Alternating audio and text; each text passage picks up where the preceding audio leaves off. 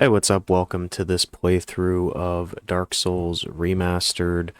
My goal with this is to make it one solid playthrough, and Fightin' Cowboy does a phenomenal playthrough of this game, but he gives you a lot of options, and I think for new players, sometimes that can be a little overwhelming. So I'm going to try to tackle this in one go, give it to you straight, everything that you're going to need to play the game, and also keep it as simple and easygoing for beginners, while including as much as I can for anybody that wants to do some exploration. Now, this is most likely not going to be a complete playthrough. Um, so if you really want like a completionist build, or you want to explore everything in the game, which I do highly recommend, this playthrough is not going to be that. I'm going to be focusing more so on the main campaign, not really the DLCs so much. There is a lot there though, so maybe I'll tackle that another point, but this is really just going to be the main game for people that want to get through Dark Souls, that are really struggling and want to keep this as simple as possible. So, jumping into this, obviously first you gotta name your character. There are not a lot of options here, so for me, you could do any of these, and the one thing with YouTube and Dark Souls is that if you go on there, you're going to see a lot of these sorceries are overpowered, pyromancies are overpowered, and you're going to think, oh, well, I'll just be a pyromancer for my first playthrough. And that's not going to work. You're going to get absolutely fucked. So the reason why is because these builds, sorceries and pyromancies, require a lot of soul input early on. You're going to need a lot of money, and you're going to need a lot of know-how to get to the proper areas, to get the proper spells and pyromancies, and it's just a lot of work. And in my opinion, it's nowhere near as fun as if you play it through as a warrior. So, for me, I think the warrior is the best starting. You could do the knight, but I don't like that you start fat rolling. With the warrior too, you got really good strength, really good dex, and I think it's really the only way to do your first playthrough. For the gift, now the best gift in this game is going to be the Master Key. But for a new player, I think it's going to ruin the game for you. There's a lot that you can skip with the Master Key, but why would you want to skip anything on your first playthrough? And so for me, there's really only two options here: Black Firebombs or Twin Humanities, and I'll explain what humanities are in a little bit, but just know they're important. And so for this playthrough, we're going to go with the Twin Humanities. And then everything else as is. All right.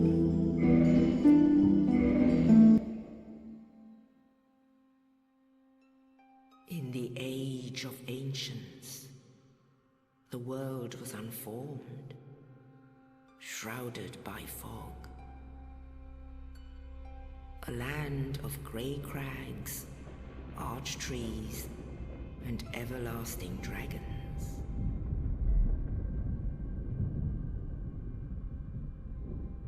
But then there was fire, and with fire came disparity. Heat and cold, life and death, and of course, light and dark.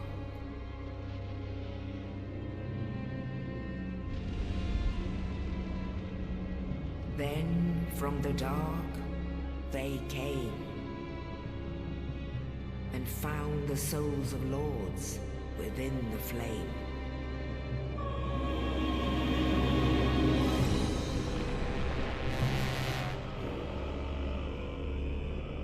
Nito, the first of the dead.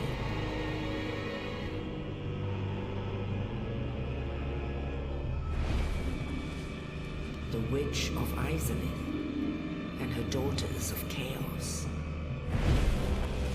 Gwyn, the Lord of Sunlight, and his faithful knights. And the furtive pygmy, so easily forgotten.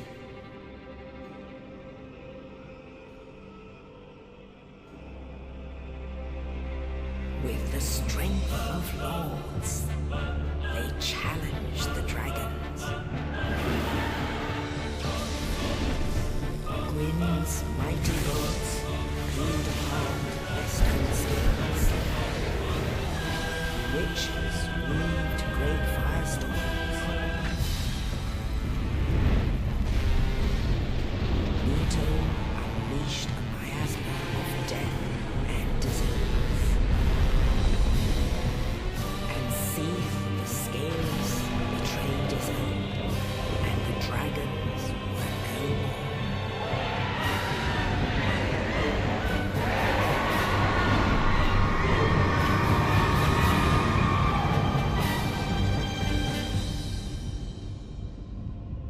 Thus began the Age of Fire.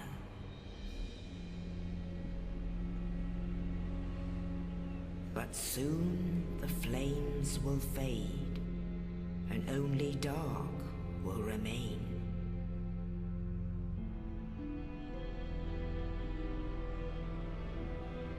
Even now, there are only embers. And man sees not light, but only endless nights. And amongst the living are seen carriers of the accursed dark side.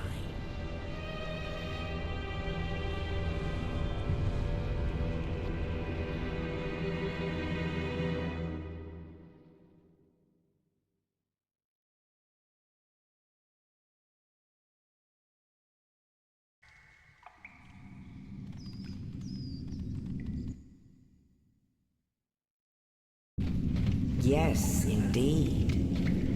The dark sign brands the undead.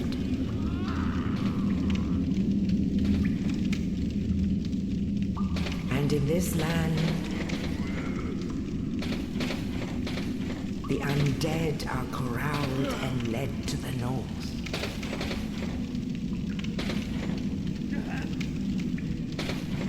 Where they are locked away to await the end of the world.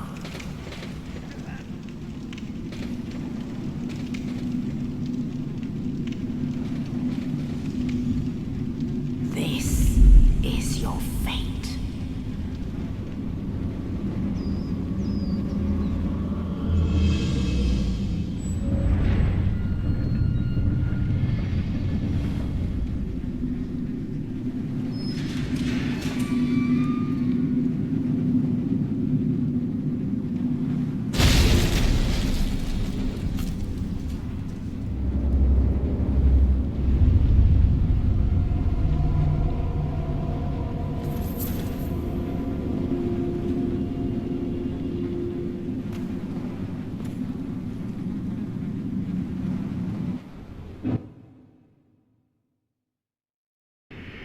Sorry, I had to adjust some audio levels there really quick. Well, here we go. It will never cease to amaze me how great the lore is for this game. And also, all of these messages just show you how to play the game. So like game basics, camera controls, yada yada yada. We're gonna skip that. I'll briefly go over these, but if you want to, this is really your first ever game like this or whatever, I'm going to suggest you read through those just to get the basics of the gameplay. But anyway, yeah, the lore of this game just blows me away. And I remember my first time ever seeing that cutscene, and I was just hooked. I was like, what the hell is going on here? You know, we got dragons, we got old guys with lightning bolts. It's like, it's just a lot. And there's plenty of lore videos on YouTube that you can jump into. I think Gingy does a really, really good one that's just like, I recommend you watch that after you play the game. One of the joys of this game is going in blind and just not understanding anything. So, anyway, so you're going to open these doors. And this is meant to trick you. So you can kind of see there's a big dude up there, top of the screen. And we're just going to run right by him. You cannot fight this guy. The damage you're going to be doing is going to be like 1 hit point, and you're not supposed to. If you're a psychopath or if you have the black fire bombs, you definitely could, but we are not. So you're going to run through here, look an immediate left, and then we're going to get our shield. And Over here are some instructions on how to use said shield. We're just gonna equip the sword here, but left bumper and just run straight at this man. And he cowers in fear at our combative prowess. Alright. Now, we're gonna swap this longsword relatively soon. We gotta get through a good chunk of the game first. Then you want to run behind this guy and do what's called a backstab. So, it's a little tricky to get it first, but really just what you're going to want to do is block, not block, and then get right behind as much as you can, kind of directly behind them, and then hold your R1. And that's going to allow you to do this backstab that does a lot more damage than a regular attack. But even if you can't get that, that's okay. You can always just block like this and then just swing a couple times. And now, running up here, there's going to be a big ball. We're going to just dodge out of the way. Oh, would you look at that? A door has opened up. And, here's a brother from the start. You. Thank goodness. I'm not going to listen to all the dialogue just for the sake of time, but I highly suggest that you do. This is basically just him telling you that there is a prophecy where you have to go ring a bell of awakening, and that's going to allow the undead to end the curse, and so that's our goal. And he's dead. Poor dude. Love that guy, Oscar of Astora. He was originally going to be your main, like, antagonist, kind of like Pokemon style. Here, I'll show you how to... There we go. But then the devs ended up cutting that out, which I think is a shame. It would have been nice to see more of him in this story, but, you know, he even with the little role he has, he's kind of a legendary character, so...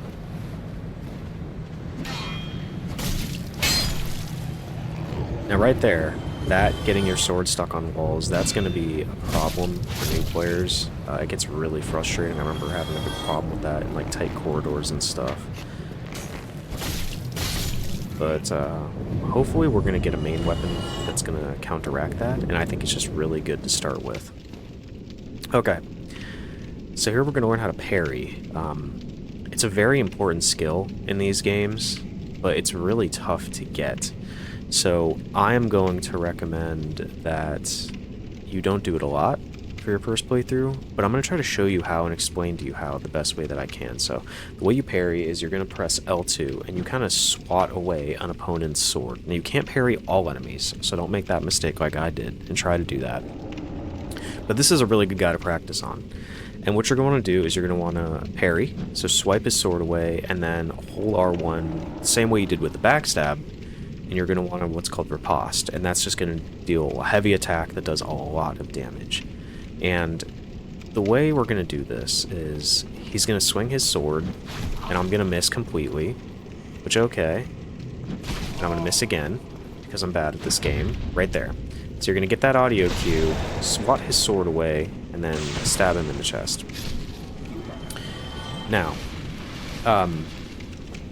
when it comes to parrying, the thing that I think a lot of people miss is that even people that are good at parrying, which, believe it or not, that wasn't a good example, but I'm not terrible at it, you're going to get hit a lot. You're going to miss a lot of parries. You just kind of have to be prepared for that. It's like one of the trade-offs of parrying.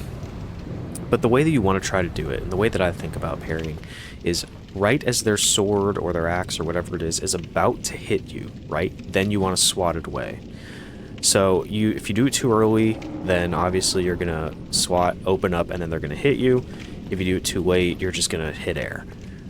So try to visualize right as whatever their weapon is about to hit you, you're kind of going to like hit it away, almost like you would in real life. It takes a little practice. I recommend maybe trying a couple times here. Realistically, you're still not going to get it, but that's all right. You don't have to. It's not necessary. Now right here, we're going to walk out into the boss arena. And we're going to do what is called a plunge attack. So we see brother standing down there, and then hold R1, and we're going to do a bunch of damage to this guy. Now you're going to want to click the right stick to lock on, and then stamina regenerate. Block. There we go.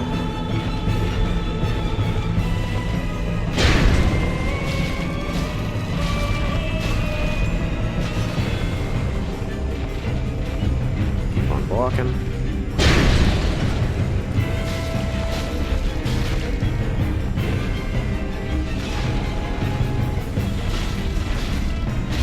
And we got him. Now, this boss is keep in mind, a lot of the bosses in this game are kind of tough to block. He's an exception. But also, I think blocking is really useful in this game, especially compared to the other Souls games. Rolling is still good, obviously, but it's a little tougher to master, so we're going to try to really rely on just using our roll to get out of the way, and then kind of relying on our shield a lot if we can. So running up here, there's going to be a soul to the left. Right here. Alright, and we're going to use these all at once here in a little bit. But what those do is they give you more souls. So the bottom right there, where you see that 2284, that's your soul count. Just think of that like your currency. It's your money. It's also how you level up.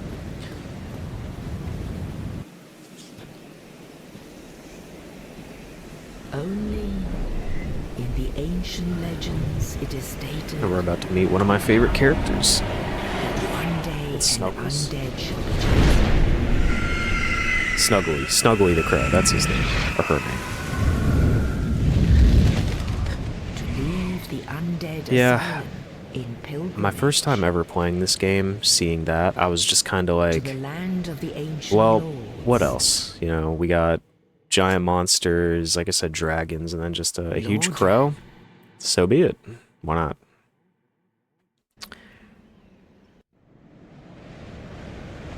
And we're going home.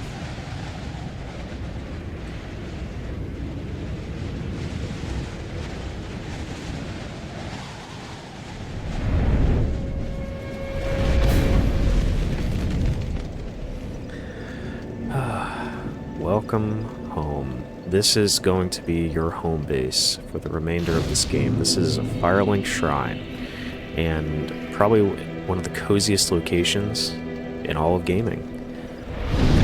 So we're going to rest up here, and we're going to level up a little bit. Now, typically I like to put a bunch of points into Vitality, just because health is always a good thing to have. It's going to increase your survivability in these games a lot, and that's true for all the Souls games.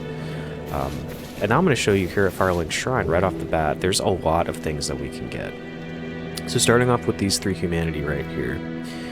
Humanity are something that's not explained in this game, and I'm going to take some time to. So, as you can see, I am a slab of beef jerky.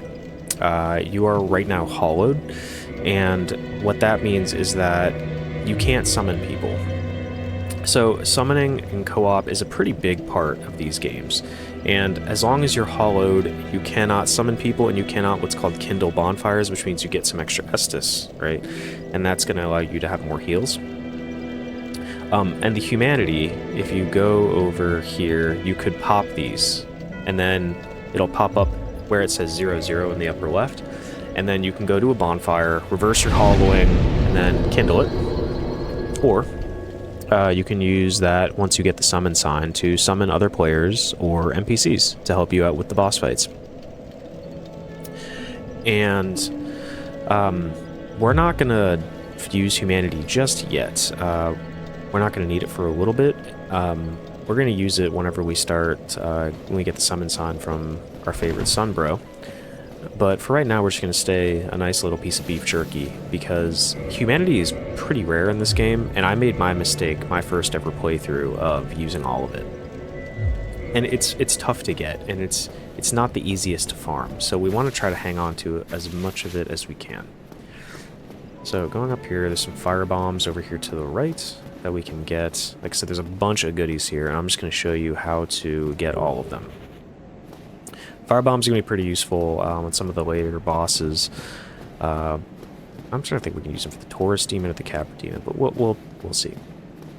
And then there's this heathen. Hello there. Can't stand this guy. I believe we are not acquainted. I am Generally one of the Nicholas worst characters in Cutler. Souls games. Anyway. Have you business with us? If not, You're gonna keep on talking to him. He's gonna tell you he doesn't like you. He's gonna say it's not because he's mean, but he is.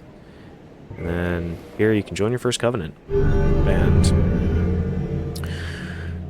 now we are members of the Way of White. And if you want to purchase miracles, we're gonna get his gesture. But if you want to purchase miracles, you can.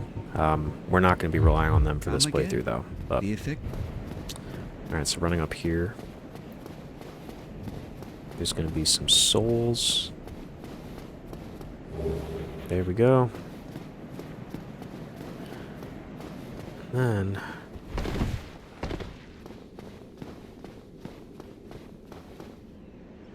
all these little secret goodies up here, and we're gonna get some right here. These homeward bones are very useful. Now, you don't unlock fast travel in this game until about halfway through, and that's annoying, but the homeward bones make it to where you can automatically just fast travel back to the last bonfire you rested at, and we're going to use that a lot. As a matter of fact, at some point when we have the souls, we're going to spend a lot of money trying to get as many homeward bones as we can, just because they're a good thing to have. So we have our longsword right here. Fine weapon. I typically like to switch over to the Morning Star right now, just because it has a little more damage and it looks cool. We're not going to be using this that much anyway. Man, we're going to fall down here. You're going to want to fight these skeletons. You're not going to. You're going to run right by them, and you're going to collect all the goodies in this graveyard. So you're just going to follow my path.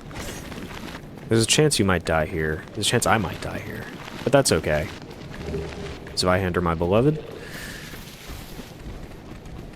The binoculars don't have much of a use. Roll. Oh yeah. We might be cooked here. Oh yeah, we might be cooked. Yep, there we go. Alright. Welcome to Dark Souls. You know, I've done this, God, probably 20 times, and it's still a pretty big possibility that you're going to get absolutely cooked your first run through in the graveyard. It's a little finicky, but it's worth it. Now you see we start on the bottom right here with no souls, and they're not gone forever. You can pick them up, you just need to go to the spot where you died and collect them.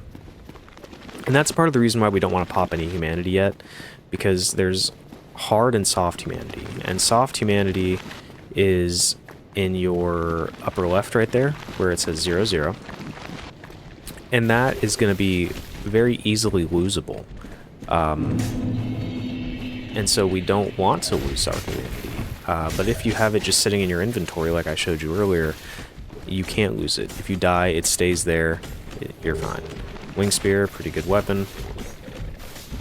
Get ready to roll by these guys. They're going to try to do their little skeleton. Oh, maybe not. Let's see if I can get out of here. This might be a little iffy.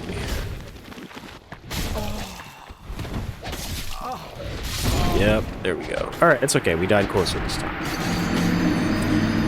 Even though I'm doing this playthrough, I'm going to say I never said I was good at this game. I don't think anybody's good at these games. But I don't think you're supposed to be. I think you're supposed to be bad at any Souls game you play. You know, at this point I've played Elden Ring a couple times. I played Dark Souls 3 a couple times. I played Dark Souls Remastered. I won't lie. I kind of lost it at Dark Souls 2. And I'm playing through Sekiro and Bloodborne right now. But, you know, these games are just all hard in their own ways. The bosses in this game, in my opinion, are nowhere near as difficult as in some of the others. Dark Souls 3, they're brutal. But Dark Souls 1 is difficult in the world. The world of Dark Souls 1 is just unforgiving. And that's what makes this game frustrating more than anything. It's some of these little things that will kill you. Fall damage, map design. And some people see that as a fault. I don't. I think that's a big plus. I think it makes this world just treacherous in a different way. Anyway, so now that we've collected some of these little goodies around here, we're going to start popping these souls. So you see, there we go. We're going to get some extra souls down there, and we're going to use these to level up just a bit. Alright. We are going to put another one into Vitality. I'm going to try to get up to like 20, I think, and then we're going to start leveling up Strength a bit. Okay, so there's a couple ways you can go from here. You could go to the graveyard, you could go down to New Londo. The correct, quote-unquote, correct way is here to the Undead Burg. Most players will find the New Londo ruins and the graveyard are way over-leveled for them, and it's supposed to be, so don't worry. And now, fighting these guys, same deal as before. Shield out, run behind, miss a backstab. There we go. We're going to try to really rely heavily on backstabs throughout this playthrough. I typically try to parry quite a bit, but once again, parrying's difficult for new players, so I'm going to avoid that for your sake.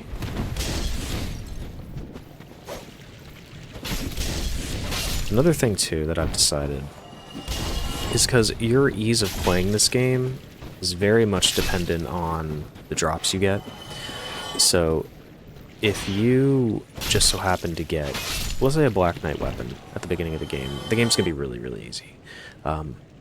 However, even if I do, you may not. And so I don't want to base this playthrough on chance. Now, I'm sure I'm going to mess that up a little bit. There's going to be some things that I'm probably going to get, and I'm going to use them.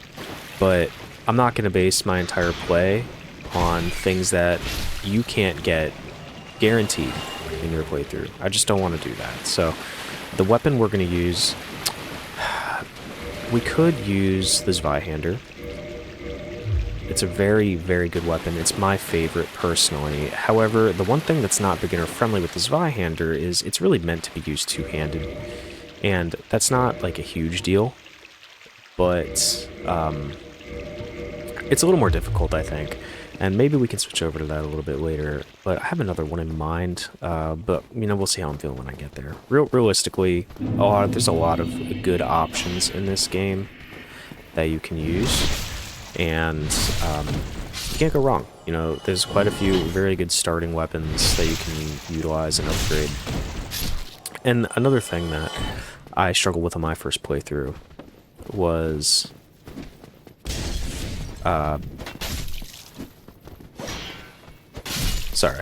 another thing that I struggled with on my first playthrough was I didn't level up my weapons by the time I got to one of the first boss fights, and getting through this part can be pretty daunting when you're a new player. So this idea of where do you put your souls? What's important? And so my recommendation typically is for right now through the Undead Burg, you're going to want to put your souls just into your leveling. You don't want to waste souls. But then once we start getting to the Undead Parish, which we're going to hit here soon, you're going to want to try to level up your weapons, and we're going to do the best that we can to get that, and that's going to make the first main boss fight. There's one of those dragons that is not around anymore. We're going to put a lot of our points towards leveling up the weapon of our choice.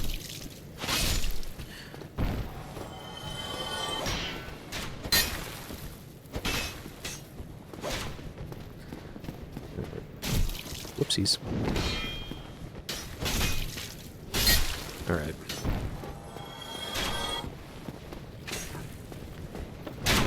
And also, another thing you can do, you can run with your shield out. I think that's pretty safe bet, just to make sure that stuff like that doesn't happen. Alright. Now we're gonna go collect the wooden shield. Yep. And then we're going to go back this way. There's a merchant back here, the first one that you are going to meet. Now, these guys can be really annoying. Now, one thing you can do to break their shield, you can kick them, which is you press forward on the stick, on the left stick, and then right bumper.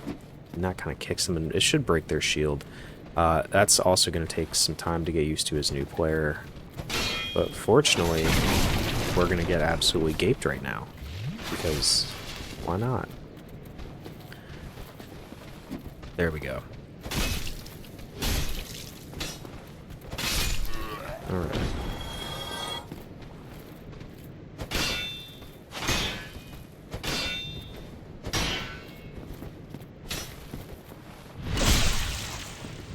Perfect. Alright. So to the left here, roll through these boxes. Roll through again. And then we're going to go down and we're going to meet this squirrely little fella who is petting a barrel. Well now, you seem to have your... Then you are a portrait for soul. Alright, he's going to have some things we need. The residence key, that's going to become useful here in a little bit. And then if you have enough, which we could pop some souls, bottomless box works and the repair box works. Let's see how much we have once we pop this.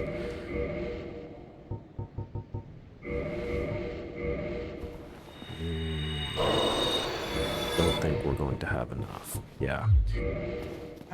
Oh, we can get them later, though. That's no big deal.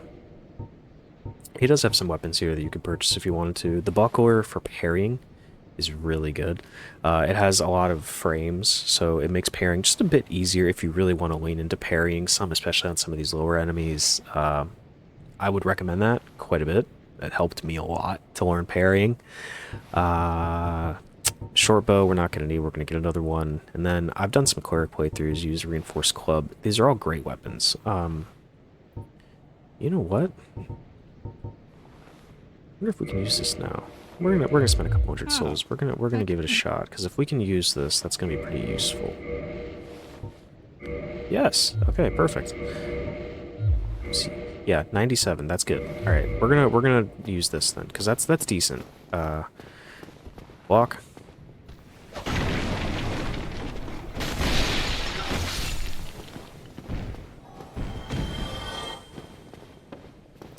Once again, we're not going to use these weapons that much. Hopefully, we're going to get our primary weapons here soon.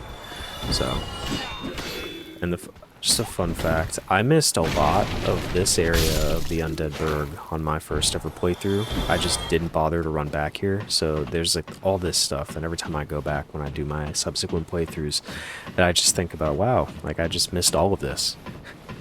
And the crazy part is, too, I used Fightin' Cowboy's Guide. I'm just dumb. Alright, this is going to be a little tricky. Now, running in this game and jumping, you can't jump. But if you sprint and then tap circle while you're sprinting, you can do kind of like a little leap. And we're going to try to lean on that here. Now, I've never missed this before, but I have a feeling I'm going to right now. So let's see. Oh, thank Gwen. Alright. Crossbow. Oh, I missed some stuff. See, this is what I mean. I'm so used to playing this game, but I miss things all the time. There's a little secret passageway back here. Roll through these barrels.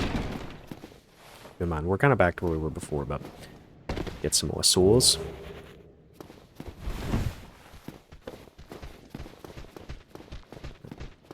Some more goodies over here.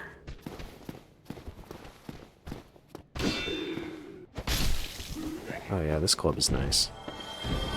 Nothing beats a good bonk stick. Oopsies. Oh yeah. Love that. Okay.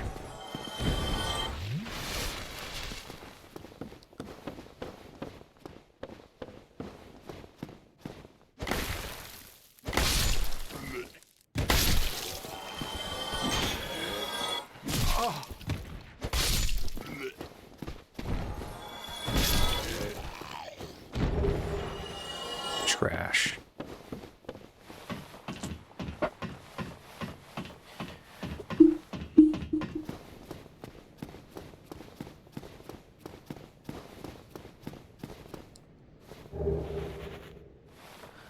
Okay.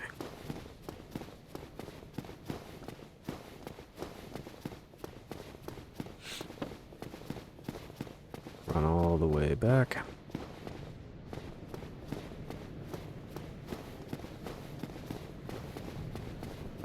So for me, up until right now, was pretty easy on my first playthrough. Another thing, whenever you rest at these bonfires or you discover a new one, if you want to save, make sure you rest at it. I still make this mistake all the time, where I will not, and then die and think I'm going back to this bonfire. Nope, all the way back to Fireland Shrine. So we're going to pop some of these souls, see if we can level up a little more. Oh yeah, there we go, 17. Alright, so this is where things got a little difficult for me. I want to take this really slow.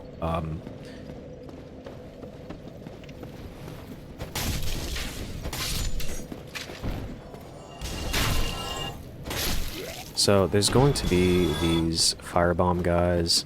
They might get kind of annoying, so we're not going to want to run through here. And these dudes always gave me problems.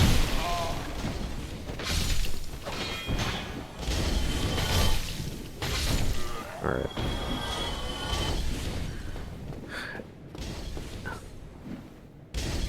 We will be coming back to that. So, just try to have some patience here. I know for most, like I said, new players, this area of the Undead Burg can be kind of frustrating. It seems like the difficulty sort of gets cranked and there's just a lot more enemies. So I recommend just taking your time, really rely on your shield. And try to just go slow.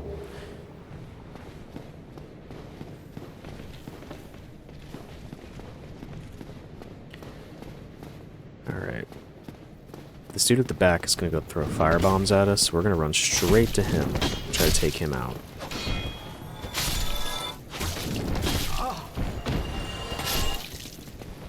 Okay.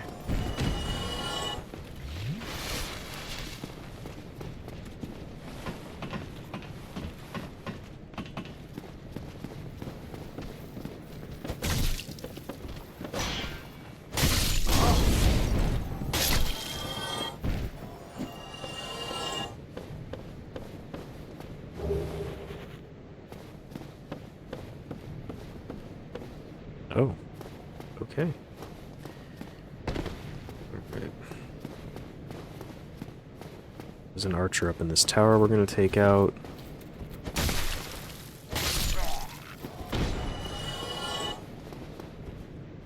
Oopsies.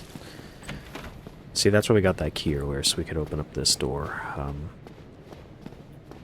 Oh, so this is a good point. See in the upper left where it says 001 or 01, that means I have 1 humanity. And that is so that's soft humanity. So this humanity right here that we have in our inventory, when we die it stays there. But if when we die that 1 in the upper left, we have to go pick it up. The same thing as with our souls.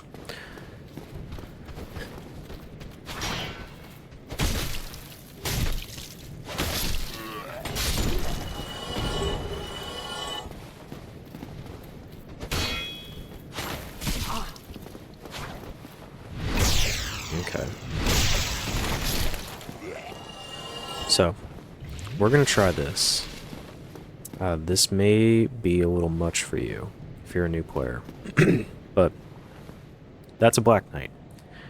They are not easy to kill. However, they do offer the chance to give quite a few souls, and they drop some goodies. So, we're going to go take this guy on.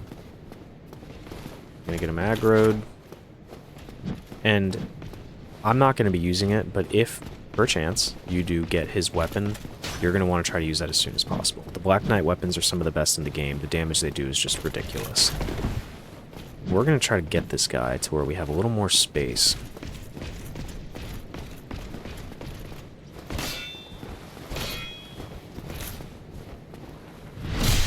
There we go. Good old backstab. Now you can parry these guys, but once again, I'm going to recommend you try to not do that, because it's just a lot. Backstabbing them is pretty simple as it is. So, I wouldn't worry about parrying. It's too risky, because if they hit you, they deal a lot of damage. So we're just going to keep on backstabbing this guy.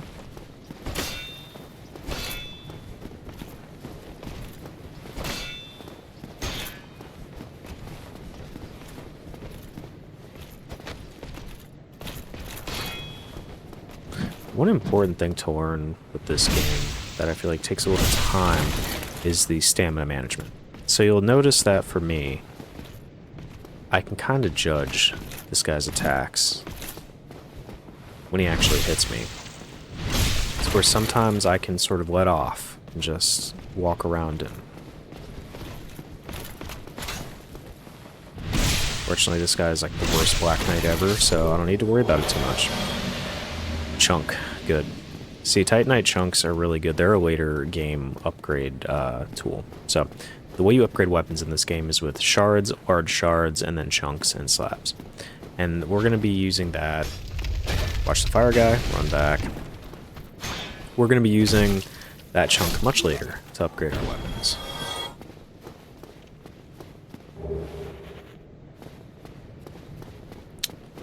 If you have the master key, you could open that door.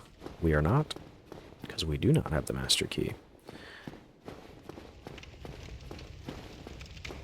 Alright. Now, in here there's a crystal wizard. Now, these guys offer upgrade materials. And sometimes, yep, see, so we got a couple large Titanite shards. That's good. That's going to help us out a lot later. We already have 2 later game upgrade materials. See, the little things that Dark Souls gives you around are great, but there's a boss over there. We're going to fight him on this bridge. But first, for the sake of convenience, we're going to run back here, climb up this ladder. And the moment you get up here, you're going to want to roll. So the moment, just start spamming the circle, or B. Oopsies. Alright. So, we have in our inventory this gold pine resin. And that's going to give us a little lightning damage. And we're going to use that. So just before we begin, we're going to run over here, aggro this guy. And the moment he gets aggravated and he starts to jump off this tall tower, we're going to run back here, climb up the ladder, and then we're going to do the same thing we did with the Asylum Demon. We're going to try to do a plunge attack. It's going to do a ton of damage. So, there he is. Run back here.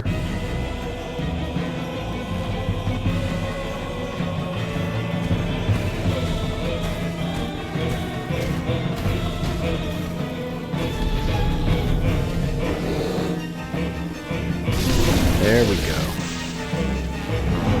Now, it's gonna be a little tricky to get onto this guy's feet, but it's okay.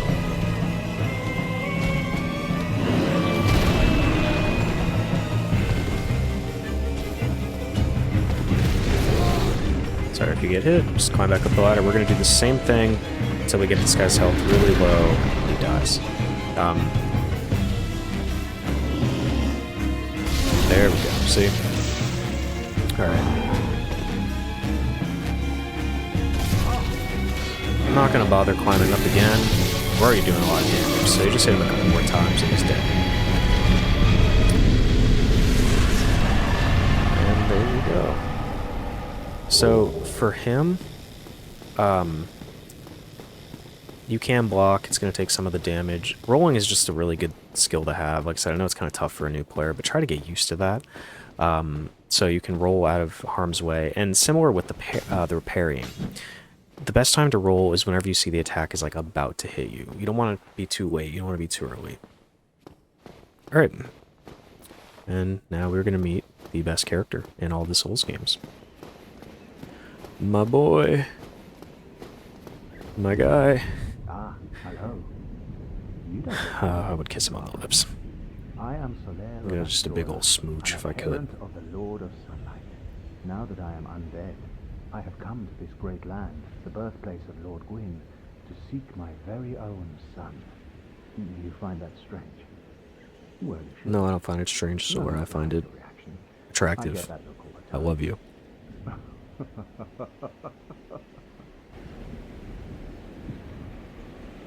Oh, aha. So I didn't scare you. I have a proposition, if you have a moment. Of course. All the time for you, BBG. Our fates appear to be intertwined. In a land brimming with hollows, could that really be mere chance? So what do you say? Why not help one another on this lonely journey? Of course. This pleases me greatly. Well then, take this. We are amidst strange beings in a strange land. The flow of time itself is convoluted, with heroes centuries old phasing in and out. The very fabric, there's no telling how much longer you'll but use to summon one another and engage. Of course, we are not, but I am a warrior of the sun. If you miss. So I'm offline right now, so I can't summon other players, but you can summon NPCs. So there's a couple you can summon here. Solar is the best one. Alright. This is a dragon, so you're going to want to run up here. You're going to get hit. You're just going to have to accept it. And then you're going to run down here. Now, if you want, you could come up here, and if you have a bow, which we could have bought from the undead merchant, we can shoot this dragon's tail. And if you shoot it enough, you're going to get a weapon. It's pretty good early on. I'm not going to lie, I've never used it. I don't really see a point in using it. And we're going to run up here. We're going to kind of run to this corner. And you're just going to wait. So you're going to hang out kind of right here. This dragon's going to be here. If you try to run forward right now, you're probably going to get killed. So we're going to wait until he jumps down. He gets fed up with our shit. And he's just going to jump down and try to attack us. And then we can just hopefully sprint by him. You see there's a bonfire way over there. And that's our goal. There we go. So run, run, run, run, run. This is terrifying. Please, please, please, please, please. Okay, there we go. Alright.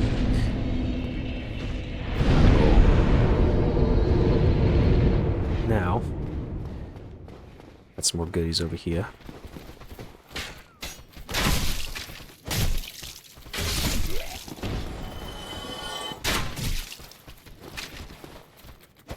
My worst enemy in the Souls games, the camera.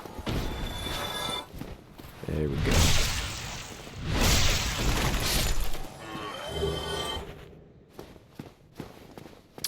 I did miss something, now that I'm thinking about it, so... Hopefully you didn't die doing any of that, because there is another bonfire, or a path to another bonfire down here. So if you run over to the left here, and then run down... Oh wait, I did kick it, I just didn't address it. Anyway, so when you go down here, also you can just hold circle and just slide down, but you see we're back at this bonfire. And that is one of the best things about Dark Souls, is the map. This world is phenomenally interconnected. There's just a lot of really, really great areas where you don't expect something to be connected, and then all of a sudden you end up back at an earlier spot. It's just phenomenal world design, and it's one of the few maps in gaming where if you actually overlay all of these areas, you see it matches up pretty much perfectly. There's no gaps, there's very few overlaps. Anyway, we're gonna level up here. We're gonna go up to 20, and then we are going to I'm trying to think what the halberd scales with. You know what? We're going to stick 20. And I want to see, because we just picked up that claymore. That is a very good weapon as well. We're going to need 16 strength. So let's see. Can we get up to that now? Probably not. Oh, so close. Oh, you know what? We do have some poppable souls, actually. So... Oh yeah, we got it. Perfect.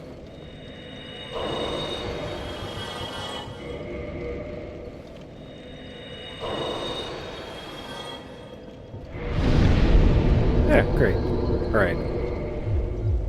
So, now we can get rid of the bonk stick.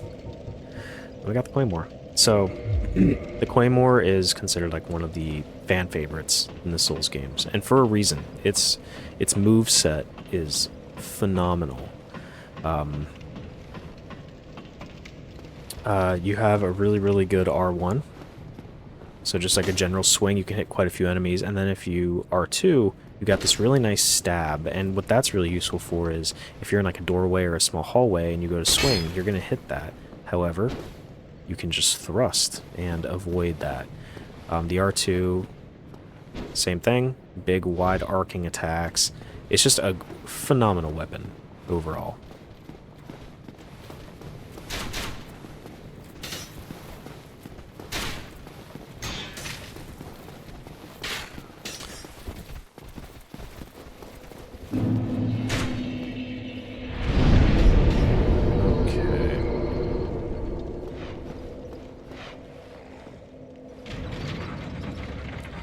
And up here we're gonna have another really good friend. So,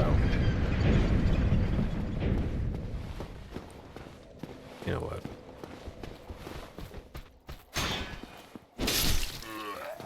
See, tons of damage with that L2. Alright, there is a Black Knight up here, so you're just going to want to be wary of that. And this guy has a slightly different weapon. And here, I'll show you. He does like this charged power attack. You're going to want to watch dodging it.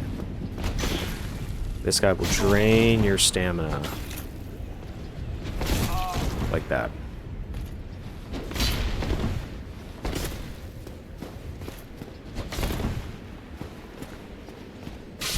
Oof.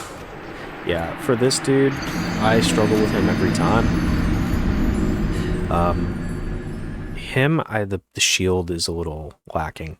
You really want to try to just roll and get behind him. That's probably your best bet.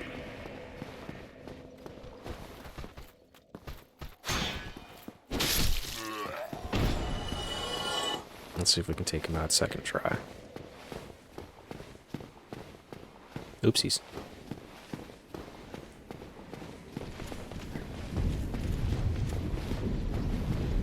Roll, there we go. Maybe we can parry. Nope. That's the attack I was talking about. So he's going to do this big charge, big swing. See if we can parry. I'm scared. Oh. Praise Gwen. Alright.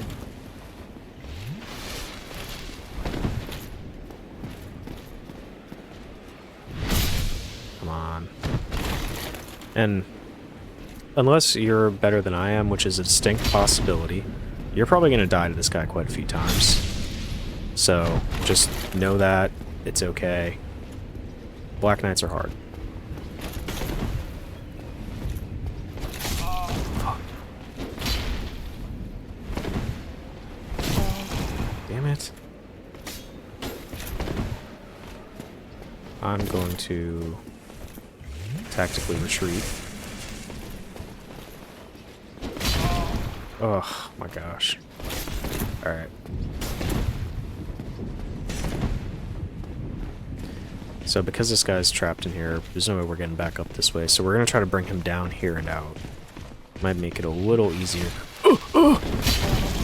Oh my god.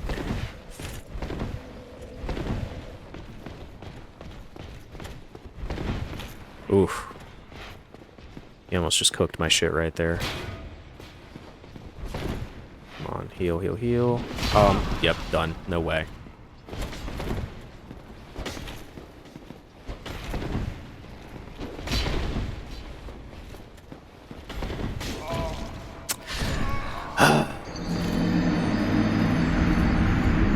Absolutely cooked my shit. But you know what? This time, I feel stupid because that's typically how I fight this guy. I bring him down here and then I wreck him. So. Alright. We're gonna try that this time because that was embarrassing. I'm embarrassed.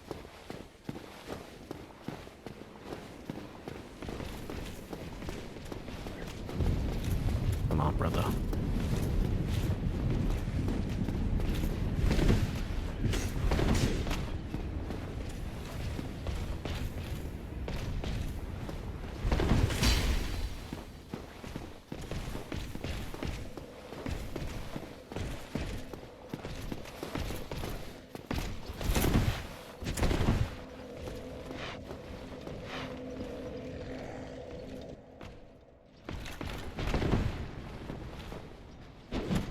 Oh my gosh, we got a parry.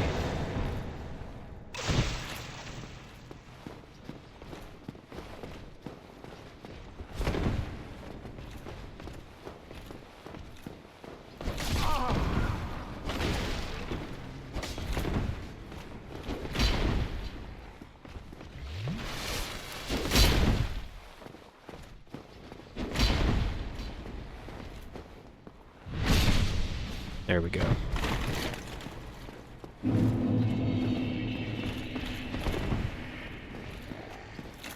Oh, that was close. Come on.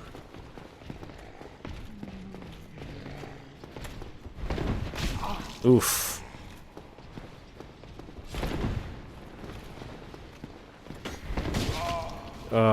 See, I'm doing everything I told you all not to do.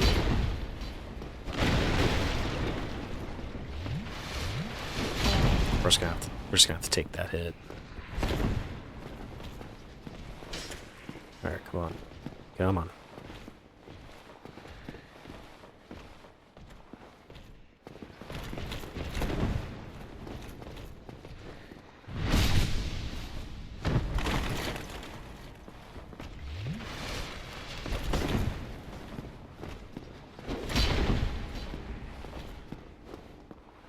There we go. Get gaped. Of course, I got the Black Knight Greatsword. Yeah, I'm not using it, but it's always when you don't want something in a Souls game that you get it. That's just like a common theme. Alright. There's a pretty easy way to kill this dude. It's using those skulls up there that you see, the little glowing blue thing. Get out of here.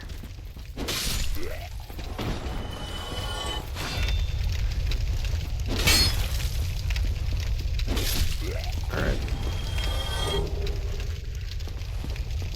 You know what? We may just play this game with the Claymore. I'm kind of liking it.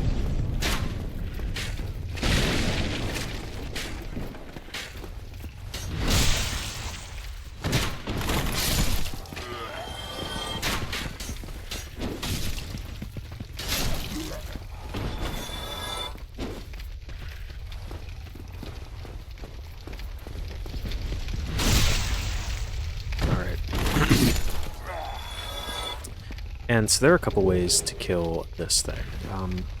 The way I typically do it, once I kill this guy,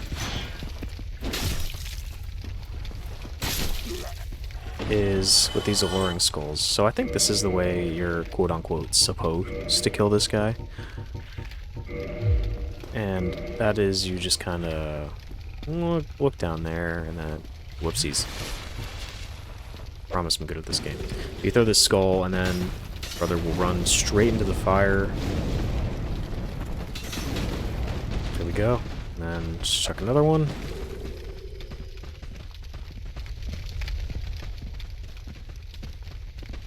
It's not going to do anything. It's great.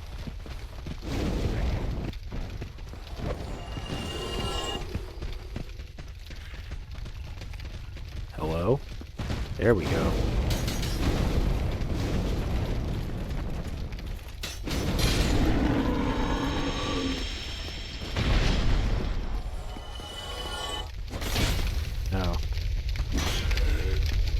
There's nothing quite as humbling as getting attacked by a standard hollow. Alright.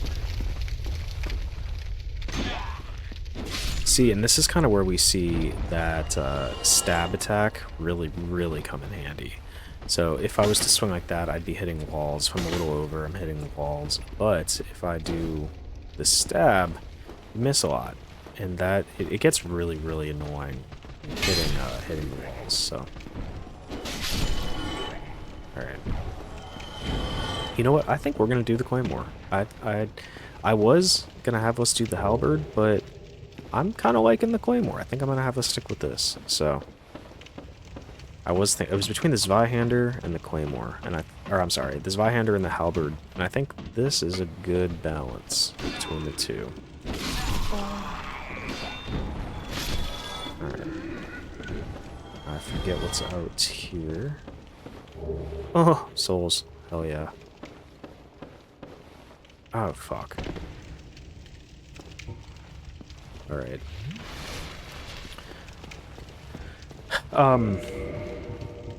We're not gonna worry about it too much, but we're gonna need a lot of humanity later on. And the reason why is because part of Solar's questline, and I'm not going to try to focus too much on NPC questlines in this game just because there's a lot, but for Solar's questline, which I like to do as much as I can, if you don't have 30 humanity, it makes it pretty difficult to save him. So we're going to try to save our favorite boy, because we love him. These dudes are called Balder Knights, and they are a pain in the ass to new time players. I still struggle with them quite a bit, but you're gonna want to just kind of take it slow. They represent a pretty stark jump up in the difficulty. We're gonna equip this Knight Shield. Ooh, never mind. No, we're not. We're not equipping the Knight Shield. But they're pretty big jump up in difficulty. You know, they're not quite as tough as the Black Knights, obviously, but they're not exactly just your standard hollow. So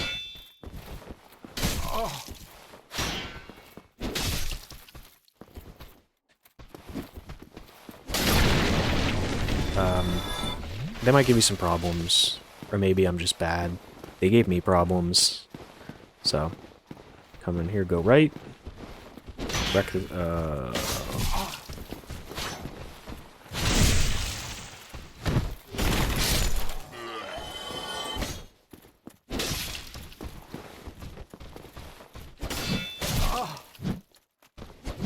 there we go. Good.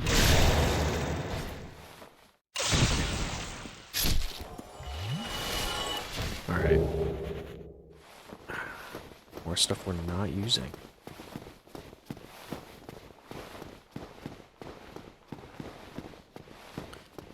So run down here. Meet this brother head on. That's going to be essential for us later for the main story, so you have to get that basement key. We'll open this gate. That's just going to get around a little easier.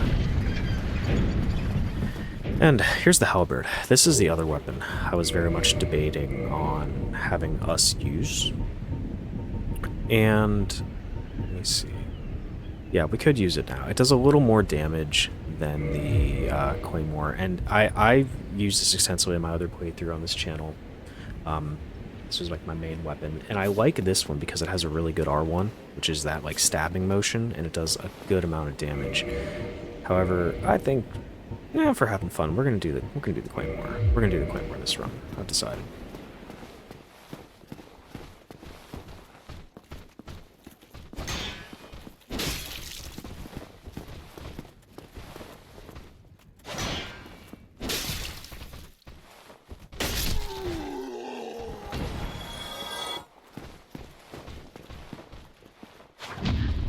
Good parry. Beautiful. Yeah, these guys might fuck you up a little bit your first run, so... like that. Oh my god, the delay attacks. There we go. Okay, we are not going that way. See that big brother over there? Just in case, we're going to avoid him for right now. And we're going to go left.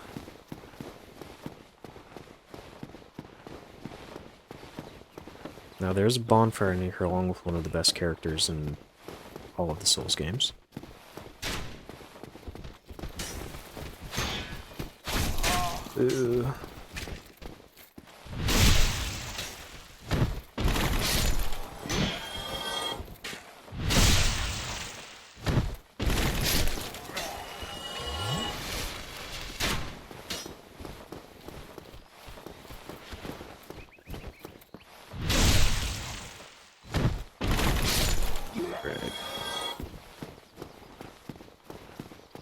Let's see if this is... no, it's not. So these guys have a chance to drop Titanite shards. Those are, once again, your upgrade materials. And if you find yourself not able... let's see how many we have. But if you find yourself not able to afford them from this next merchant up here, got two, you could always just farm. That's what I did my first run, but now I just find it easier to buy them. I don't feel like sitting there farming, and for the sake of time for this, I'm going to not do that to you guys, so you don't have to watch me just sit here and farm a bunch of Titanite shards forever. So, well, they're kind of expensive, so.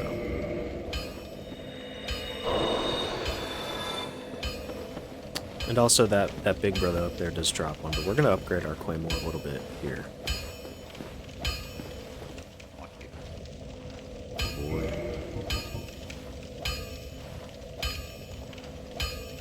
Am I wrong? Do we not have a shard? I'll be seeing you. Oh, we had large shards, didn't we?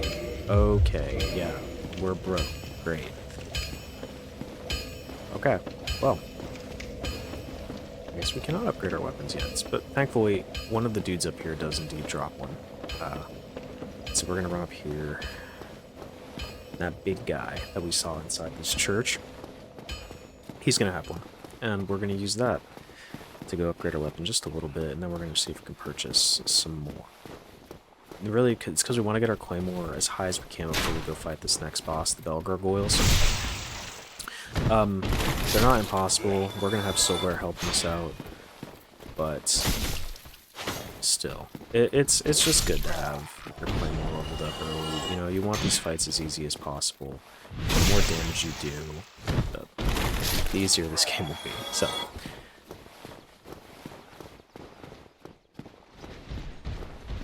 Alright.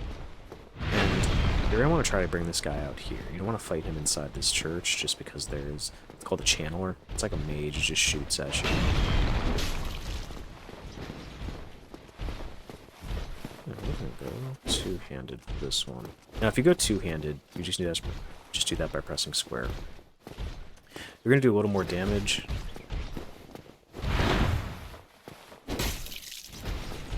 this case, quite a bit more damage. But once again, then you don't have access to a shield, and the attacks are a little different.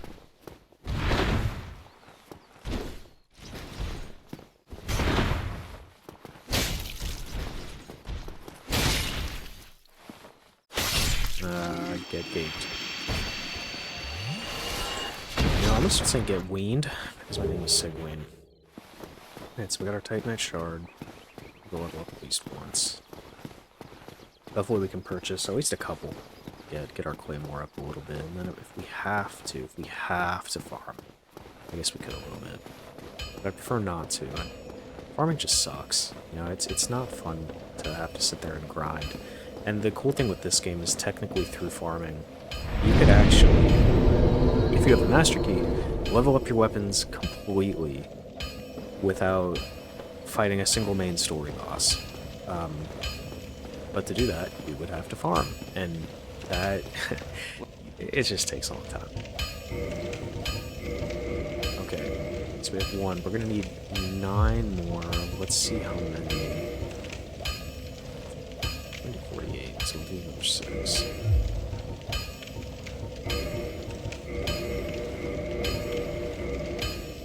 And need some more souls.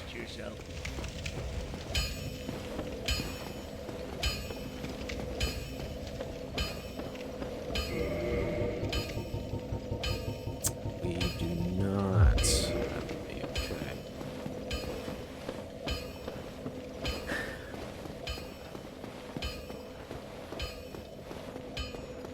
We're just gonna get a little more money, just to level up our weapon just a bit more.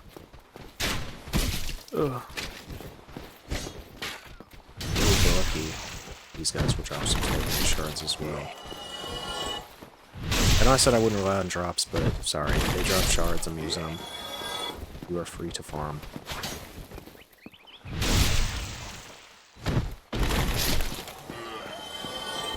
And also, a point with your item discovery, it goes up depending on some certain things you have. So there's a ring that you can get that's going to increase your item discovery, but also a big factor is how much soft humanity you have. So in the upper left you see I have 2, so I have slightly more item discovery. Fuck. There we go. Slightly more item discovery than usual. So, and these guys drop them. I think the regular hollows drop them. We're just keep on running around, wrecking some of these guys. Come on. Or what I said. First rule of parrying, you're gonna miss sometimes. It took me a long time to realize that. I just always thought I was, oh yes. Praise Gwen. It took me a long time to realize that, you know, sometimes with parrying, you just gotta get used to missing. The more you miss, the more you practice, the better you get, so. It's okay. we're not going for like a no-hit run here, so...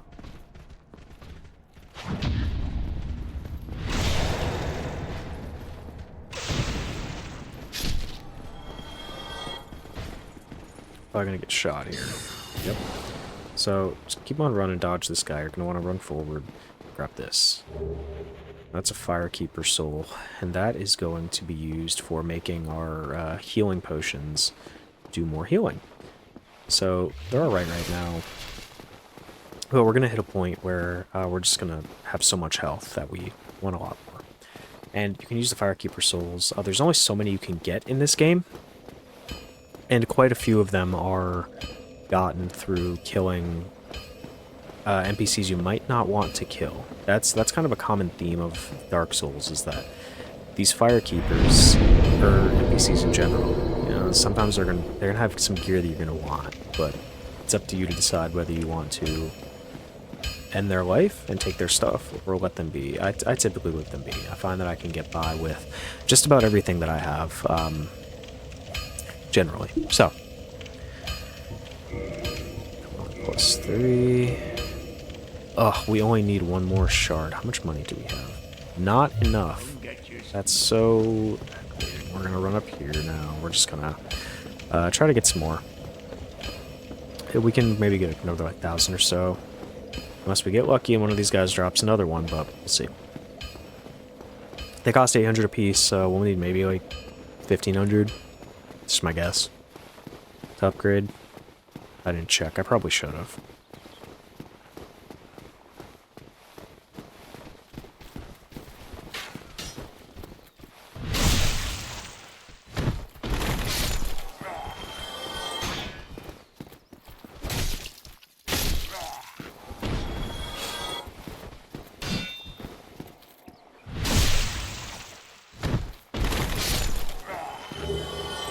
Rip. Oh, it was a Titanite shard. I got so excited.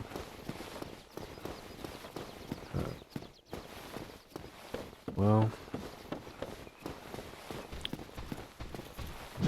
Shit. There we go. 8. Come on. Oh. There we go. Alright. We got lucky. You may not. So. You know what you have to do. Either save up the money to buy one, which, that's a nice little run. My first ever play, I would farm souls in this area, so kind of run, kill these 3, run up there, kill those 2, and then kill the ones in the church. It doesn't take too long. Once you get good at fighting the Baldur Knights, then it's a lot more doable. But, yeah, so, fun fact, we're about, what, an hour in? My first playthrough of this game, it took me between 5 and 6 hours just to get here. And I remember playing through this and texting my girlfriend and saying, yeah, I think this game might just be too hard for me. I mean, I came right off of Blasphemous, which is not exactly an easy game, but I thought maybe Dark Souls is just too much. You know, maybe what everybody says is true and it is just way too difficult of a game. And what ended up helping me was I went on Reddit and I saw a thread. And it was like, you know, I'm just really struggling. How do I play this game? And the number one thing that people were saying was, you want to level up your weapons. And I was not doing that. Like, this first boss was just kicking my ass. I was... Also, right here, we're going to use our humanity. We're going to reverse our hollowing, because we're going to go fight the boss, and we're going to summon Solar. But, yeah, I was just getting my ass kicked, and I didn't quite know how to just continue. And that's why I'm such a huge proponent of leveling up your weapons as much as you can, as early as you can, because the damage you can do so early in this game makes a lot of these bosses pretty trivial. Like, if you get this Zweihander, which we actually may be able to use it. Yeah, so we could technically use this Zweihander right now if we wanted to upgrade it, and this thing is a beast. You know, that was my first playthrough, what I used. You're gonna be doing so much damage. A lot of these bosses, you're gonna genuinely be shocked at what you do. You know, like, Ornstein and Smo is a later boss in this game that a lot of people struggle with their first run. I genuinely had no problem with Ornstein and Smo because my Zweihander was such a high level that it was just a non-issue. And so, big proponent of doing that. Run across here, and you're gonna see this little elevator. We're not gonna go down here just yet. We are gonna unlock it, just in case. So click that little button, and then just walk across. And we're gonna be going back using this elevator here soon. Oh, you can see I'm not beef jerky anymore.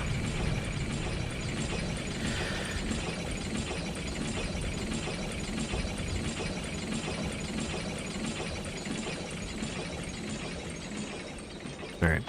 Now up these stairs is my least favorite boulder knight. Just because of this, the stairs make it kind of difficult to like, get backstabs or anything, so we're just gonna have to fight this guy. Mono-e-mono. It's pretty easy. I've gotten killed by that guy quite a few times, so... Now, this mage, this channeler, he's going to make all these hollows a little... Oopsies. A little more aggressive. So that's like what he's doing right there. He's doing his little wizard dance, and he's making them do a little more damage. He's buffing them. Oh my gosh. Well, that's why we try to have a lot of humanity, boys and girls, because we just lost our whole wing. But that's okay.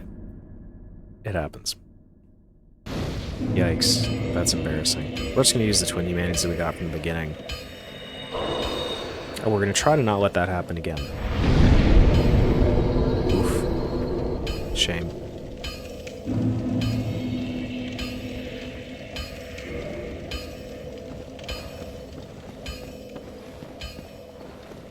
So one thing I want people to realize about this game is that it's really easy when you watch YouTubers playing this to think like, I'm just really bad at Dark Souls. And I'm going to go ahead and wager that a lot of the people that make content about this game cut out a lot of deaths. And so if you're dying a lot or you're like really struggling with this game or any Souls game, I promise you, you are not the minority. These games are difficult, and they're supposed to be. Like, that's their shtick. So, just keep on playing.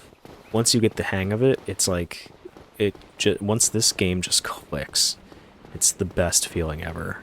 I have a couple hundred hours in this now at this point, and it's genuinely probably the best game I've ever played. So,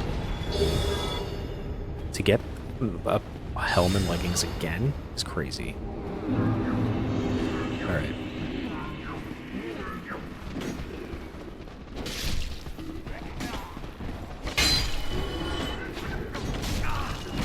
Oof. Nope, not again.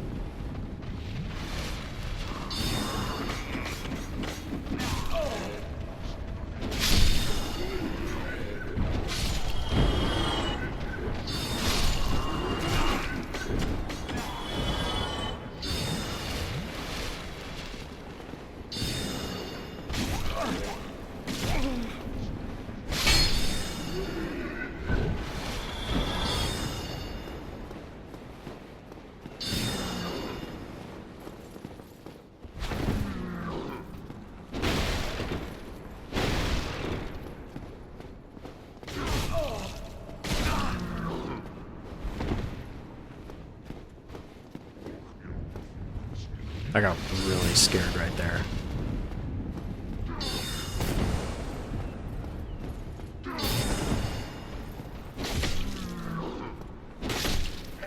Woohoo! Okay. Alright. Worried I was gonna make it there for a sec. So we're gonna run over here. Grab the soul.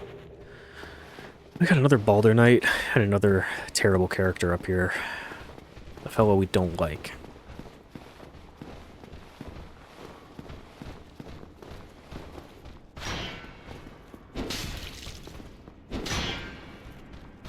Oh, come on.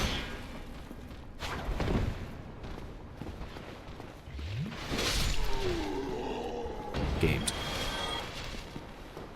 We're using up a lot of our Estus. That kind of worries me a bit, because I don't want to lose it all for this fight, but that one humanity we used, or I guess two, whoopsies. We're going to skip one back right here, so that's good. And then, if you remember that mystery key we picked up right after we defeated the boar, that's where we're going to use that, so. Oh, then Blah, blah, blah, blah, blah, blah. We don't like you. Okay. I And, you know, I don't really recommend killing NPCs on your first play. He's probably the one I do. The only reason I wouldn't is if you want his armor, but in all honesty, it's not that cool. So, we're going to mess his shit up a little later, but for right now, he lives. Alright, and we're about to go into, I'm going to say the first really difficult boss fight of this game. It's still not that hard. I'm going to say that, and then I'm going to die a bunch, watch, but... These are the bell gargoyles, and the reason why we wanted to unhollow is because, as we see, we got Soulware here to help us out. And I think Soulware is pretty essential for this fight. It's pretty hard, especially for a new player. This is where I faced my first real stumbling block in this game. But, you know, we're just going to get it over with, so... And I'm not watching this cutscene, but you feel free to.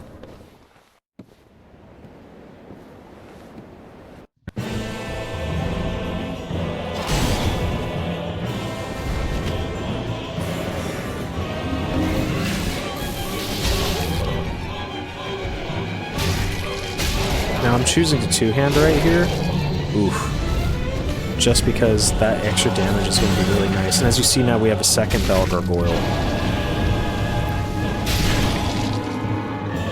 Dead. Although that stab attack is really nice. There we go. See, easy. When you have Soulware, it makes the fight so much simpler. Trust me, if you don't have him, it gets quite a bit more complicated. But, yeah. Alright, congratulations. You just beat your first boss of the game. Hopefully... tips and tricks, especially pertaining to weapons, kind of help make that a bit easier. Like I said, or maybe it was just been easy all along, and I actually am just ass at Souls games.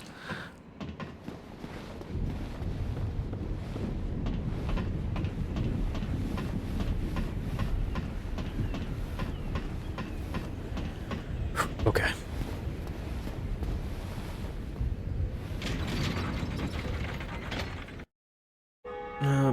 Bell. And you could run all the way down. We're not. We're going to use the homeward bones that we found earlier. If I can find them. There.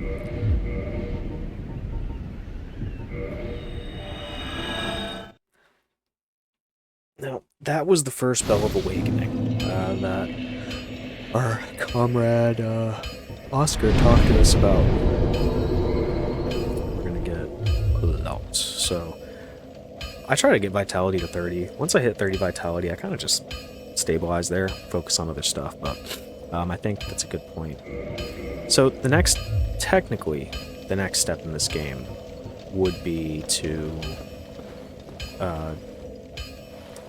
go to Blighttown. However, there's a spot here we can hit right now that I think is beneficial. We're going to get quite a few more souls. And it's just a good area to, like, explore and get out of the way. So, see that guy? We're not going to fight him just yet. We're going to run by. Just keep on running. If he tries to do a jump attack, you're just going to want to roll out of the way. We're just going to keep on running. There. Okay. So this is the Darkroot Garden. And up here there's going to be these moss creatures, and they can do big grab attacks. So you want to kill these guys as fast as possible, because if they grab you, it's unblockable. And one of the reasons I advise coming down here early is because you get these purple clumps. And we're going to need those later when we get to Blighttown. Oh, infamous Blighttown.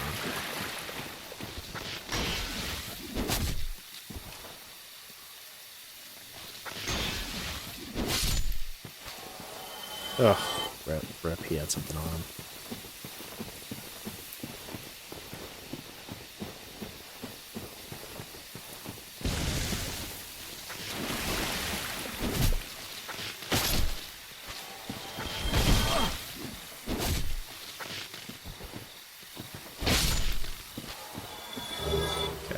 blood red moss clumps are terrible.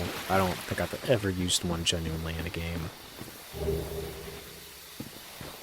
Alright.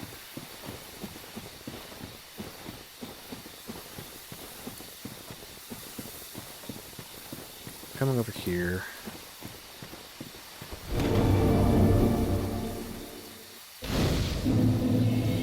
That's secret bonfire. This door right here, we're gonna open that up much later. We're not gonna need that anytime soon. And there's an ambush up here. So if you see, the moment you grab that, these moss critters are going to aggro. So we're just gonna stab, wait till they're up, and kill twice. Nice, efficient way to get some souls pretty early on.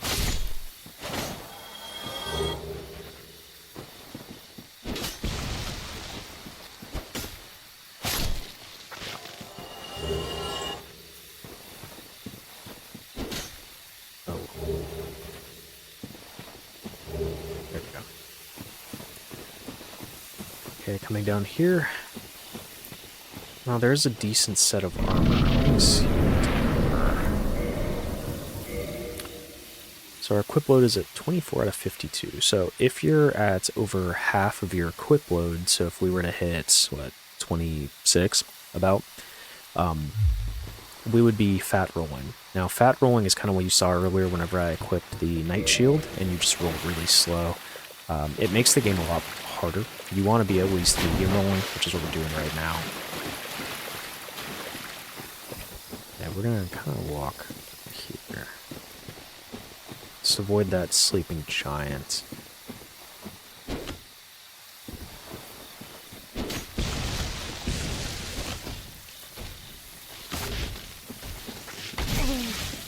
Okay. This part can be kind of a pain, so just try to watch. Oh my gosh, I aggroed all of them. This is wonderful. Oh, yeah, that's it. We might be cooked here, guys. Okay. I made a critical error.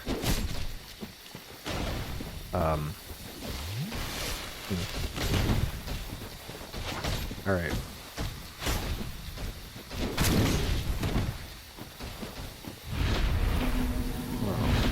Shit. So that spell that they do, it like locks you in place. See if I get close. Yeah, get that ring, and then you can't roll. It's really, really annoying.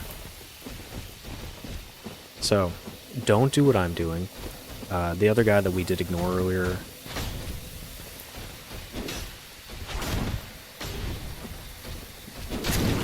Oh.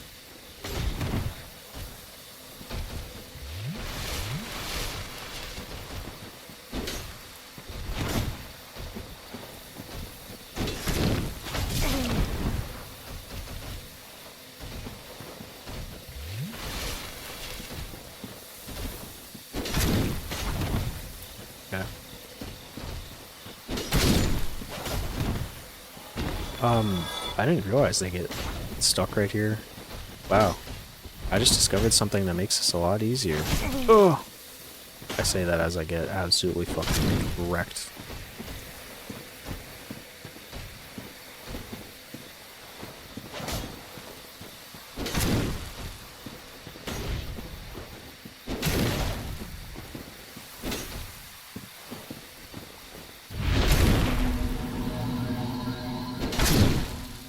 There we go. Okay. Well, you guys just learned that with me. So if you run back here, these guys can't pass. Wonderful. Alright, and up here we're going to get a new set of armor. We're going to need to get our equip load up a little bit, but we're going to do that soon, so we don't have to worry about that.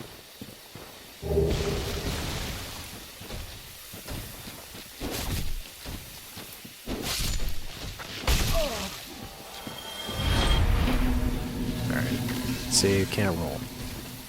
It's very frustrating, so we want to kind of get away from these guys whenever that happens.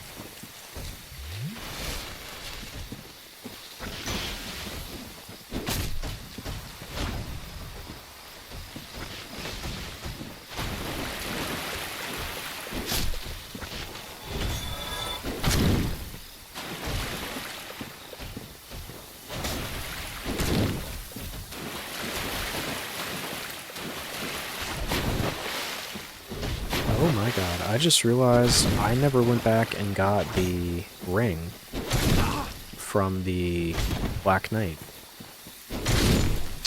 Whoops. It's alright. It's not a good ring anyway, but damn, that would have been nice to have.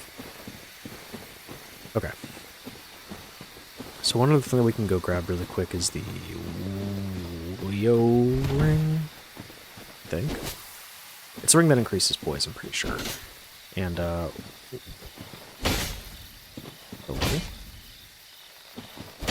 Alright. So we're gonna go try to grab that.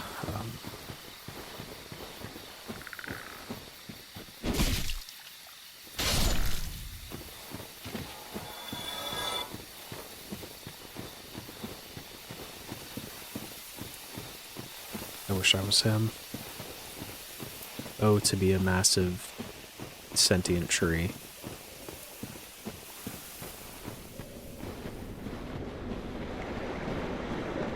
There's gonna be a big brother up here.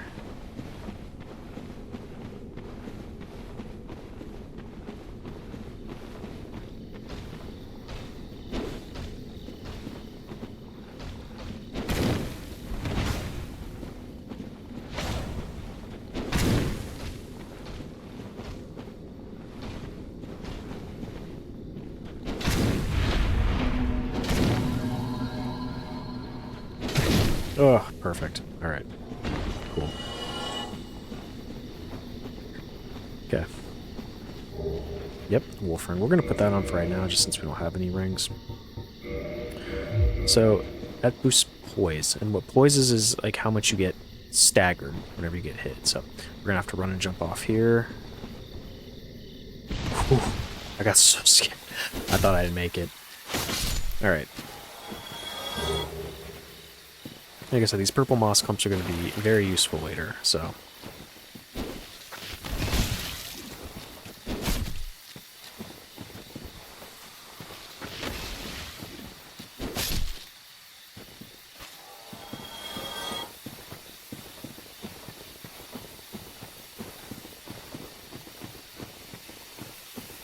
Alright. So we're running right back to where we were. And we're going to be fighting another boss here. And this boss is pretty annoying for a melee build like this. However, there is like a way to cheese it. And we're going to be doing that using this NPC. You have to be human. So make sure you're human, you're not hollowed. You can use some of those humanities that we've been storing up. We got quite a few now, so...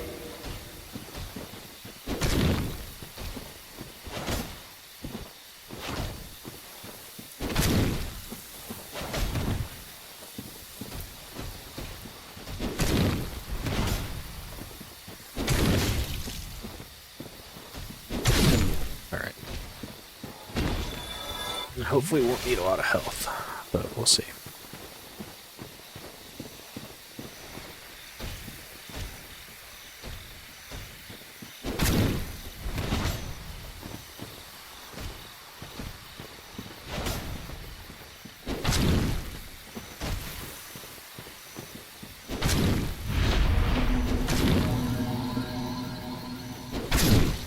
Perfect. That's like the one good thing that when they cast that spell, you can just sort of spam them.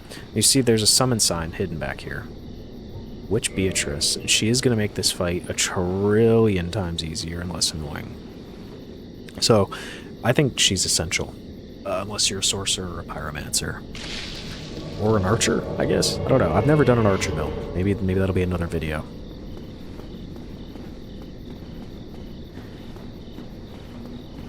So we're going to bring her up here and go through to the boss arena. Now this boss is a Moonlight Butterfly, and I think this is going to be the first boss we fight that actually drops a boss soul, which is interesting. I'm not sure why it would, but because there's other bosses later on that don't. Or there's other Moonlight Butterflies later on. But anyway, so you see there's the butterfly, and it is going to launch these like spells at us. They do a lot of damage, which is the frustrating part, and if Witch Beatrice gets her shit together,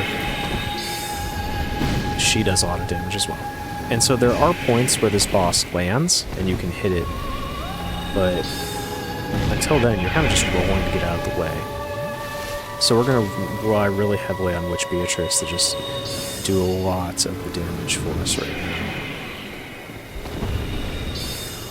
There we go. See, she's absolutely tearing them up. And we can get the kill oil. Perfect.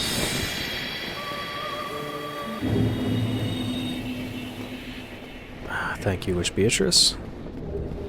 Got another humanity. And I think yep, 10,000 souls. Good. So, we're going to run up here. And there's some goodies up here for us. Now, the Watchtower basement key we're going to need. And we're going to go fight somebody. We're going to homeward bone out of here because we don't want to run all the way back. And we're going to go fight another pretty legendary character. In the Souls games, we're also going to get, in my opinion, the best shield in the game. Using that key.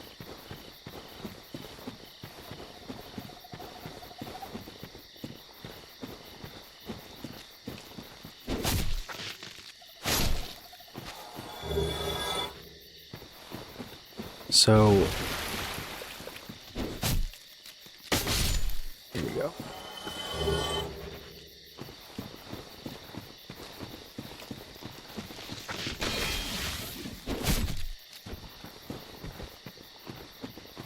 I'm actually really enjoying using the Claymore. So, as you can tell, I've been doing that poke attack a lot. I'm pretty partial to those. If I have a weapon that can do a good old poke, I'm going to do it. I do prefer bonking a lot of the time, but hey, what can you do? So coming down here, you're going to see this crystal wizard. We're going to... Come on. Oh, that's so frustrating. Whatever. It's okay. And we're going to run in here, and there's going to be another Black Knight down here that we're going to have to take out. Here you can get a free bow. And the bows are... I think it's good to always have a bow on hand. Just generally. But no, we're going to run back here. And there's going to be another bonfire as well as a pathway that leads to the New Londo ruins. Or no.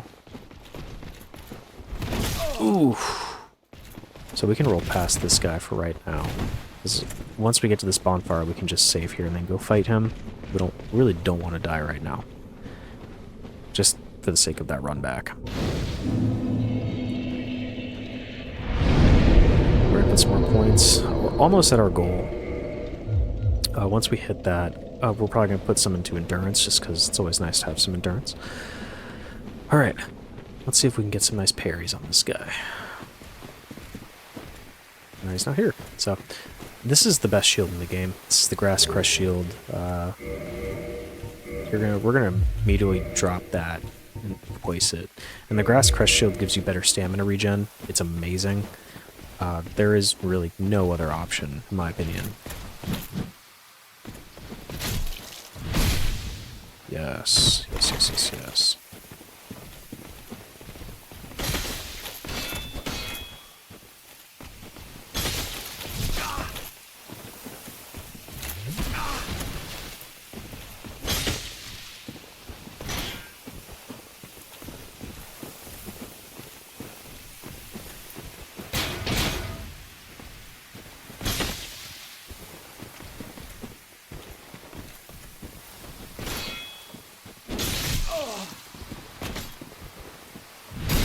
There we go. God, this is terrible. The one time I don't want to get any of the Black Knight weapons, I'm getting all of the Black Knight weapons. It's insane how Dark Souls just knows. Thank you, Miyazaki. Anyway.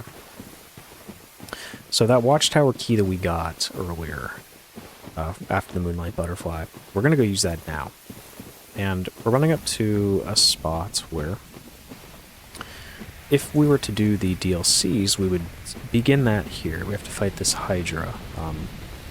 We are not going to for these purposes, because I'm just not really worried about the DLCs right now. Like I said, I'll get there if I can. My main objective with this playthrough is the main game. So, now we're going to unlock this. And the moment we get in here, we're going to want to do a little roll once we walk in, because there's a guy in here. Havel. And he's going to do a lot of damage if he manages to get a hit on you. So, we're going to go for backstabs. And he's going to drop, in my opinion, the best ring in the game. He's going to increase our equip load, and so we can wear some armor that we wouldn't be able to right now. There we go. See, Havel hits hard. If he hit me right now, he'd probably kill me in one hit. Oof. There, yep. So,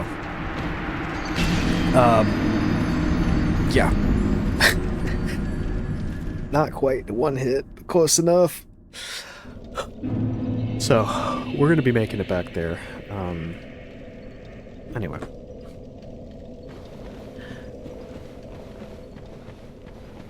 And the ring Havel drops is going to increase our... I already said it. Equip load. Sorry.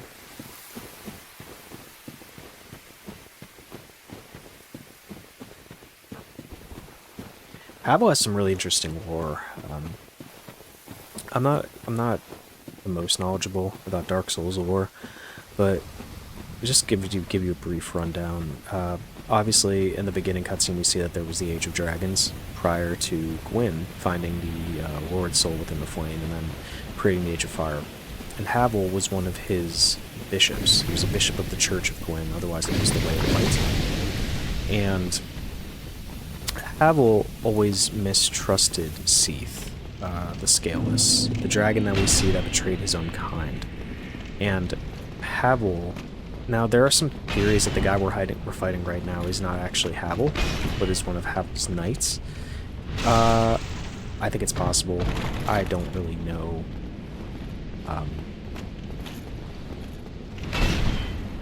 But Havel is known for, like... So the armor he's wearing, it's the highest poise and the highest damage reduction you can get in the game. And it's because it is made from dragon scales, from what I'm aware of. And same thing with his shield. And once we get his weapon, we're going to see that his club is called the Dragon Tooth. So it is literally the tooth of a dragon that he slayed. But Havel's a really interesting character. But you find that with Dark Souls, that's pretty much all of the characters.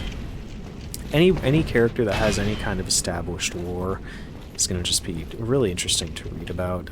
There's I forget who does it.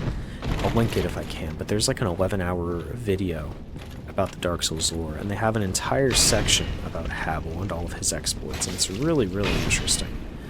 And the armor's kind of trippy too, not gonna lie. I mean, forging your armor out of the scales from your fallen enemies is just hardcore. But, his armor being as heavy as it is another reason, he almost got me right there, why we need this ring. So this is Havel's ring. It's going to increase our equip load by quite a bit. So we see right now our equip load is 52. And by equipping this, we are going up to 78. That's huge. So now we should be able to equip the Elite Knight armor that we found in the Dark Root. Yep. So that's going to be a big plus for us. Now we have some better armor. We look a little like our boy Oscar of Astora. I guess right here we can look here. Just to unlock this is just another way that the world of Dark Souls is just super connected. I went the wrong way again. You can tell I played this game a bunch.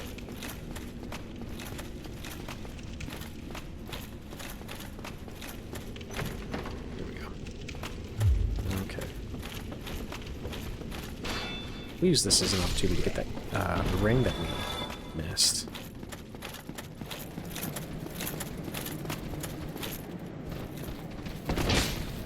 Whoopsies.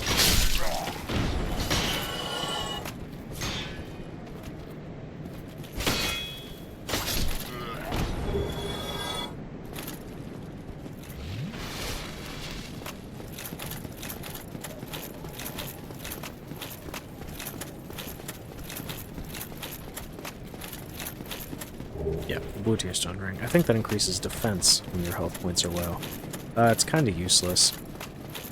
You're never really going to seriously use that. We're actually going to Homeward Bone. And we're going to discover the other path. Not that way. Not that. No, it was this way.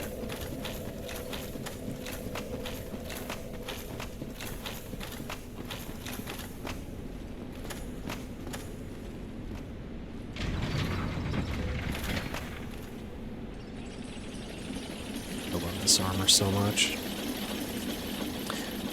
I feel like this is it. Just the Claymore, the Grass Crest Shield, the Elite Knight set. We're where we need to be.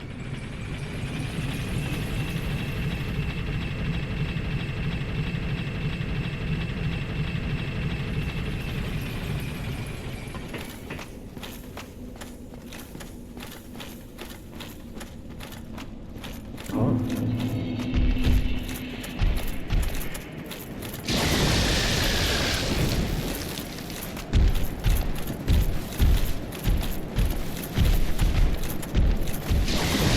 These guys, they... Oh, no. Oof, I was just about to talk about that. If you get behind them, their tails can just fling you off. It's really, really annoying. But we're just going to run by them. We're going to try to head back to Firelink.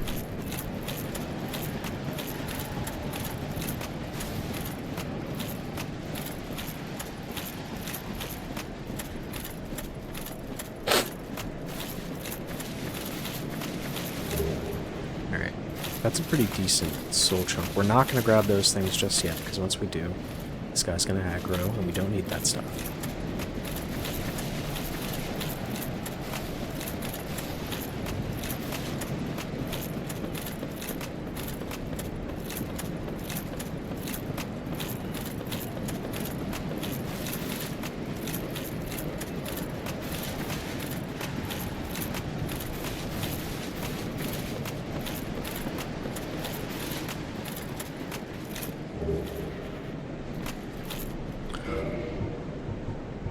Oh, I'm so dumb.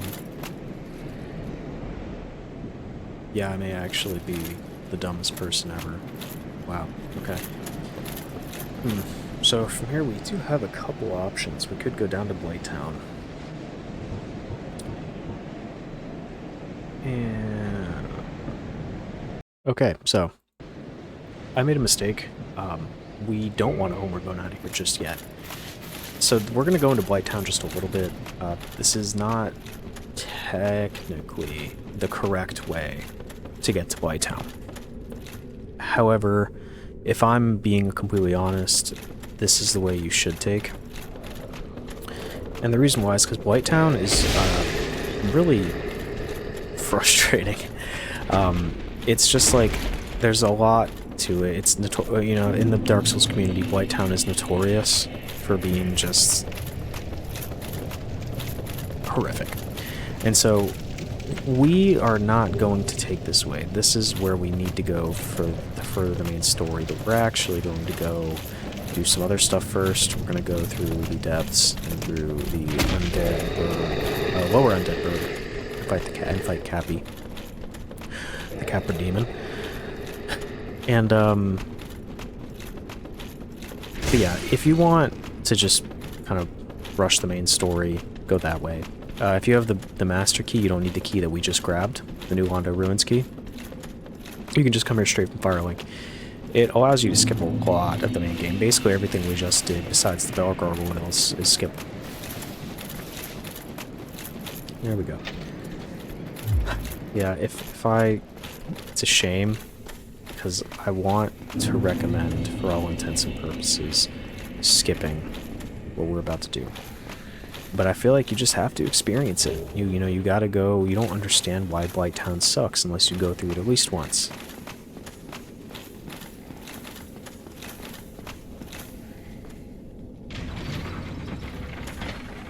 For now, we need to go get the Fat Ring from Lordran. Lordran is the guy, the golden dude, that we saved from the cell earlier. And he has also probably realistically probably the best ring in the game. I know I said that about Havel's ring, but Lothric probably has the actual best ring, and it's because it increases your health, your endurance, and your equip load just a bit. So we're gonna have even higher equip load once we get the Fat ring. Now, if you don't kill Lothric here, he's going to do some fuck shit. He's going to kill the Firekeeper. You're going to have to go and figure out where she is. You're going to have to do like a whole invasion. You're going to have to fight him and his friends. It's kind of a pain in the ass. And so the simple alternative is to just kill him right now. Hello there. He's going to give us a sunlight medal. He's a dick. And we're going to kick him off, right? You could fight him. I did that my first playthrough, but kicking just tends to be a little bit easier. So same thing. Just a quick reminder on how to kick. Forward on the stick as you press the right bumper. And you might swing some.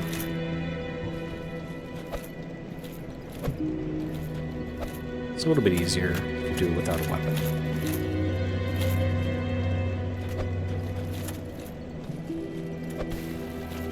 Alright. So now we want to just quit out really quick.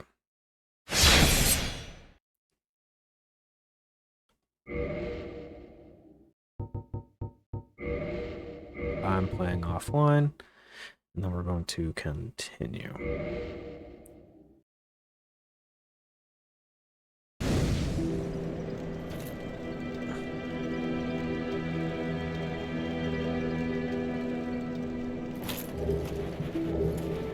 Okay, it's going to give us a bunch of humanity. And then we are going to equip this. Now with this ring, once you take it off, you can no longer use it. Or once you put it on, you can't take it off, because if you do, then it's going to break. But it's just a good ring. We're not really going to need to take it off. See, our equip load goes up to 93. That's massive. Alright, we get a big health boost. So you see that little bit right there that's black. That's what we were missing. And so we're going to rest here really quick, just kind of reset. We could level up another couple times, so we're going to do that. Get that up to 30, and then get our endurance up 1.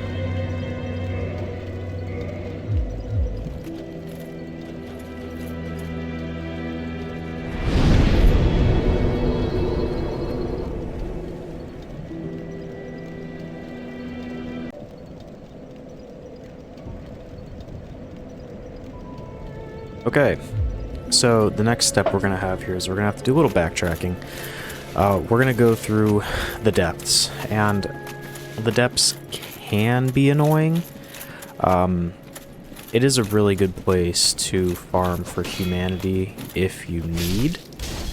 So, funny enough, the one enemy you can get a good amount of humanity from in this game is rats. Rodents of unusual size, we'll just say. I'm not sure why that is, but I think it's funny.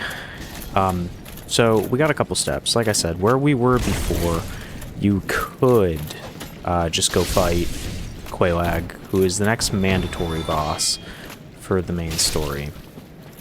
But you're missing out on quite a bit. And so we're gonna go the right way. There's one boss over here that's pretty annoying, and that is Cappy, the Capra Demon, who is notorious for absolutely ganking the shit out of anybody, including myself, who tries to fight him. So, where we're going to need to go is back to the bridge with the big red dragon. I think it's called the Hellkite Drake. I don't know. You know, you'd think after a couple hundred hours I would have my Dark Souls lore mastered, considering this game is like the only thing I think about. But yeah, anyway. So we're going to go back there, and if you remember, there was a door, kind of by Solware, that we couldn't open first time we passed it. And then we went back. I said that there was an important key that we needed. Yep, that's that one. So we're going to take that way down, and full disclosure, I have problems with this place every single time I go here, so you may end up watching me die a lot. I'm going to apologize for that in advance, because I kind of suck at navigating the depths. Mainly the lower ended bird. I guess the depths aren't too bad, but anyway, I'm going to go back to this bonfire. Rest up. And then go up the ladder we kicked down earlier. And back up to the bridge. So, if you want to get the tail sword from that dragon, you know, we can do that really quick. It shouldn't be too hard. You just got a quick bow. I got 16 arrows. Oof. That may not be enough. Let's see.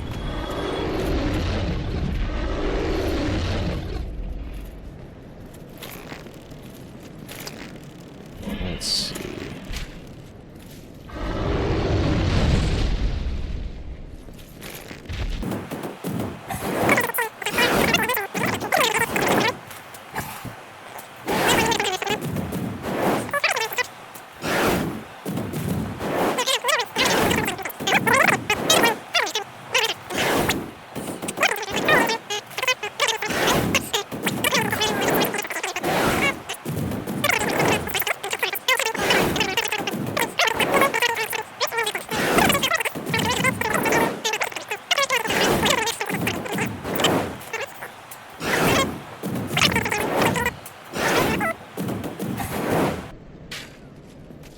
Oh, yep, done. Well, whatever. We're just gonna keep on going about our business. Please don't cook us, please don't cook us.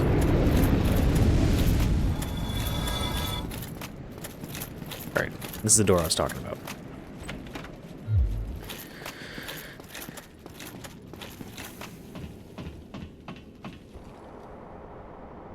So we're all the way down here. There's going to be another example here in a second, just of Dark Souls' incredible world design. Now, that sounds sarcastic, but it's not. But we're going to go up these stairs right here, and then we open the door that we saw earlier, that I mentioned. See, and then bonfire's right over there. Yep. You know, I remember playing this game for the first time, and I used to read about what the best Souls games were. And, I still think this one is my favorite, by far. But I would say that the world design in this game is still the best. Alright, real quick. These dogs are the bane of my fucking existence. So, I just fought them normally, but kind of a little trick is when you run down here, you can kind of run behind this fire. And this is what I normally do. You're probably going to see me do this here in a sec, but you run back behind this fire, and you can chill back here, and the dogs will just cook themselves to death. Let's see. We got a brother to unlock over here. Somebody. Blah, blah, blah, blah, blah, blah. Don't care. And then Griggs of Vinheim. And if you're a sorcerer, he's going to have some sorceries you can buy. But once again, they're pricey, which is the exact reason why we are not sorcerers. Some sorcerer's boots and stuff. And then back here, there's going to be some free humanity.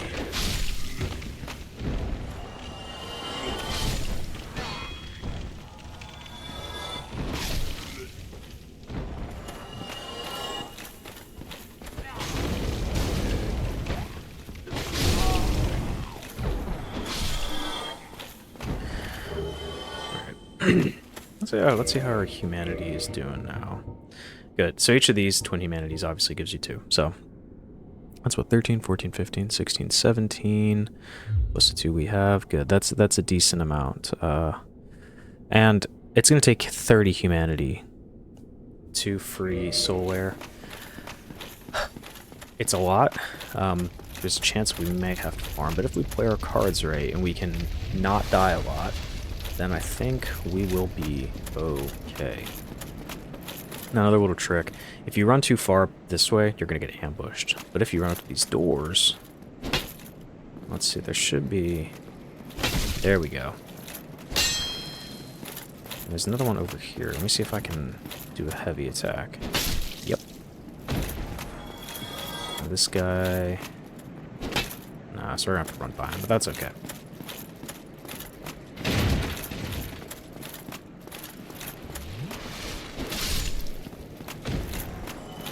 And these dudes can be very annoying. You don't want to hit them while they have their shield up, because they will stun you. Or, I'm sorry, they'll parry you and they'll riposte you. Some enemies can do that, and it's horrendous.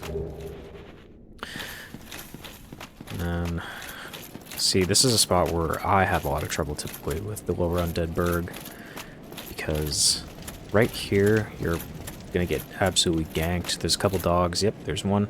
And then there's some brothers right here that I'm gonna miss completely. Ooh, I got really, really lucky right there, hitting all of those guys with one swing. You're probably not gonna have that happen. I pray that you will, but you're probably gonna end up having to drag these guys back. But if you do get stuck there, I would recommend not fighting them in this tiny corridor. You instead should run back here to where you got a little more space, and then you can fight them either back here, or if you really, really don't want to fight them, sometimes I will run back to that fire, and I will run behind it and try to just slowly drag them back there, and let the fire do all the work. That's kind of the easy way. Alright, so the next boss that we have, this is the Capra Demon.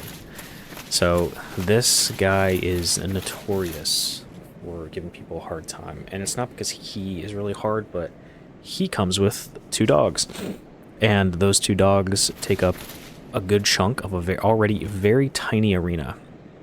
So we're going to try to see if we can kill this guy in one shot. And what we're going to end up doing is we're going to try to run in and then run to the right and kind of try to like loop around him and get up to, there's a ladder, like a stairway to the left that we're going to run up. And I found a pretty good spot to just kind of sit and hold.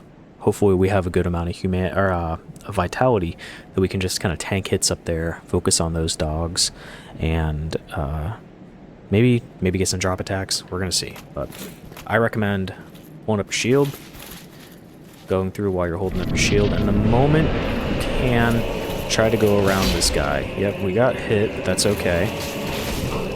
Roll, roll, roll. Okay, we got it. Let's see if I can go up a little bit.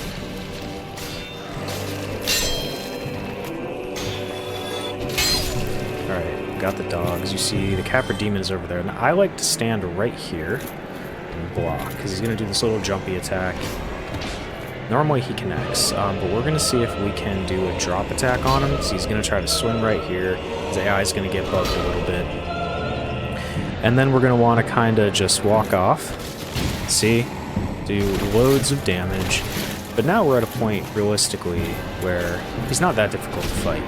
We could probably, without those dogs, just take him out standard. Now, if you're struggling, I would recommend doing drop attack like we did a little bit ago. So just come back up here, get into this corner, block. Now, if you want to do extra damage, we'll go 2-hand. Oh, shit. Oh, fuck. Alright. We're not going to do that. That's okay.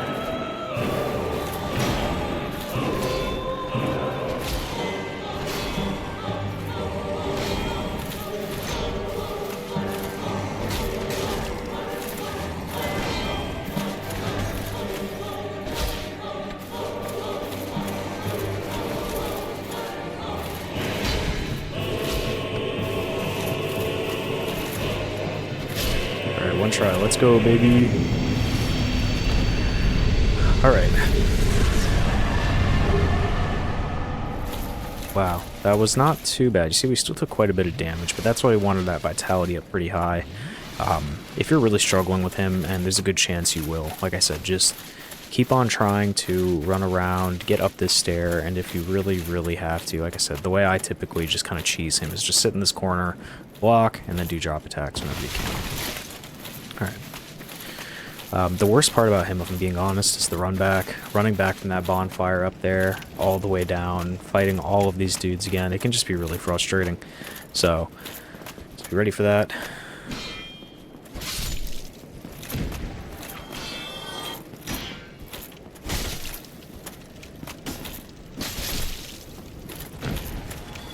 So we have the key to the depths now, and that's going to be right over here. We're not going to go down just yet, though. First, we're going to come over here and get the large soul of the lost undead. And then we're going to kind of go back up here, and we're going to unlock yet another little secret shortcut. This one's one of my favorites. You also get another merchant up here. So if you come over here... You still have your... And why won't you? I need your soul. So, she sells these purple moss clumps that we can use, more homeward bones. You could use these purging stones for the depths. They're a little pricey, so we're not going to right now. We're just going to try to really, really avoid dropping into the part where you can get cursed. But for right now, we're going to go back to Firelink. Yes, I said Firelink. Here's another way the map kind of connects around. Okay. You see that rat, our buddy?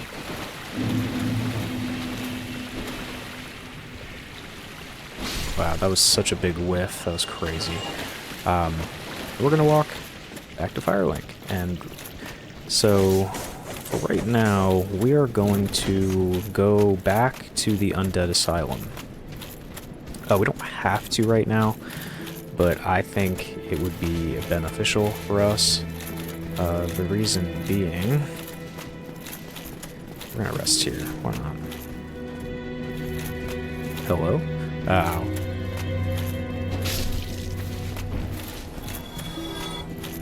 Oh gosh. Alright.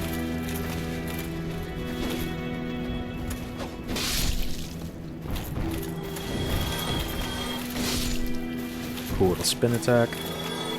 Alright, so we're gonna rest up here. And then we're gonna go back to the Undead Asylum. Let's level up. Let's see. A little more stamina. I'm gonna do strength a bit. Strength always helps. And then some more things to get from here. So if you remember, we unlocked that elevator earlier. That's just another NPC you can talk to. We unlocked that elevator earlier from the Undead Parish down to Firelink. Well, the one we didn't take, so we're gonna click over here. And then we're gonna go up and we're gonna kind of roll off right here. And my first time I ever did this, I jumped, but you don't need to. Just kind of line up, roll to the edge, and roll off. Just be careful where your body placement is. And roll off here. Alright. We're gonna go get a ring that's gonna help us once we get to Blighttown. So roll off there, run back around.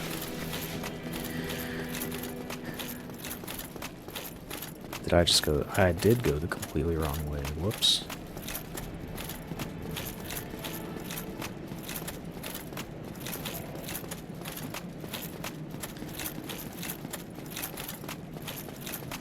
Alright. So same deal, just on the other side.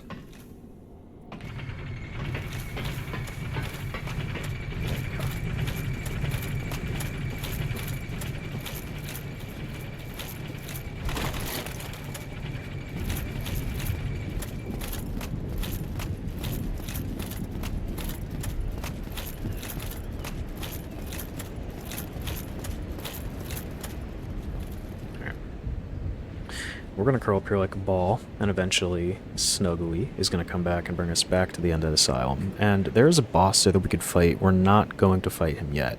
That boss, for some reason, always gives me the hardest time. I'm not quite sure why. I don't really see any other people having any issues with the demon back there. But, hey, that's my personal vendetta. Alright, we're gonna let Snuggly take us back.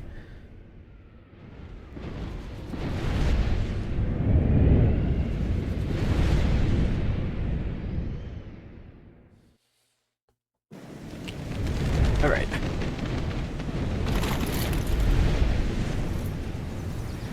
one thing that I think people don't appreciate enough is I've never really seen this game get talked about the graphics, but I think the graphics look great. I know this is just a remaster of the original game, but even, you know, I played through the original on my 360 not too long ago, and I think the game has always looked beautiful. I don't really think a remaster in terms of graphics was necessarily needed. Now, there were definitely some bugs in the original game that needed to be fixed. Alright, so you're not going to run out here. If you run over there, you're going to fall into the boss fight. We're going to go around.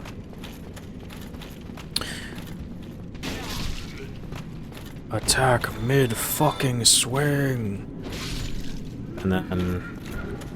Anyway, yeah, the graphics in this game I think are great. You know, playing this and then playing Elden Ring or Dark Souls 3, I will say I think Dark Souls 3 art style is a little better. It's a lot darker, a lot grayer, but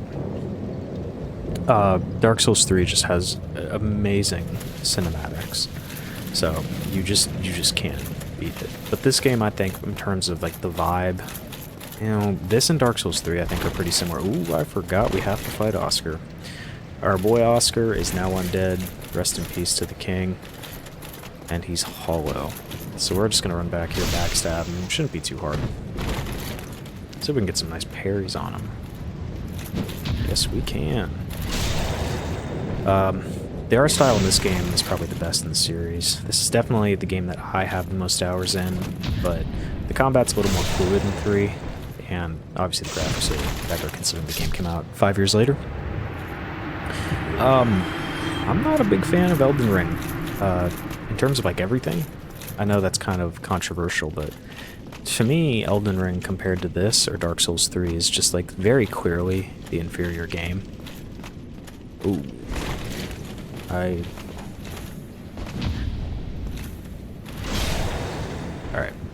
This guy can be a little tough to kill. If you want to get backstabs on this dude, bring him back up here. Now, you could, when you're fighting Oscar, just have the Black Knight kill Oscar. I don't really think Oscar's that difficult, so I don't think you need to. Oscar, just kind of go for those backstabs, or parrying if you're good at it. Hopefully you've practiced a little bit by now, but I was not, so if you're not, don't feel bad. Let's see if we can get some nice backstabs on this guy. There we go.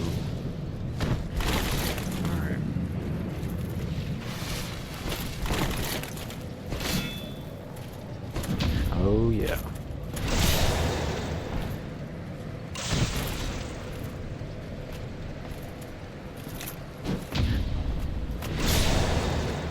Black Knights in the lore are probably some of my favorite parts of Dark Souls 1.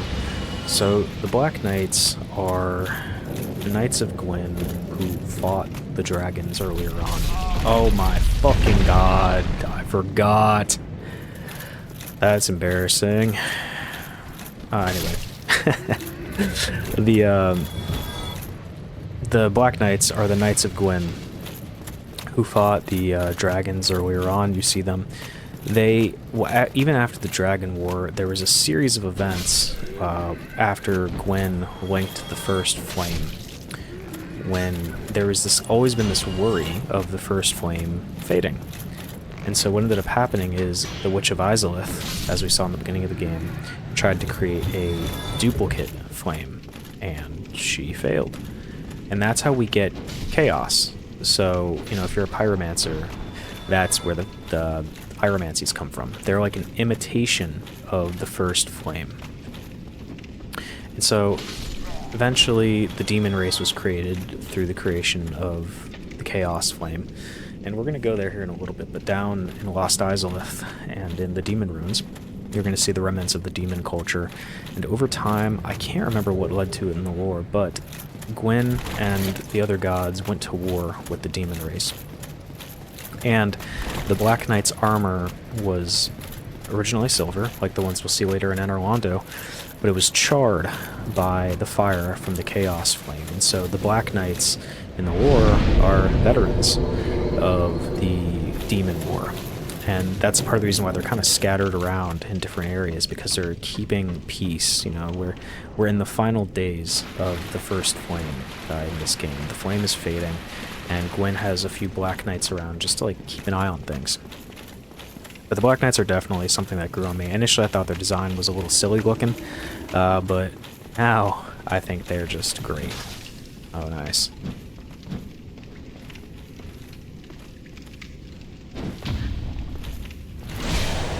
Also, if you have seen the cover of the Prepare to Die edition, you'll see that a Black Knight is on the cover. They're just iconic. Their armor's incredible. I really wish you could get Black Knight armor earlier on in the game. You can't. You can get the Silver Knight armor like halfway through, but the Black Knight armor you literally get the last area before you defeat Gwyn. So if you want to wear the Black Knight armor, it's unfortunately more like a New Game Plus thing. Remember when I said at the beginning of this playthrough that I wasn't going to focus on parrying? Yeah, sorry guys, it's just, I spent way too long practicing parrying to not be good at it. So we're going to come down here, get the Peculiar Doll. That's going to be useful for going to a separate area. Not a DLC, but a separate area later on. And also, this is that boss that we're going to fight later if we choose to.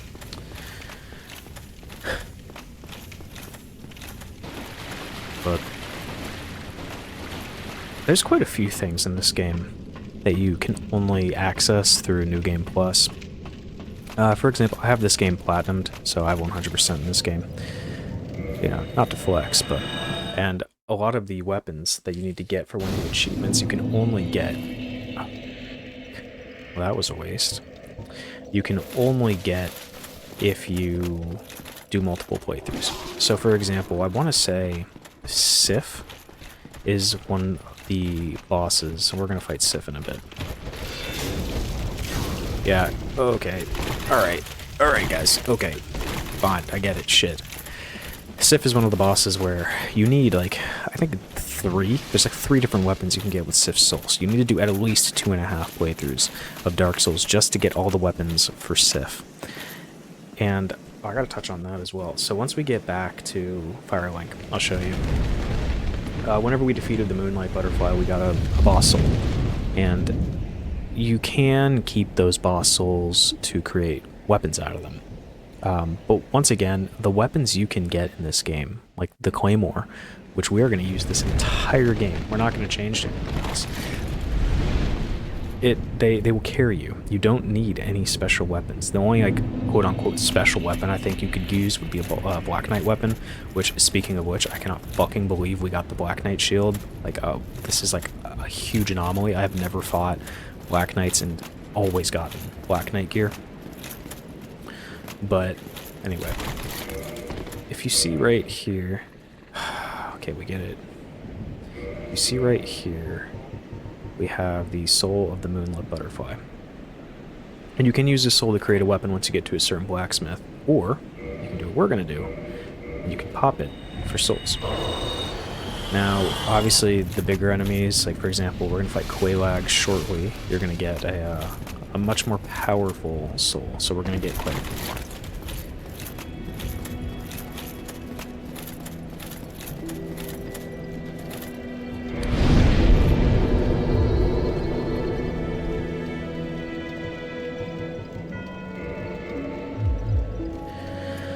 Okay, so now we're going to go back to the depths. Now we are ready to tackle the depths.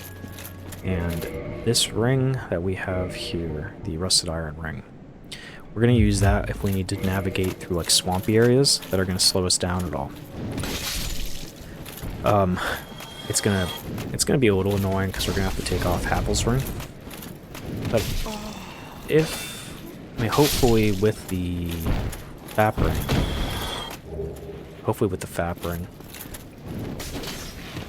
Okay, well then.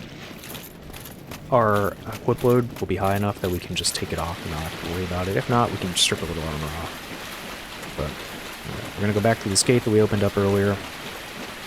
We're going to run down to Yulia, or the undead female merchant, but there are some theories that she is the other undead merchant's girlfriend, wife, daughter, I can't remember.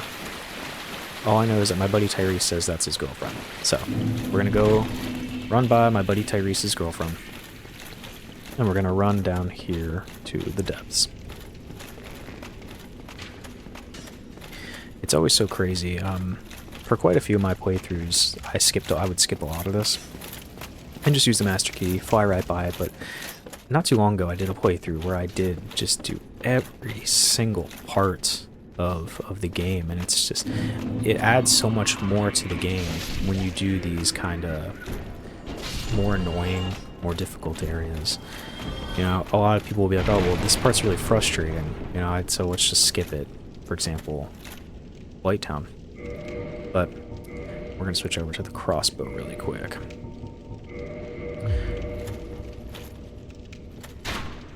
We're not trying to do damage, we're just trying to get that guy down so he doesn't jump us later. But, you know, like Blight Town, and people get really frustrated with these areas.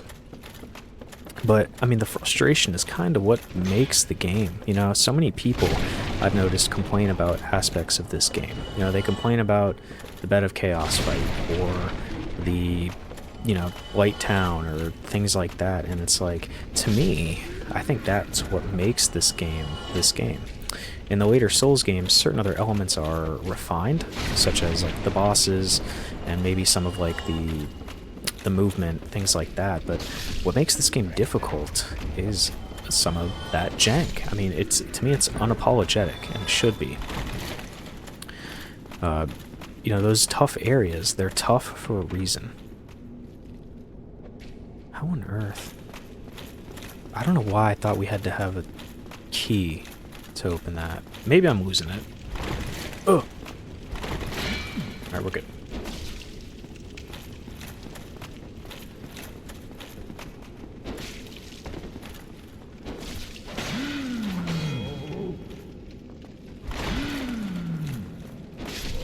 Oh, alright. Now we're gonna go get another favorite NPC, the Rentius, and this guy says probably one of the most quoted lines after Praise the Sun. Love this guy. It also helps that he's an attractive man. He's got his little 5 o'clock shadow. Oh yeah. Give me a smooch, baby. Just to show you, I'll kill these guys real quick, and then I'll show you what the Rusted Iron Ring does. So you see right here, we're walking very slowly through this area. However, if we go over and then equip the Rusted Iron Ring, we can navigate through here much faster. Now that sucks that we're fat rolling, but we're gonna have to make some sacrifices. So we're gonna come over here.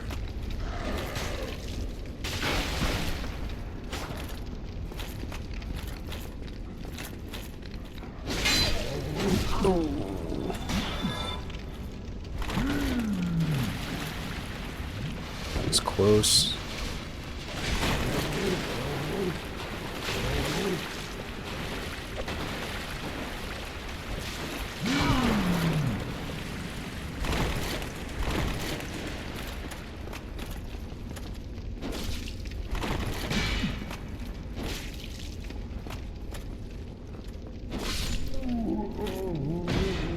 Alright.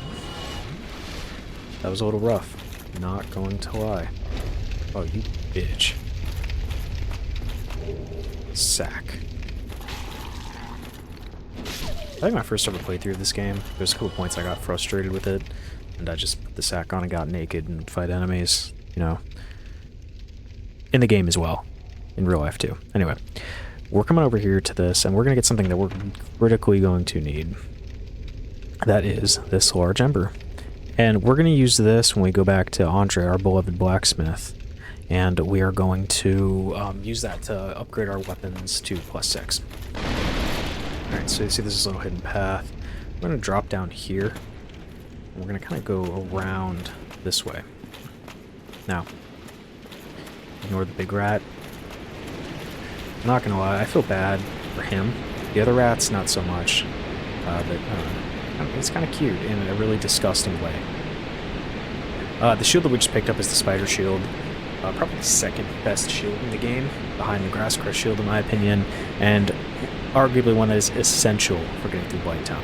So we're going to see if we can do a drop attack on this fella. Yep, there we go. One hit, and we're done. He can be a little annoying to fight if you don't do that, so I always recommend doing it for humanity. And then we're going to pick up this sewer chamber key over here. Get some more goodies. I think there's something else over here. Yes, I'm correct. Don't walk too far. You're going to fall down into the deeper depths if you go through that hole, and that's where you might need a purging stone if you get cursed. We just want to avoid that altogether. So we're going to run over here. And you could go down that way, but there's a shortcut where if you walk over here to the left of this waterfall, and if we just kind of hug this wall and stick left as much as we can, we drop off right over here. And so now we're going to hook a right, open up this door up here, and now we have a shortcut.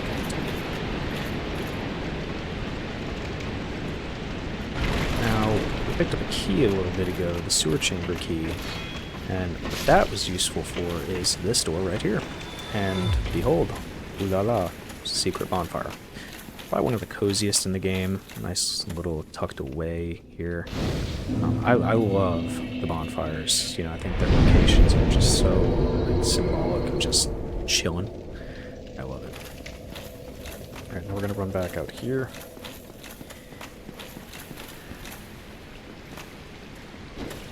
Oopsies. And you notice in the upper left, it seems like I'm gaining some humanity without popping any. I think the hollows will give you humanity sometimes when they die. I have not tested it fully, but I can't think of any other reason why the humanity just randomly appears. Oof, that was a good hit. Humanity. So, we're going to try to get some. That's a great axe, decent weapon, just really close range. I don't have a lot of range with it, so it's a rough. Alright, before we go down here, now is about the time we're going to throw the spider shield on. Let's see. Nope. Alright. And the spider shield, what it's going to do that's going to be great is it's going to completely negate toxin and poison damage. So when these rats hit you, they're going to do a little bit of damage. It's going to chip away. I'll show you. See, we have that purple bar, and that is poison. So if you get poisoned fully, if that bar goes all the way up, you're going to start taking little tiny chunks of damage like every second. It can be pretty annoying, but the real reason why we have the spider shield is going to be for toxin damage. Toxin damage is rough. That's going to be something that we're going to have to face here in a bit, and I'll show you how to do it. There are these like blow dart guys in Blighttown that shoot their little darts at you, and they can cause toxin. And it's just not fun. We're going to go around here with this fog dude. And this is a critical step before you fight the boss, because if you don't, there's going to be this channeler right here who's just going to launch sorceries at you the entire time. It's very frustrating.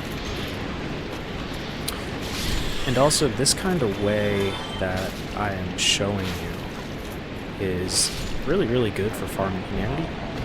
Each of these rats has a decently high percentage to drop humanity, and if you have 10 soft humanity up in your inventory, and then Covetous Silver Serpent, right? Which we're going to get a little bit later, it boosts your chance by quite a bit, and it's a really, really good way to get humanity, especially later on when we need to get Solar. Oh, right there, see? Alright. We're just going to homeward bone out of here. Back to the bonfire, and also when you rest at a bonfire, it's going to heal your poisoning. That's going to be true for Toxin as well, but Toxin kills you a lot quicker. So, now we're going to stop here. Sorry, we're going to keep on going. I don't know why I said stop. And now we are going to go and fight. And you know what?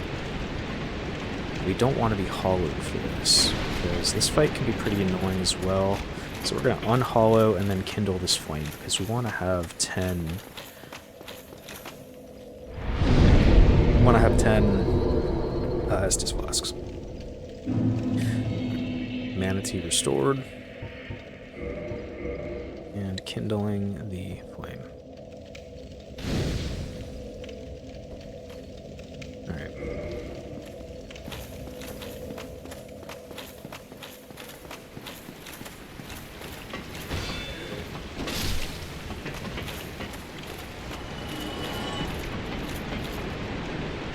Alright, hold on a second.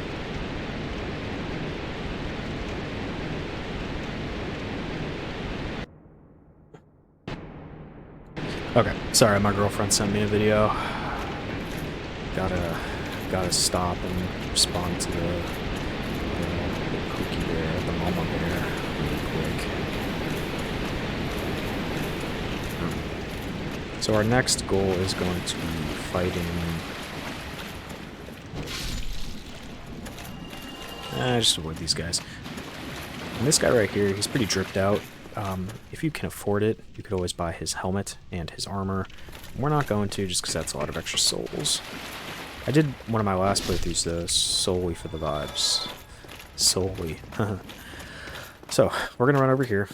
And this is going to be the Gaping Dragon Arena. So, be prepared to get gaped. Gaping is sort of his thing. He is the Gaping Dragon. And here's Solar Sun and Sun. So I suppose you're wondering at this point, why are these dragons around if the dragons were extinct in the original game, like we saw? I don't fully know. The only thing I know from the lore is that at least one of the dragons survived, I'm assuming. I think we may see him later in Ash Lake. But there are descendants. So these are not the stone dragons that we saw at the beginning of the game that fought Gwyn. These are descendants of that dragon. And the Gaping Dragon specifically is corrupted because of the poison from Blighttown. So if you see in this cutscene, he's going to crawl up. And if you track this on the map, you'll see this kind of leads to a well in Blighttown. So this dude is basically just radioactive, like Fallout. And he is disgusting. So, you're going to see pretty clearly this guy looks like...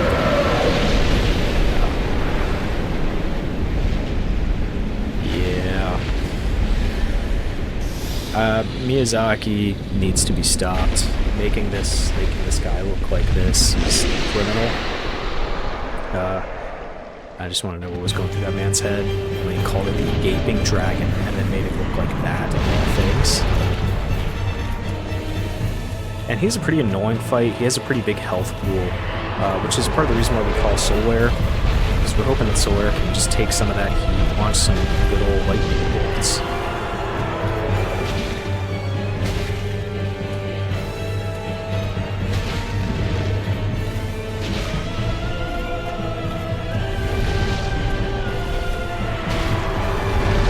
Okay, when he jumps up like that, we're going to run away. I wish Solaire wasn't being so fucking stupid right now, just taking... I say that as I take a ton of damage. That's what I get for disrespecting Solaire. That was completely on me. I deserve that one. Solaire, please stop getting gaped right now. I need you. Now, my first playthrough, this was not difficult at all. For some reason, every playthrough since, I have had the toughest time fighting this guy. I don't know what it is. Just beats my ass.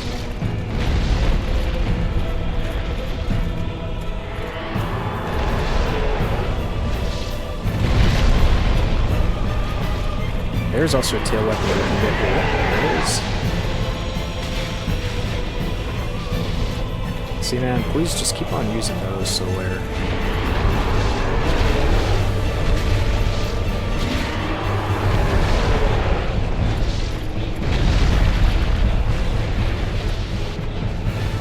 Use this gold combos and hope this speeds us up a bit. Oh, that does help quite a bit. Wow.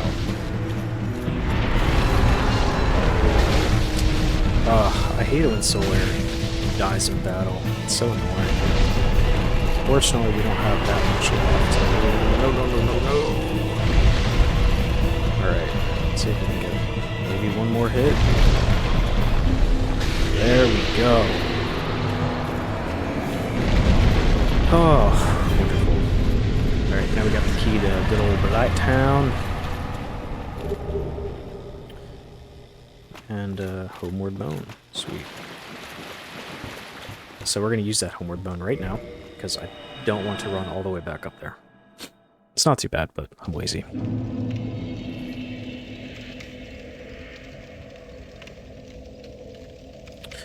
Okay, so from right here now, we're going to descend to Blight Town.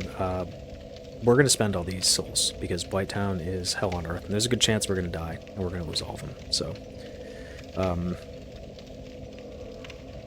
we're going to go to Blight Town, try to get through it and survive. Okay. So. See, and all of this, just as a little reminder, could have been skipped back in the Valley of the Jakes, and that went back. However, then we couldn't get the large ember from the depths, and you kind of need that, so it's worth it to fight the Capitude. It's also just great, like I said, to get the full Dark Souls experience. This is how the game is meant to be played, and, you know, having played through it a lot, I can confidently say that this is like the most fun way to play the game. The only area I think I would really recommend skipping is Lost Izalith. It just doesn't add too much, and so we may do that, but yeah, we'll see. Oh, I did not. Whoopsies. I did not level up. Dang. Right. That is a shame. Well, let's run back real quick. That was completely my bad.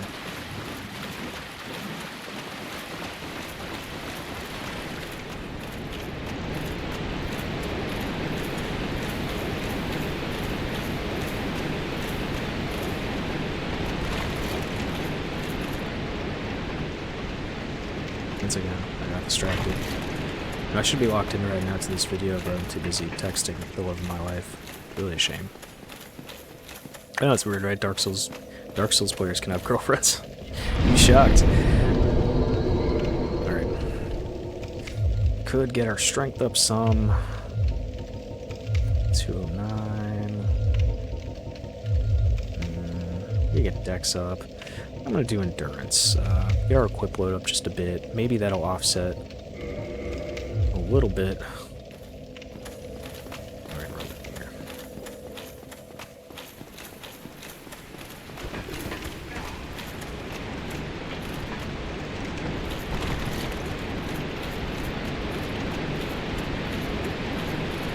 I'm gonna try to do this with as little cuts as possible.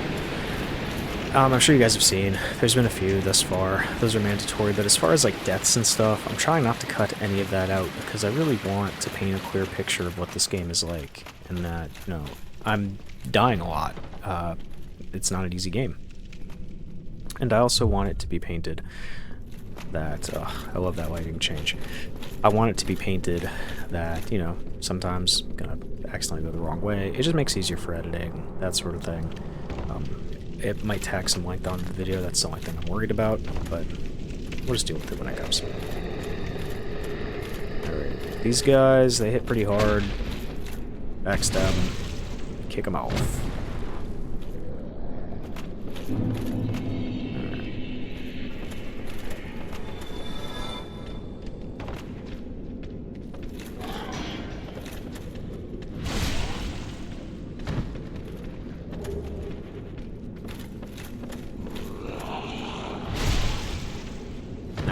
Once we start running down this way, we're going to want to hold our shield up, because it's going to be one of those blow dart toxin guys. Yep, right there. And we're going to want to try to avoid him, so we want to fight these guys not in his line of sight.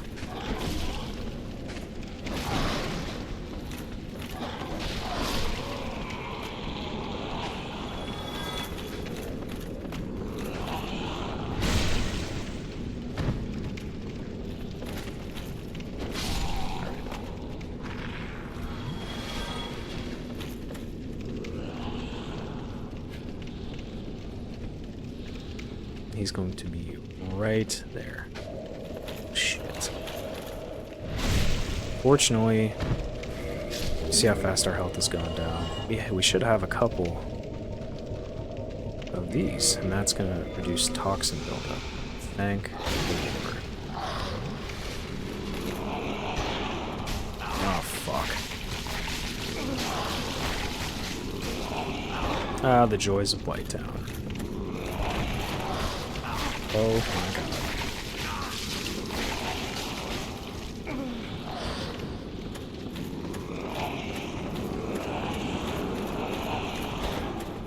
See, the one positive thing about those toxin dudes is that they don't respawn.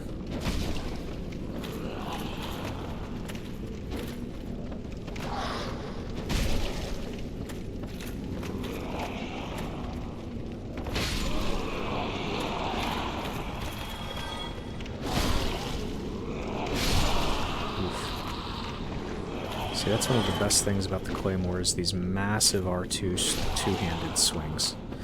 The moveset on this thing is just incredible. I really regret not using it earlier.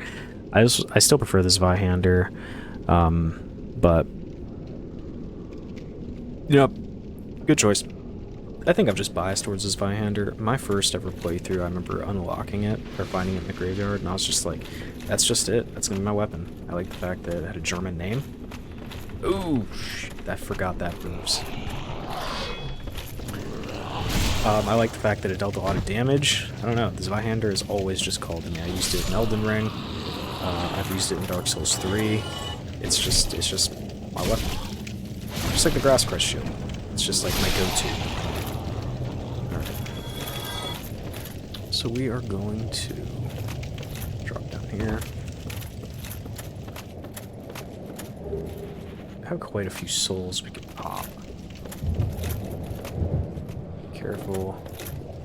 And we're going to want to see that bonfire over there. We're going to want to roll off here and run over here. Now, my first time ever playing this, I completely missed this bonfire. And every single time I would die, I would have to run all the way back from the one we were at previously. And that sucks. So we're going to avoid that if we can. Strength up a little bit. You know what? We're gonna do a little more endurance. I think now's a good time to pop some of those other souls we have. Let's do that. Oh shit, I forgot to give the Firekeeper. You know, I must look like a really bad souls player.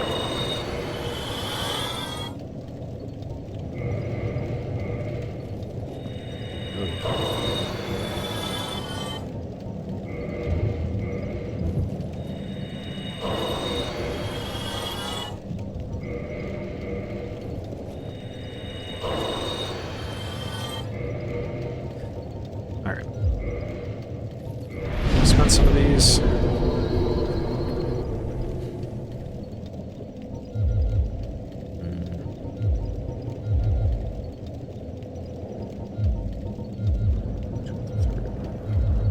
And we'll do some attacks. Why not?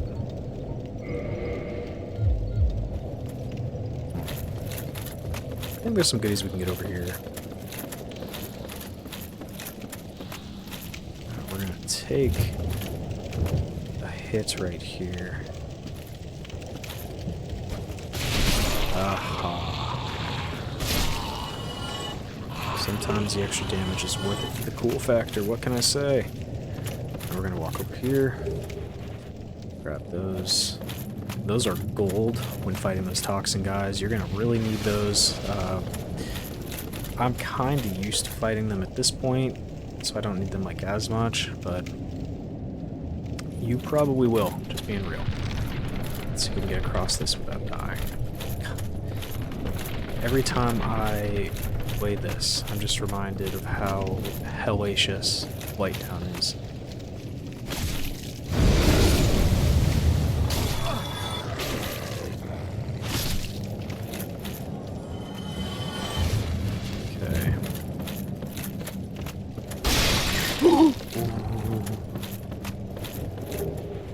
Ooh, God, my butthole just puckered so fucking much. Holy shit.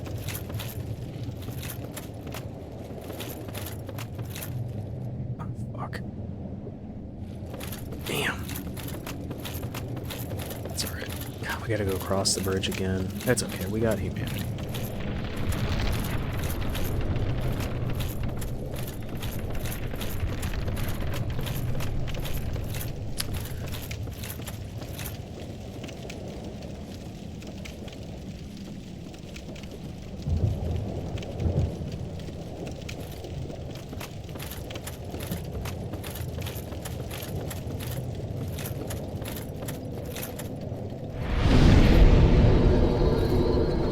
Up. I'm gonna keep on going through.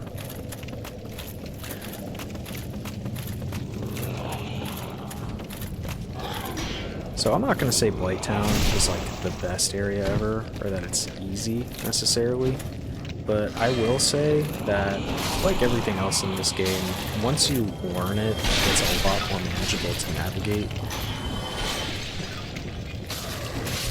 Although these dogs will listen forever. Annoy me. So, across here.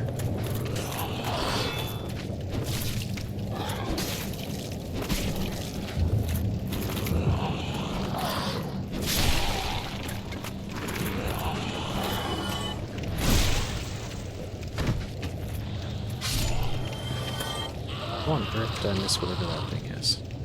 Oh well. Go over here.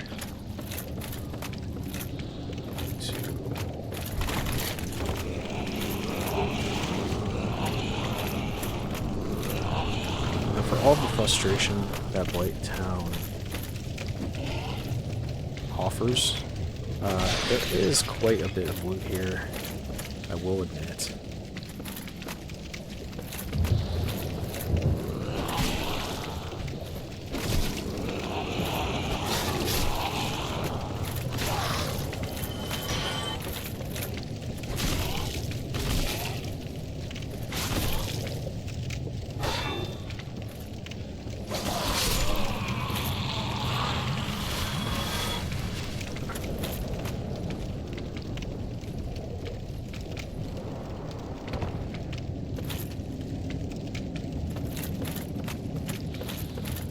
Ooh. See, and that's why I'm glad we have these. Yeah, I don't remember that guy being there, so...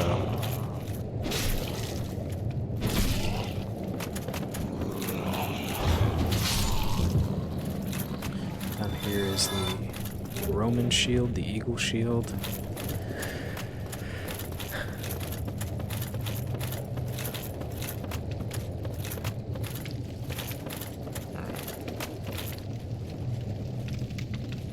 Oh yeah, just bring my friend along with me. And then we're gonna roll here, roll through this. Who's growling at me? Look over here. There should be a toxin dart guy up here, if I'm remembering correctly. Here. That was really overkill, but we dislike those guys so much, we're okay with overkill. Kick them off, kick them off. There we go. Alright.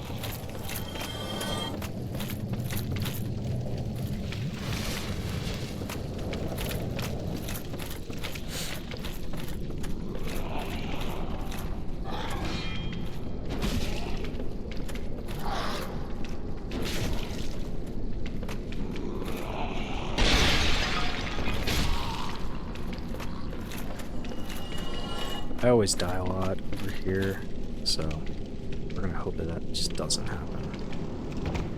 Okay.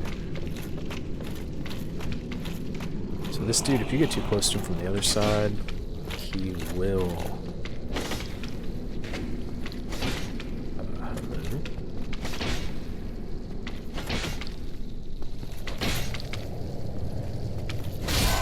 Oh, okay.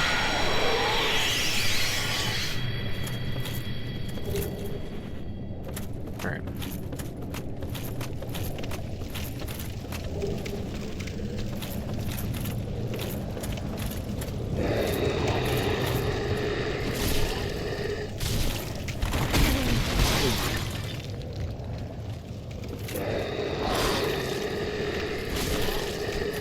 Oh yeah. Love that. Thank you, Dark Souls.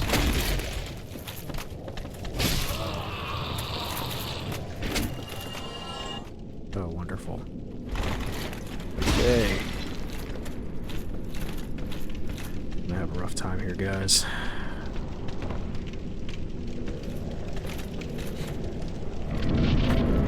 Okay. Oof.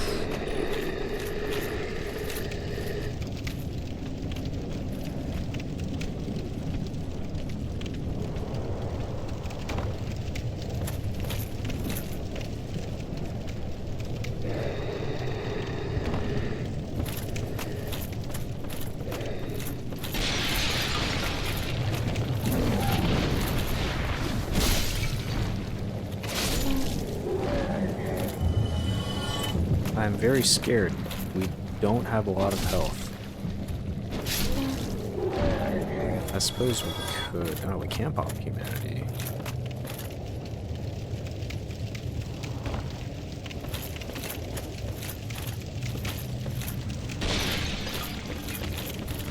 Okay. I'm gonna drop down here. Run with this poison dart guy.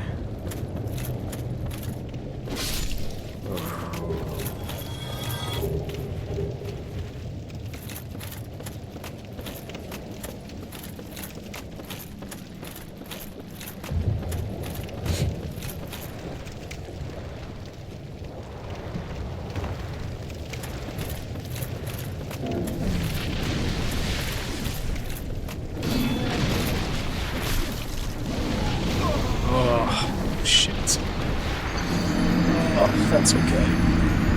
That's alright, see, this is playtime. This is how we learn, right?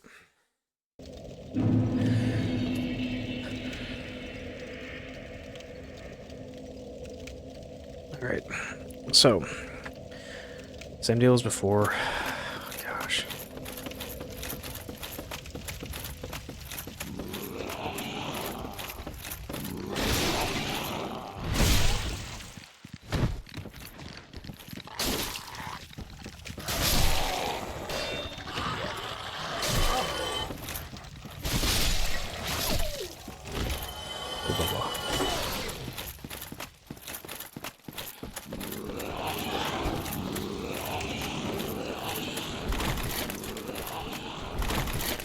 Here we're going to work on the little known secret of just rolling by everything.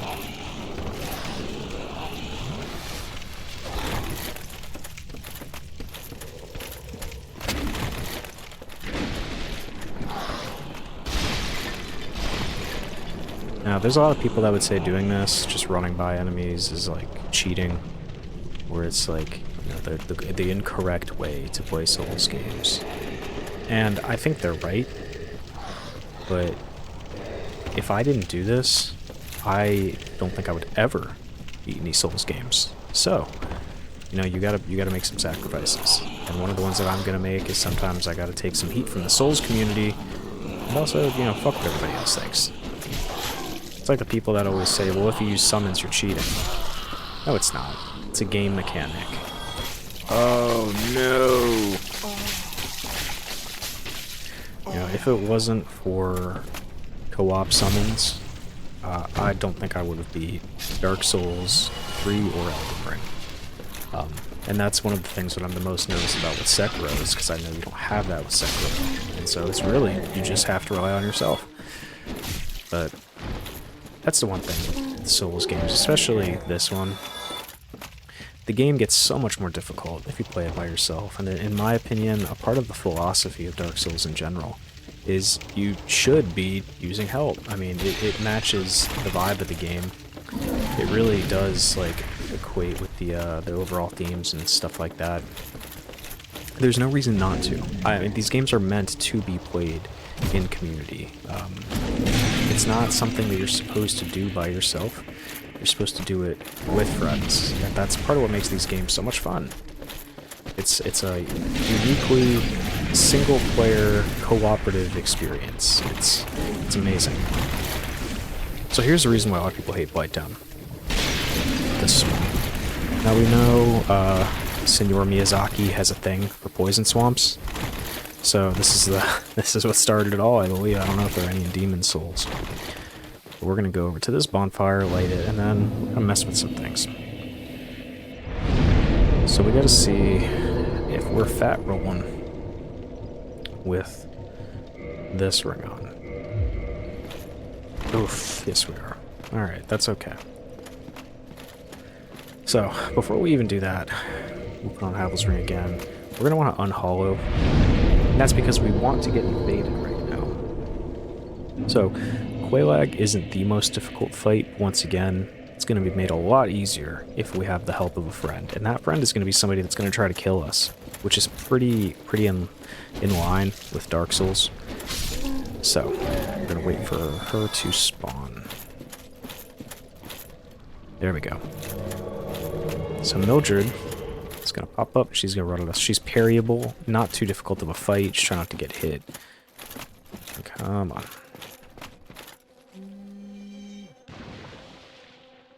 Sorry, my buddy was calling me.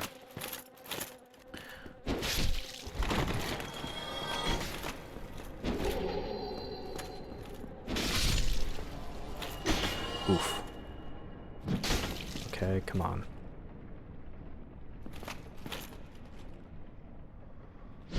There we go.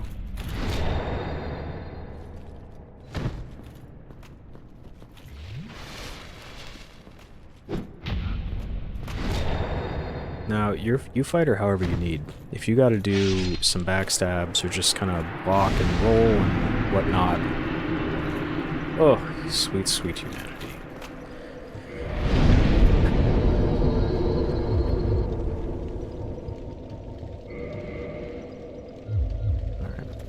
Let's see what we're at. So if we were to...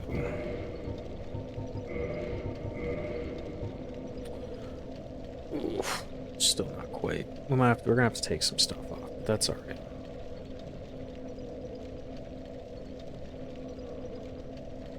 Okay.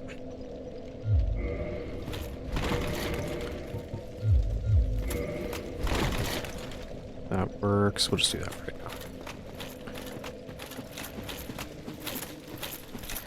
And we're gonna go grab some things before we go fight Quelaag, so let's a soul right there. We can pop that here in a bit. We're gonna run over here. I'm gonna grab this large Titanite shard to add to our collection. And these are gonna be really useful here in a bit. I am debating if I want to run back to Andre and upgrade my Claymore to +10 before we fight Quelaag. Don't know if it's completely necessary. It's gonna add some more time to the run for sure, but it might be worth it, so.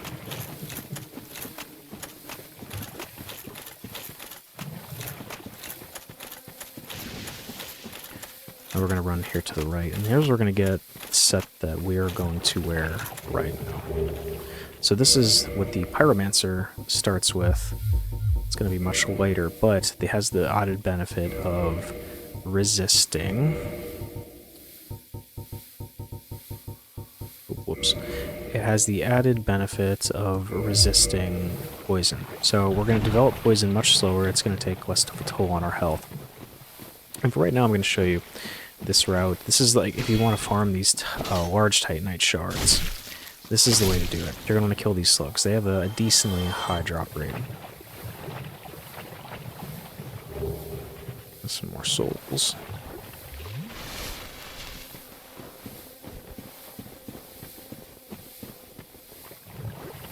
So I'm just going to follow this exact route that I'm running.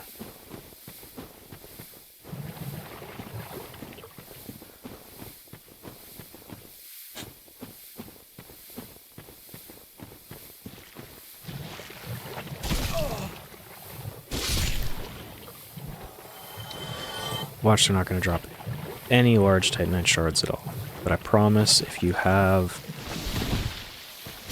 Oopsies. See, the smart thing of me to do would be to pop some humanity to increase my item discovery. but I'm not a smart person, and I'm scared to lose the humanity, and I don't want to have to farm for it, so we're not going to do that.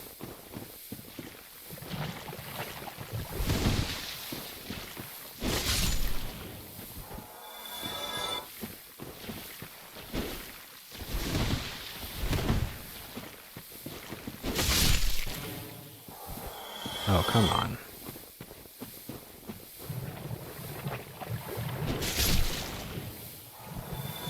This should be another large Titanite shard. Let's see how many we have once I'm done fighting these guys.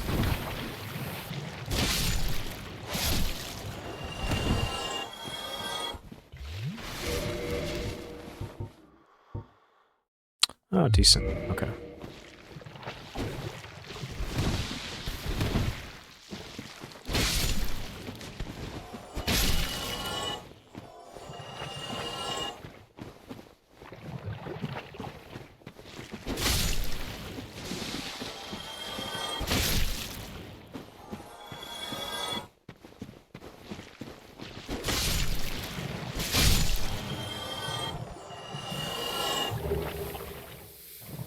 Well, I promise these dudes do indeed drop large Titanite shards. I just don't have all the humanity popped, so...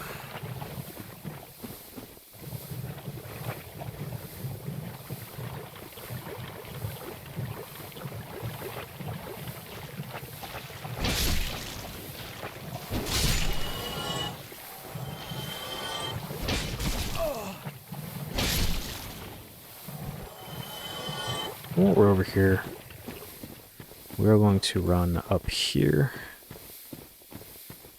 Do a nice little drop attack.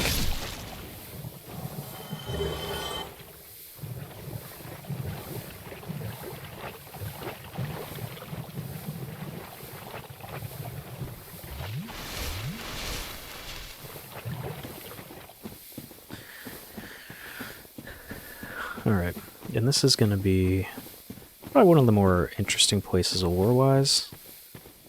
This little tiny hollowed out cavern. Just kidding. Boom. Secret tunnel. Alright. Another twin humanity. And, oh wait, you thought that was it? Boom. Secret tunnel number 2. So we're going to run over here. And this is we don't need to go down here. There's never going to be anything that takes you down here for the main story, unless you do some character quests and stuff like that, or you want to join a covenant. There's a dragon down there. Not one that you fight, but one that you actually can enter in a covenant with. We're not going to right now, just because it's a waste of time, but we may at a later time. Let's see how much humanity we have.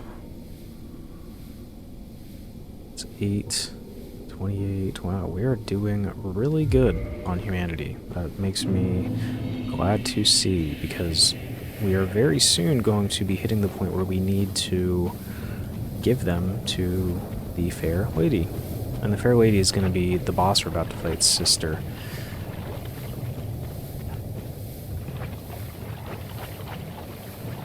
And she's going to be the way that we can enter the Covenant to then have access to save Solar.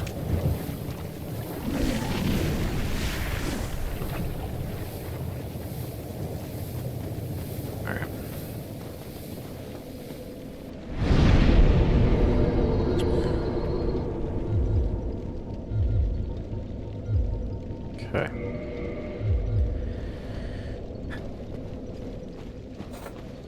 So, if you are not human, restore your humanity. And you can very tactfully avoid poison here. If you really want to, you could use a bloomin' purple clump to get rid of it. But with this armor on, you can pretty well avoid. And if you want the Great Club, another very, very good weapon, it's right over here. You might get that after. Oof, I thought I was going to be poisoned. So poison's no big, it's not really that big of a deal. It just ticks your health very slowly, but it's just still annoying nonetheless. So we're going to try to avoid it if we can. We're going to run up here, past these fellas, and down here into Quaylag's domain. So, she is the guardian of the second Tower of Awakening. And the towers have a really cool implication in the lore. In Dark Souls 3, it's found that the towers ring whenever the first flame is fading, whenever it's threatened. And so I wonder if they do that here. We're going to switch back over to our standard equipment.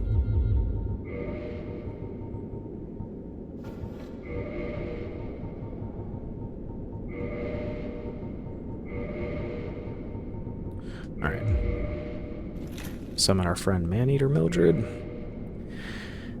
I'm not gonna lie, I found that she is kind of useless for this fight. For whatever reason, she just doesn't handle Quelaag's lava or chaos flame, whatever you want to call it, spitting very well. But alright, let's go fight Quelaag. If we want to make this a little bit easier, we totally could go upgrade our weapons a bit at Andre, but that's a really long walk, and I don't feel like doing that. And I think we can make this work.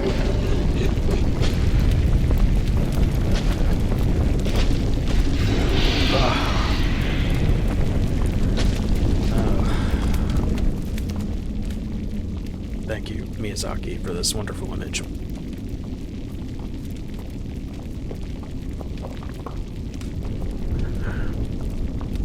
As the community says, Spider Mommy. Alright.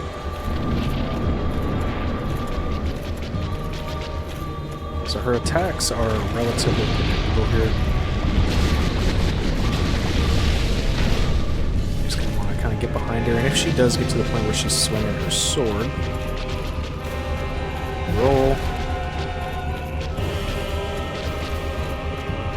My favorite is when she does that, because we can kind of get behind her. She does do like an AoE attack. Oof. That's not an AoE attack.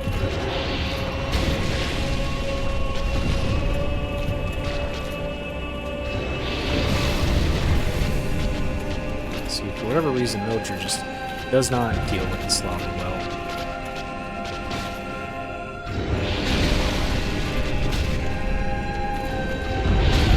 Oof, I did not see her laying down there.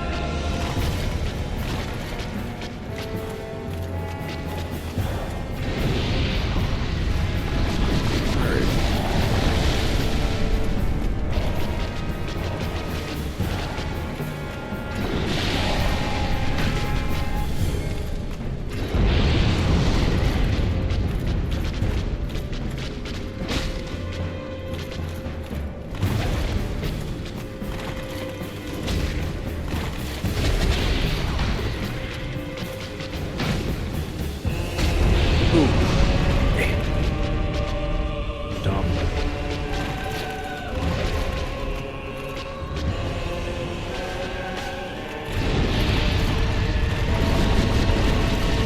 I really wish maybe your Mildred would do the job here instead of just rolling into walls.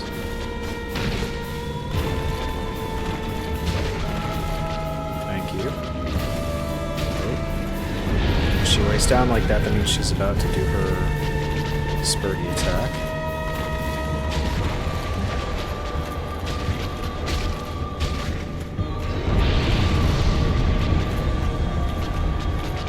Boom, too easy.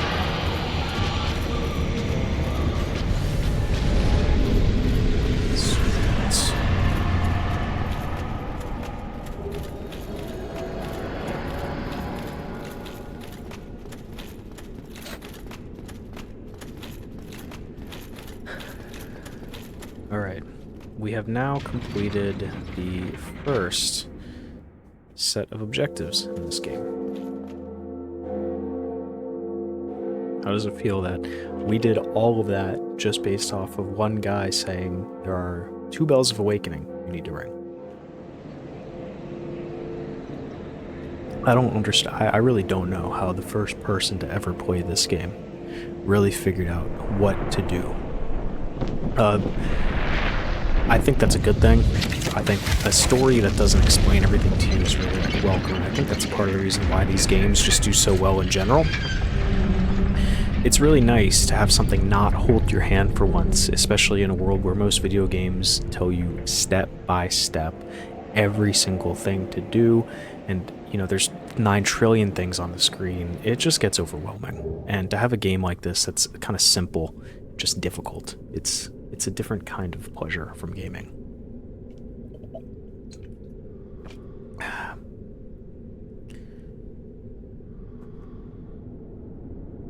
So, running down here, let me see how many humanity we have. It's 10. Perfect. Alright. We have just enough to give Quailag's sister the humanity we need to save Solar. So that's the way to the demon ruins. Over here there's a hidden pathway. My first time ever I killed this guy. Don't kill him. Oh dear. Alright. Now we're gonna walk along.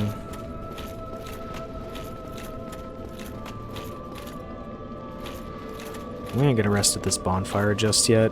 First, we are going to reinforce our Estus Flask, and then we're going to enter a covenant with her.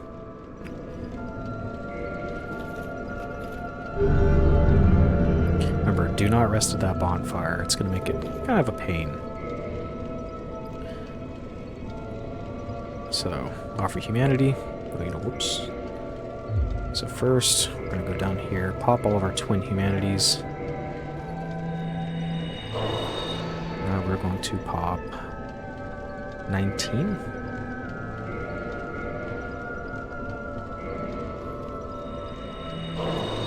Alright.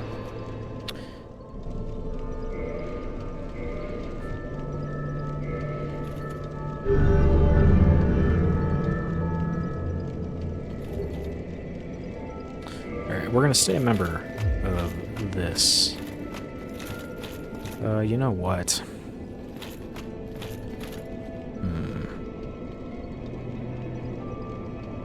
Yeah, we'll rest here.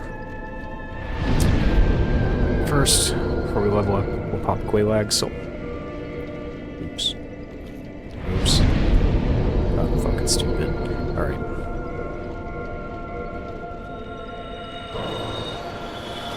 Now let's level up some. I don't think we have any more poison swamps to worry about.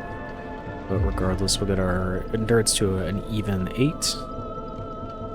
And we'll get our dex up a little bit. Alright.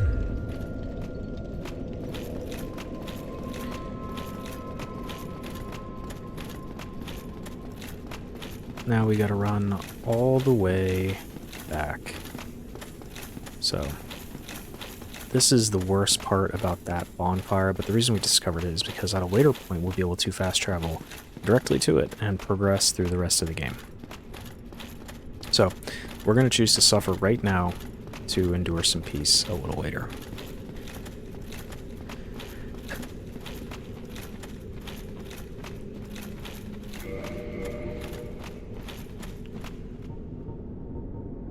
Okay, 4 large Titanite shards.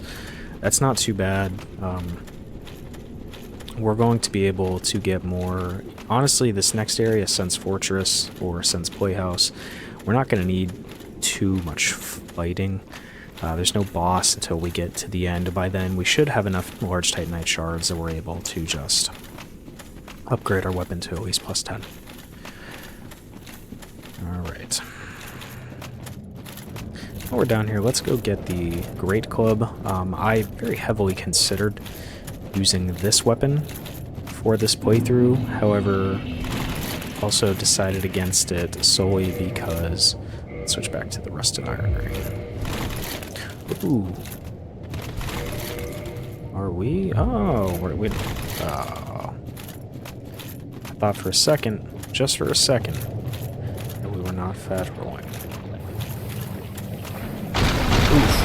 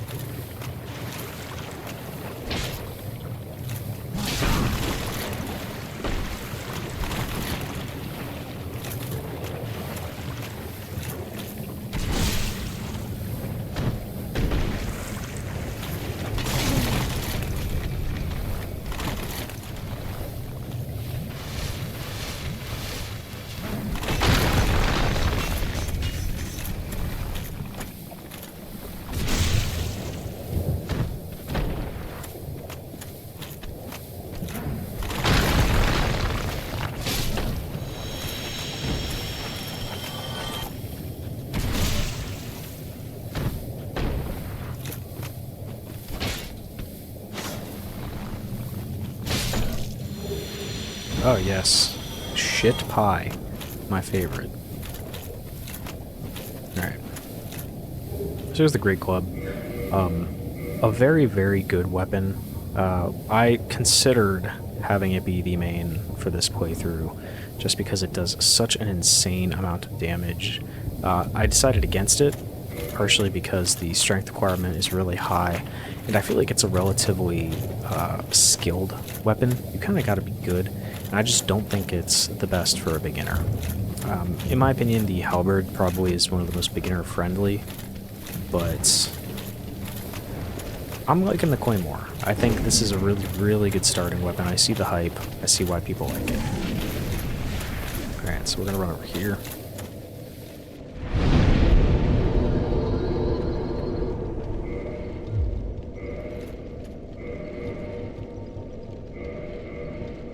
Level up one more time. Maybe twice, actually. Wow. Okay, alright.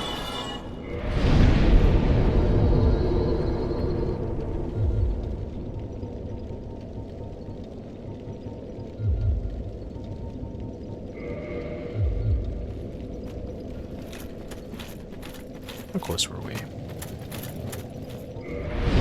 Oh, well that's easy. Just kill a couple more guys.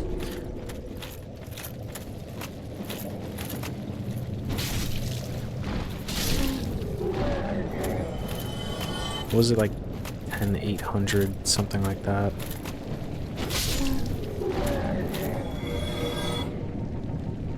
Oh, I didn't even see these.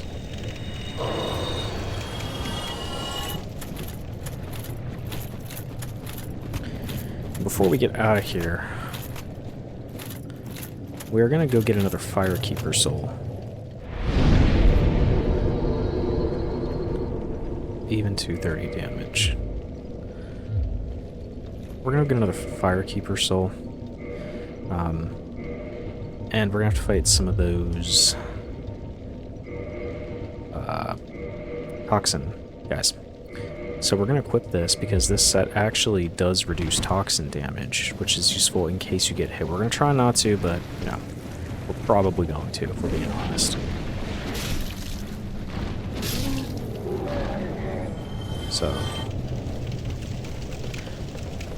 as much as I dislike the dogs in this game, I do feel bad for the dog that controls this wheel. If you look at a certain angle, you can see inside of this wheel, this water wheel, there is a dog that is just running like on a circle. And you can't kill it, and it's just making this wheel go round and round. So this water wheel gives a lot of people problems. I have never ever had that. The way you dismount is you wait until you get right up here to the top, and then you just walk off. A lot of people talk about all the time you die. I think maybe I've died on it like once in all my playthroughs, but I just don't have a problem with it. I know other people do, maybe you will, but if you just wait to the top, you can just walk or roll off and you'll be fine. So this is kind of the way that we were coming before. You didn't want to put your shield out. And then we got some more toxin dudes. Run, run, run.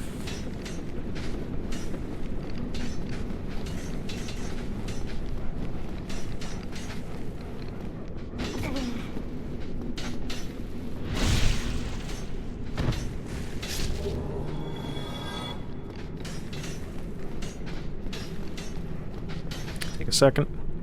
That toxin meter will cool down.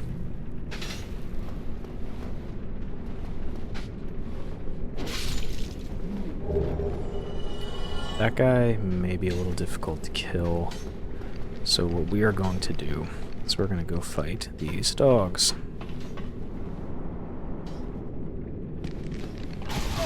Oof.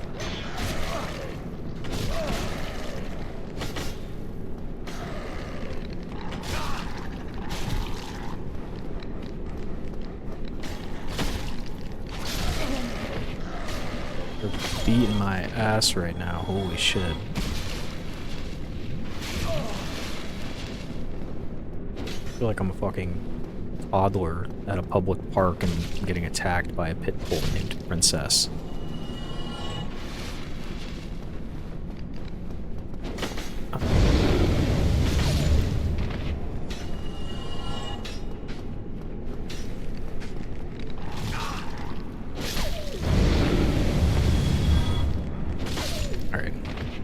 Right here, we're gonna find another Firekeeper soul.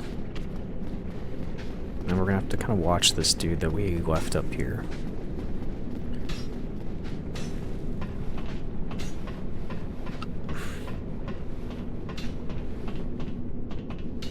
Alright. Remember, if you do get hit, we have those white cap purple moss clumps. We're just gonna keep on running. And then get right here.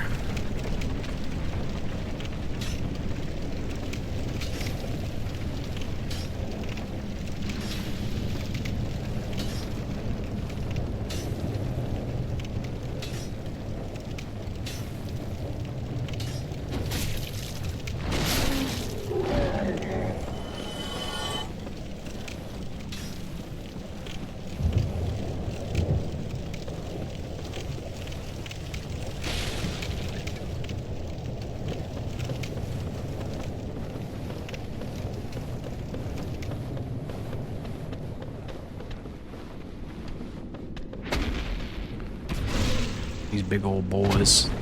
Now, you don't have to fight these guys. Normally I just run by them, if I'm being honest.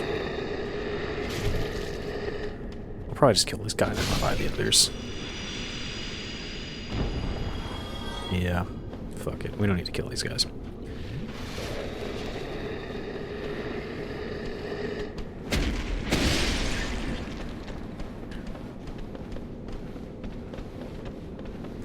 And as you can see now, we're at the spot we were before.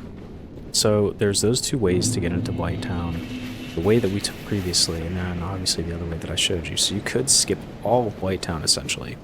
Like I said, I think it's not too bad to go through just for the aura, I guess, for the vibes. I don't know about the vibes, but I don't mind it. Once you master getting through Blighttown, it's really not too bad. Some annoying parts. I think I died, what, once getting through it? I'm sure you probably died at least a couple more, but there's worse things. In my opinion, there's worse areas in this game, but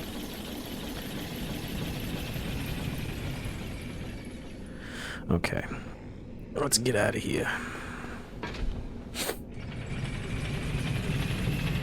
Let me adjust my audio levels really quick.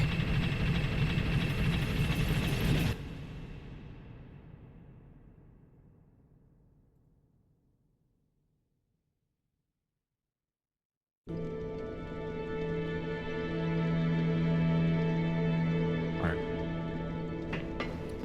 Sorry about that. My first time using OBS Studio to record something, so I want to make sure that my voice is pretty clear. It looks like it's coming through decent, so I apologize if there's any issues with it, but we're going to give her our Firekeeper soul. Now our Estus flask is increased twofold. And at this point, we're done with the poison swamps, so we're going to ditch that, and then these and put back on our knight armor.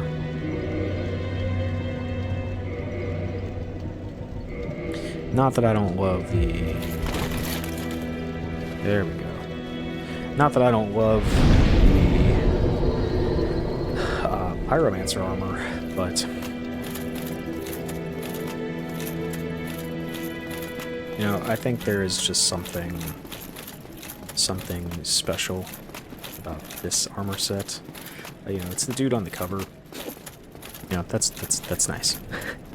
Alright, so we're gonna run back up here.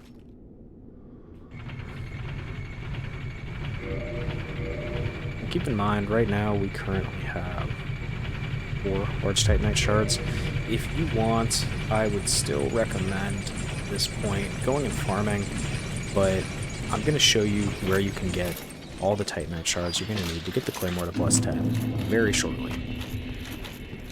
I'm also going to try to show you how to get through Sense Fortress as painless as possible. A lot of people have a lot of problems with Sense Fortress, and now that I've played this game quite a bit, I think I, for the most part, have mastered it. Once again, this is, I'm going to say that, and then I'm going to die a bunch, but we're going to see if we can get through in one go. First, we're going to head to Andre. We're going to upgrade our Claymore to +10. We got to give him the new Ember that we got, and we're going to see what we can do.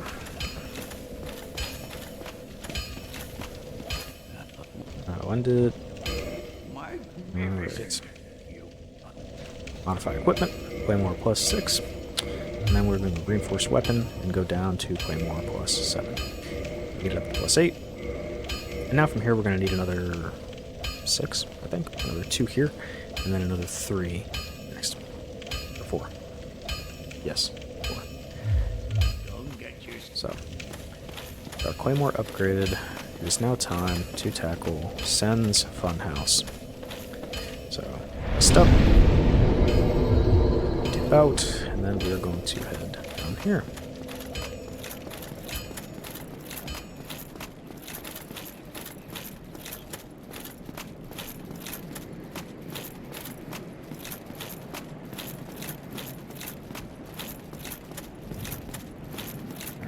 Avoid this trap right here. Let's see. I don't know if we can kill these guys in one hit. No, we cannot.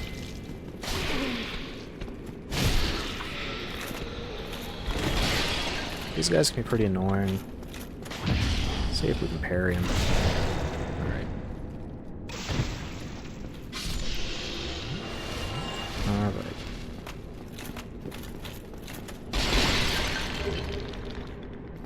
Okay. So the first thing we're going to do is come up here, and you're going to see all these very fun-looking swinging axes. So just walk through. You don't need to go too quick here. And then after this, just run. So this guy, typically I try to just get around him. If you want to fight him, you're welcome to. Just be aware that that's more time that you may just fall off. Fight him right here, where it's a little safer.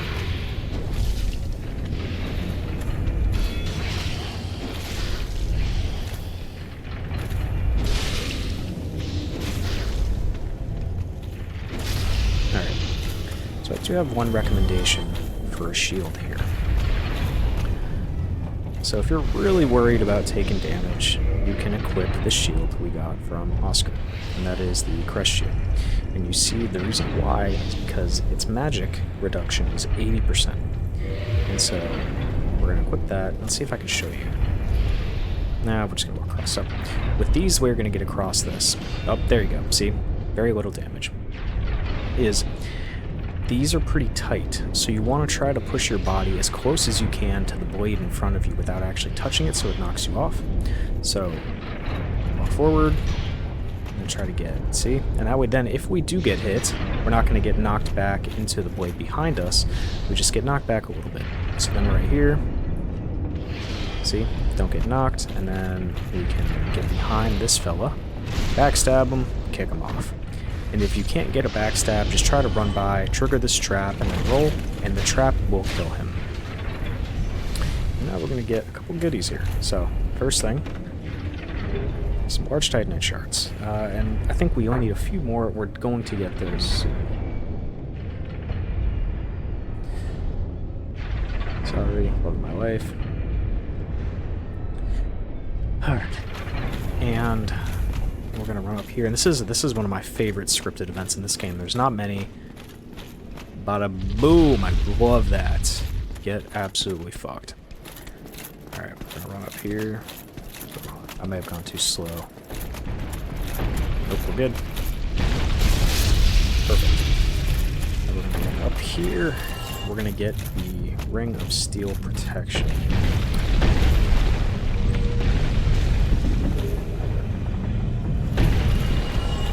You know I'm a fucking Dark Souls nerd when I can name exactly what every single thing is, but I guess that's why I'm doing a playthrough here. Now, if I didn't, I probably couldn't. We're gonna go through this white light, and you can see this arrow trap right here, the trap mark. So what we're gonna do is we're gonna run, roll again, and this brother, we're just gonna try to get behind him and backstab him. And it's gonna fail miserably, because we're bad at this game.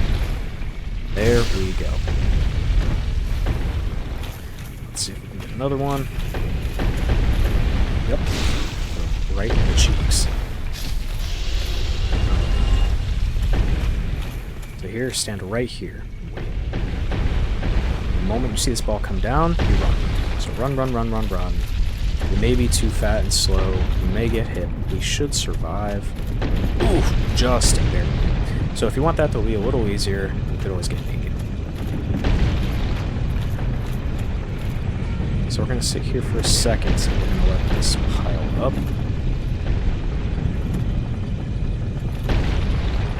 There's a reason we're doing this. So, another ball launched. Run out here again. And I want to fall off here. Alright. The reason we're doing that is to get this soul, but also because we are going to go... We're going to go and get a very good ring and open up this door, just to open it, and then we're going to run back down. And the ring we're going to get is going to be the Covetous Gold Serpent Ring, and what that is going to do is it is going to allow us to get a higher chance of getting items. So we're going to let this ball go, drop down, let it roll past again, drop down, and then we're going to run down here. We're going to run into this little hallway to the left. Alright, so this is going to be our first lesson on mimics. If you play D&D, you know a mimic is a creature that looks like a chest, but then you go to open it, and it attacks you and eats you. So, the way we're going to be able to... There is a way to tell these apart, so some people just swing, and they hit before every chest they open. However, the game does give you a hint. So, if you look on the right side here, you see that chain. And you see the loop of the chain is kind of facing us, like the chain is like on our side. If the chain is facing towards the back of the chest, then that means that it is a normal chest. If it's facing us, it is a mimic. Now the way I remember this is just a really simple analogy. Face you, eat you. Remember that. So the chain faces us, then it eats us. There we go. So we're just going to keep on swinging. And the mimics in this game aren't too difficult. If they do manage to hit you, they do quite a bit of damage though, because they'll do a grab attack. But with our Claymore at this level, we should be doing a decent enough amount of damage. Now we're going to pick up this Lightning Spear. Very good weapon. We don't need it though, because we have the almighty Claymore. So now running out here, you notice that this back is blown out now. Back blown out. And that's why we kept those balls right there. Balls. We're going to come here and get the Covetous Gold Serpent Ring. So if we ever want to farm for anything, that's going to make farming for things much easier. It's going to boost our item discovery quite a bit, and it's a really good way when you're getting those Titanite shards, just to get them to spawn a little bit better. And that's something that we're probably going to end up doing at least a bit to get the chunks that we need to get the Claymore to plus 15. But first we're going to wait, jump on this. Now this blood is an indicator that we probably should not stay on this platform. So, once we get to this spot, we're going to walk off, and if you notice, there are spikes up there, and if you stay on the platform, you will get impaled. So we're going to walk out here. Could have gone that way, that's the door we opened earlier. And we're going to walk out here and up. And we're going to push this once this way.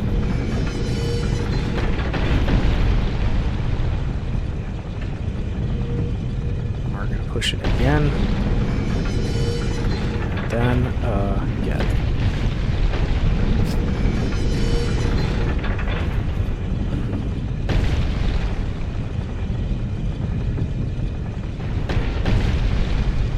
Oh, sorry, texting.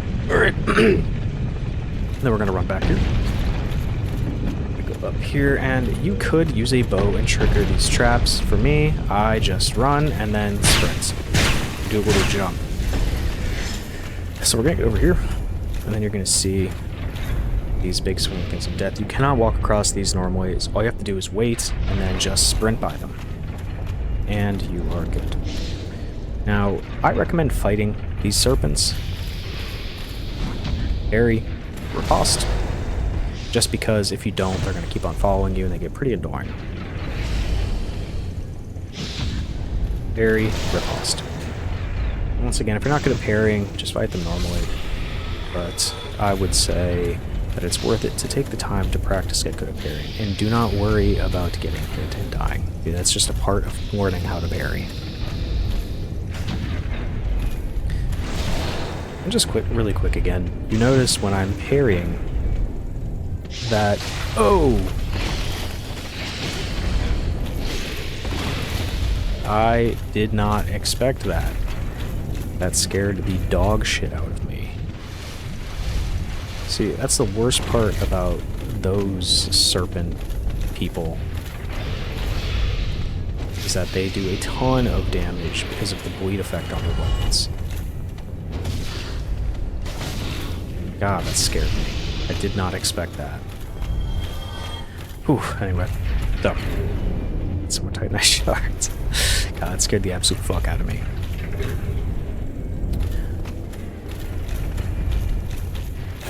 Okay. So, before you guys go and run across this, I want you to watch me carefully. We're gonna switch back to the grass crest shield. Watch me carefully. We're gonna run across this bridge, and then wait, step forward past 2 of them, wait, and then go again. So just watch me, copy me. Wait. Run. Wait. Run. We're gonna hook a little left here and go kill this guy, because we don't like him. Make sure you watch out for those traps. And this brother, we are just going to kick off. This is Sparta style. Running back. I almost ran off the edge right there. Get up here. And out. Now, first thing, I'm gonna run right over here.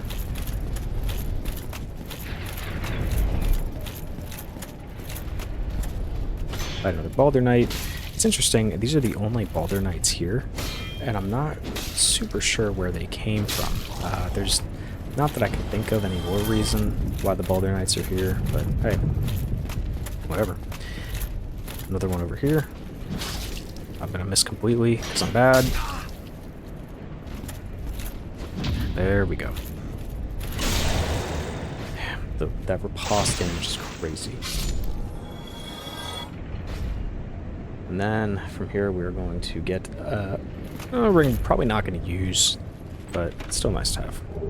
The Flamestone Plate Ring. I'm not like the biggest completionist in the world, but if I see something shiny, typically I like to get it. A lot of this at this point for me is just kind of natural. You know, if I'm running through this game, I'm going to go to these spots. So then we're going to run up here. If I'm remembering correctly, there are some large Titanite shards or a soul right here. Large soul. And over here, I kind of fall off this. Be very careful. And we have a bonfire. I apologize for the monstrous explosions that happen. I don't know why it's so ear-rapey. But, hey. So we're gonna be running up here. A couple dudes to fight. I know these are large Titanite shards. We're gonna fight this guy.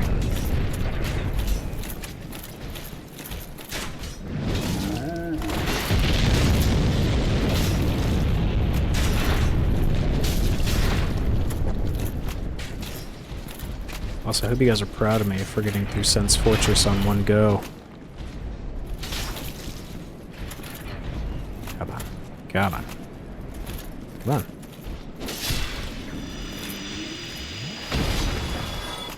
Don't be worried if it takes you a bit to get through. Sen's Fortress is tough. It's called Sen's Playhouse for a reason. 6 large shards. So the reason why we're gonna need to get 10 large shards, and I don't think there are any up here.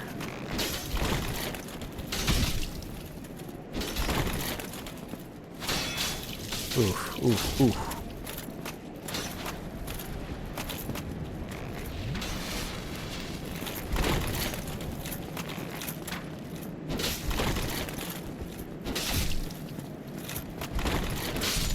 Okay. He can be a little tough. Sometimes he fucks me up, but I would recommend really leaning heavy on that R2, that stab, just because it's just so good. It's so great not to hit anything. Once again, there we go. Remember, face you, eat you. These both are facing away.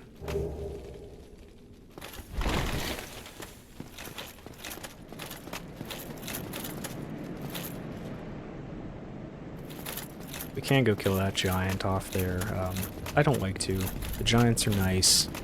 The giants in this game are enslaved by the gods, and so I don't think it's fair. We're gonna need to do a little...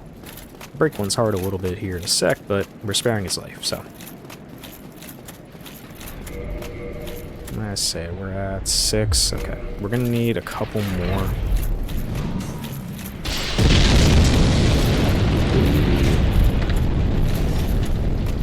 Could probably find some... I don't think where there are other guaranteed locations for large titanite shards. Can't quite think of any.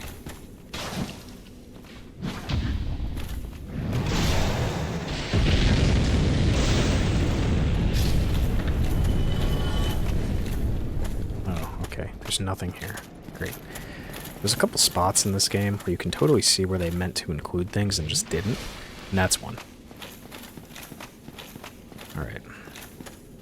We're gonna make a little jump. This is a little tricky. So run across here, kind of hook to the left, and then jump across. The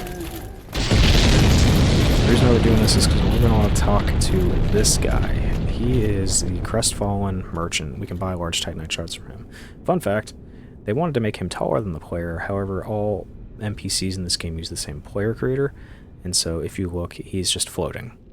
That's how they resolved to make him taller. Blah, blah, blah, blah. We needed, what, 4? And it's alright, we're gonna get more souls. We have quite a few, but we're gonna run down here.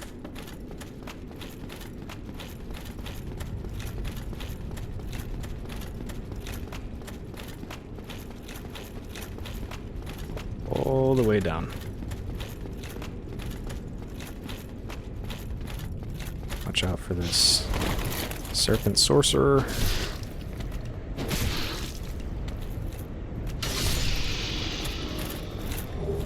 And we unlock the cage key.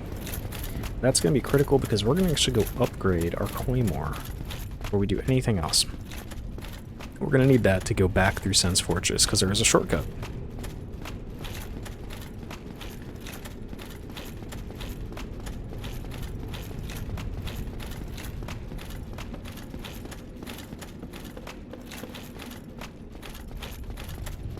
See if we can make this jump. Oof. Fuckers my butt every time. Every single time.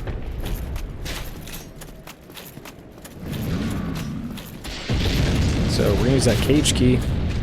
Unlock here. And then we are going to go down. And we're probably gonna use some of these souls that we might need them to upgrade. We're going to need them. Anyway. So come out of here and go right, and then we will be back at the Undead Parish in no time. Remember, take your time getting through these. You don't want to get knocked off. It's a big frustration, and especially if you're human. If you're not hollowed right now, you don't want to waste that humanity.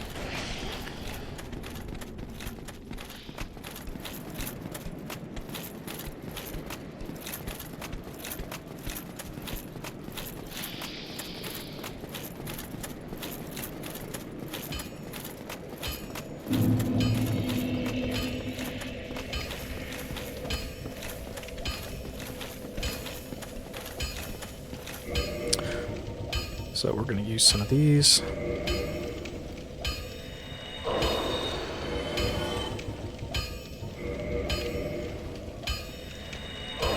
Alright, let's see how much we can upgrade our claymore.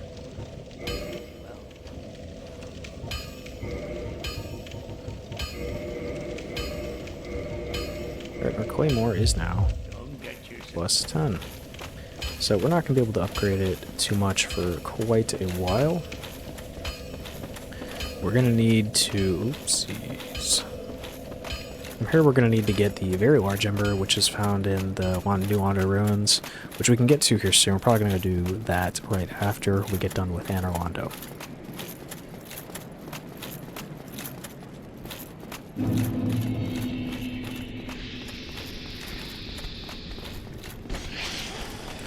Alright, run by these guys.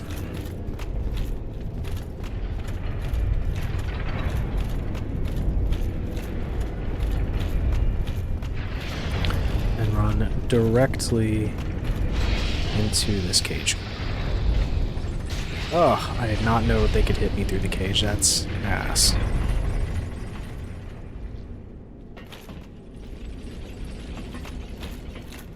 Alright.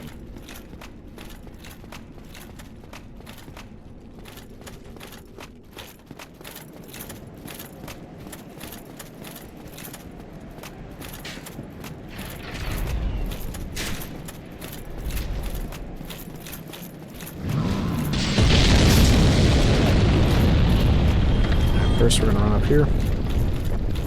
And we're not going to fight this giant. We're just going to start rolling through these walls.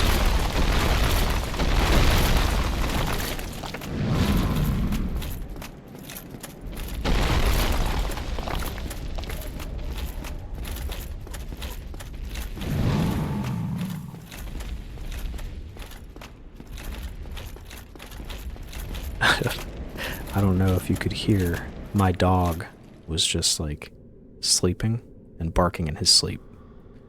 Pretty sure you could. Alright, so we're gonna summon Mr. Iron Tarkus over here. He's gonna make this fight, this fight's already pretty easy, but he's gonna make it even easier.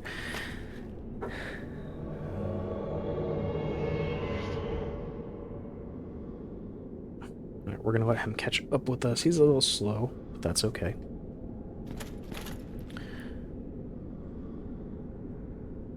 Alright.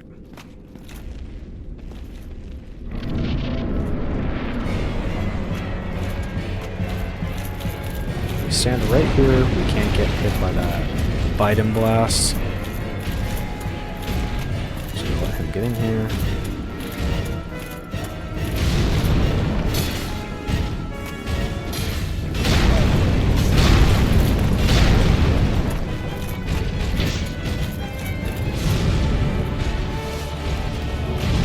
We're gonna let Mr. Tarkus take a lot of the brunt of this fight.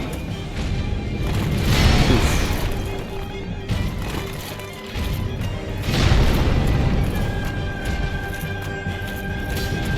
Especially because I'm a dummy and used up all my health flasks. Idiots. Help them out when the guy gets staggered.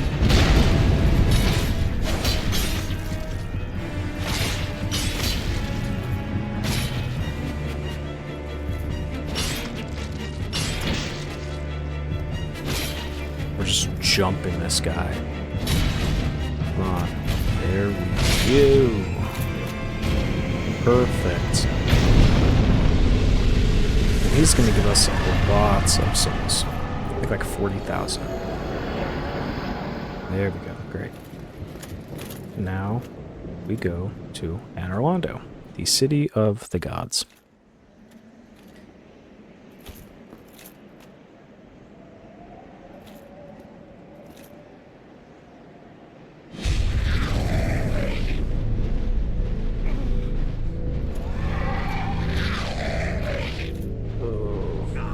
About to get taken advantage of by some demons.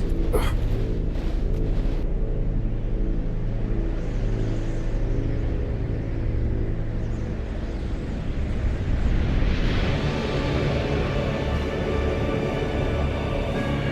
I think I will forever love the sight of this city, buddy. You okay? I heard you having some bad dreams out there.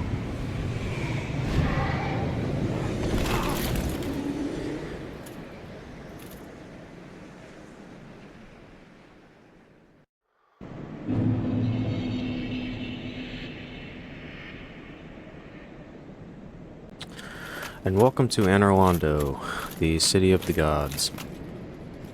This is probably one of my favorite locations in this entire game, and I think for most people they would say that. It's just gorgeous. I mean, this giant cathedral kind of off in the distance. This area can be pretty difficult to navigate though, so just keep that in mind. These guys up here, not hostile unless provoked. There are some things that we may want to get. Let's see if we can... Oh, there we go.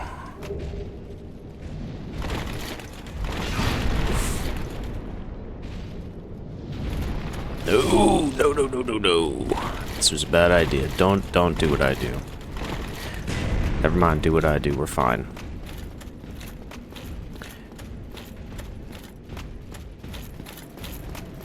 I am a terrible guide for this game. But alas. Alright, so we're gonna go hit the first bonfire up here. Now, this lady, a little bit later, we won't really need her, so we may kill her for her Firekeeper soul. We're gonna level up here. Let's see, what can we do?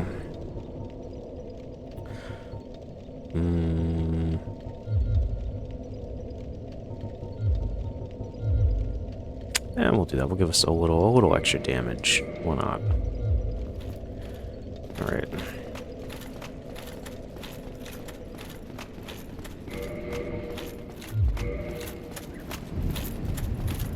Over here, there's not too much. Same deal, just 2 of these guardians. And full disclosure, I fucking hate fighting these guys. For some reason, I mean, I feel like I've said this a lot, but they always just beat my ass. So I try not to fight them if I can avoid it. Let's see if we can just grab this and dip. Yep. Ooh. Okay, we're just gonna tactically retreat here. Oh shit.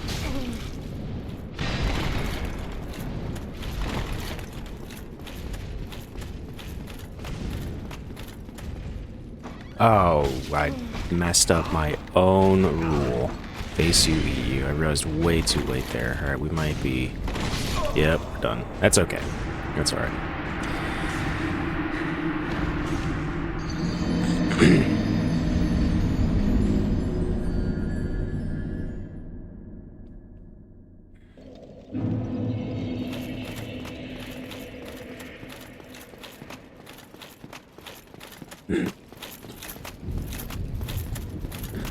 So we don't need to do anything over here, so we're just gonna go see if we can grab our souls and then dip.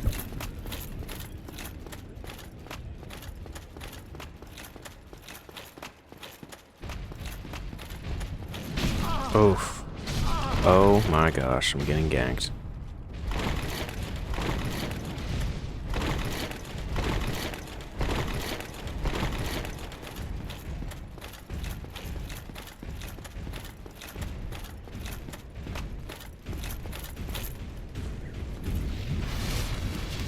Oh, hello. I didn't realize they could follow us out here. Well, no matter. We're gonna be walking over here and taking this little elevator down. I think right here might be our first case of what was a boss for us coming back now is just a normal enemy. We're gonna fight a bell gargoyle. It's gotta be different though, because it's way easier than the first one. We're also just good at this game now, right? By now, so...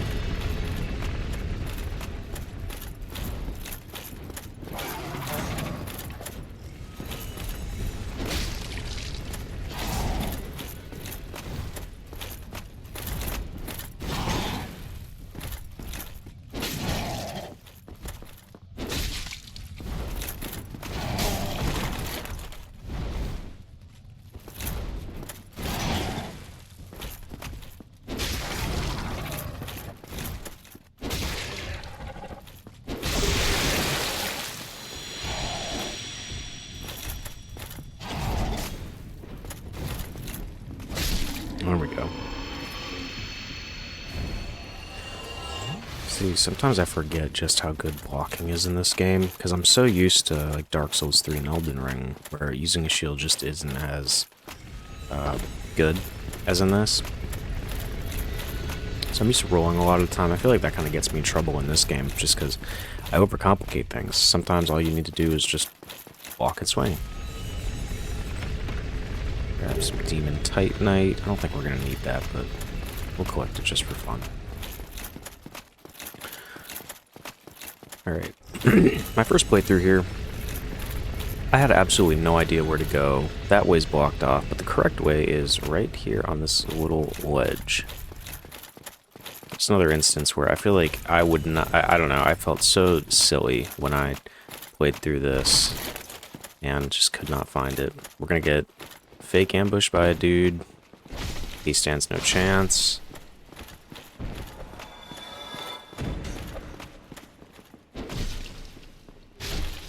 Alright.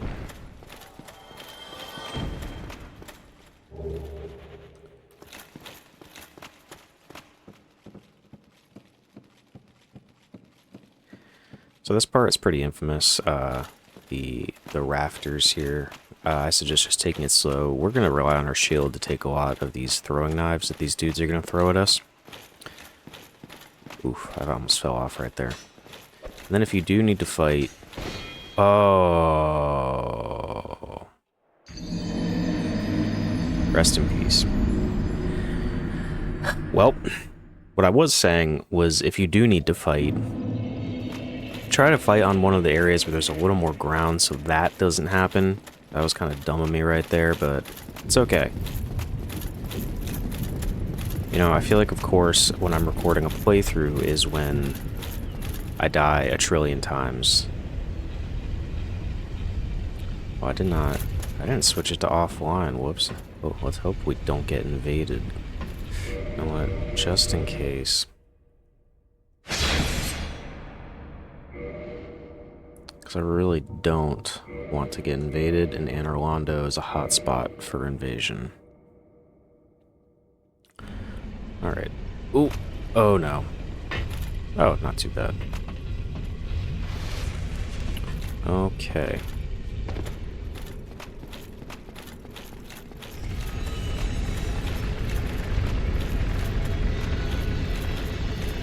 Glad the bell gargoyles don't respawn. I feel like that would be kind of annoying. Alright, we're gonna be heading back up these rafters again.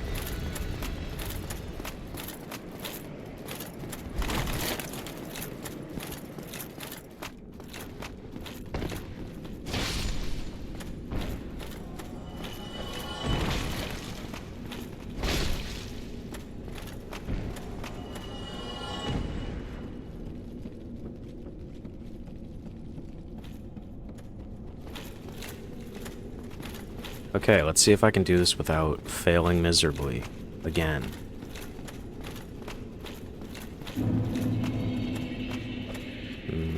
I'm going a little quick, but you probably should take this a little slow. I found here the camera very often gets me into trouble. Locking on may not be the best choice here, because it might drag you off and then you're more likely to fall. So given that, oh, please don't kick us off. Oof.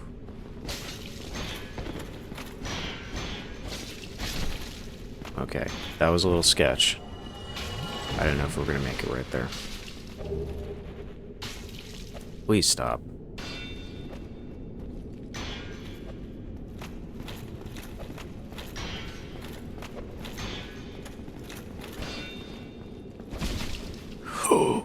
Oh, we are very lucky. Wow. Maybe not? Oof, that was scary. Yeah, you may have to run by that part a couple of times. On any playthrough, a lot of it is just kind of up to chance. But anyway, we're gonna run up here.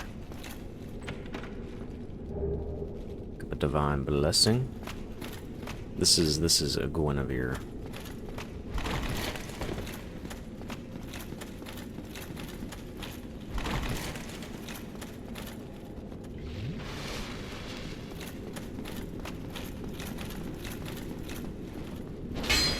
Hello.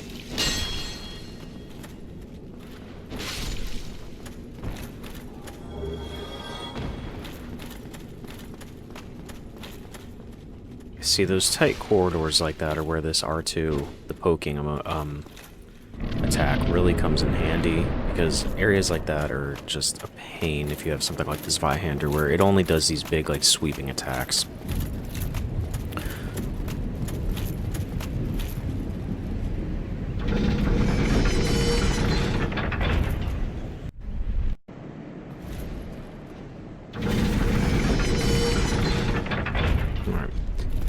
Push that a second time because there is a semi-hidden bonfire here.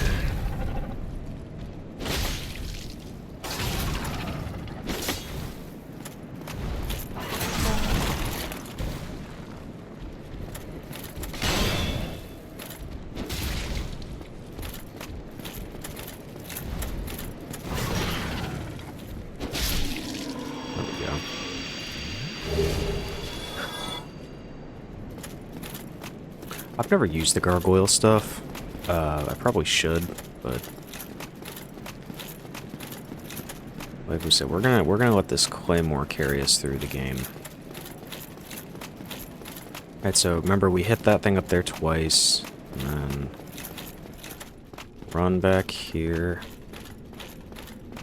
Yeah, we have a slightly closer bonfire.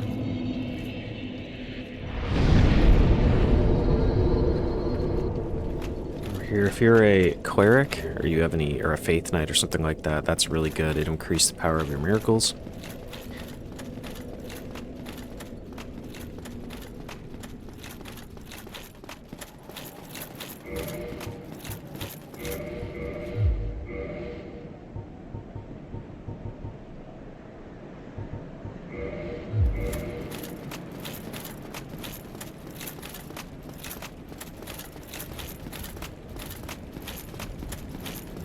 Okay.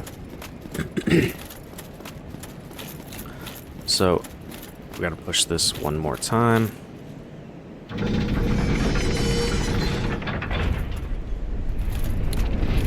And we're gonna run back down here. That seems kind of redundant, but there is one more spot we can go to. The area underneath those rafters has some things we can get, so we're gonna go grab some of that. And there's a decent armor set we may be able to wear. It's the same one Iron Tarkus was wearing earlier. Let's see. Should be a guy right here. Yep.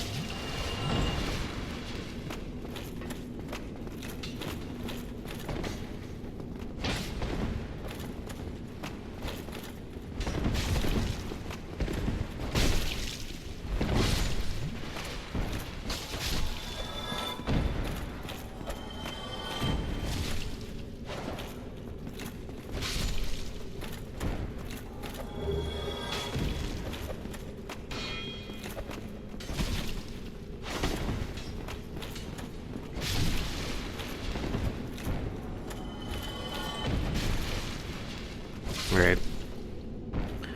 And you're going to find that if you run up to this painting, we can examine it. We're not going to do that just yet.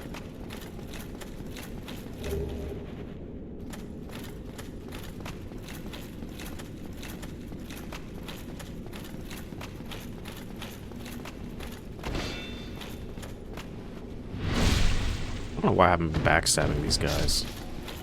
Like that would have been easier. Alright, let's see if we can wear this. We could, that would be nice. I know this armor set's pretty heavy though.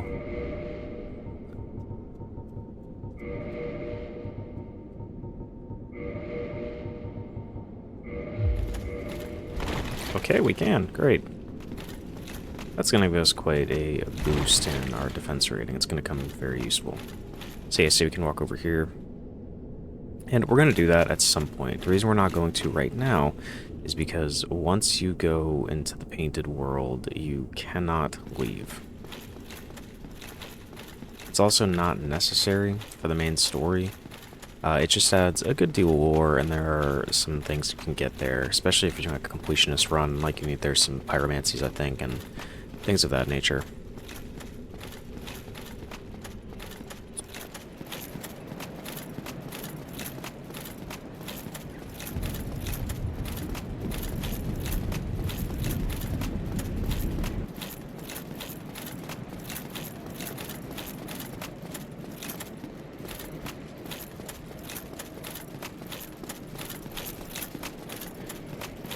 So you can see more of those demons that transported us to Orlando up here, and these guys are pretty tough to fight. I still have a difficulty with them, so I tend to kind of run by these. Once again, you're going to notice that I'm skipping or running by most of the enemies here.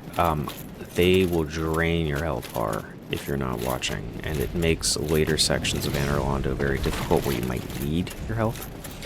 So I typically just breeze by these. You are welcome to fight them if you would like. See, I don't like to. Although these guys aren't too bad. They kind of just like, sometimes they'll even weep off. You see we're already down quite a bit on our health bar, so. See? Alright. Here we're going to try to just run by these guys. So this is one of the most infamous parts of this game. Oh, that is exactly why. So, these are the archers of Orlando. A lot of people have a lot of difficulty with these, and we're not going to. I'm manifesting it for you. We're gonna get through this fine. So we're gonna run down here.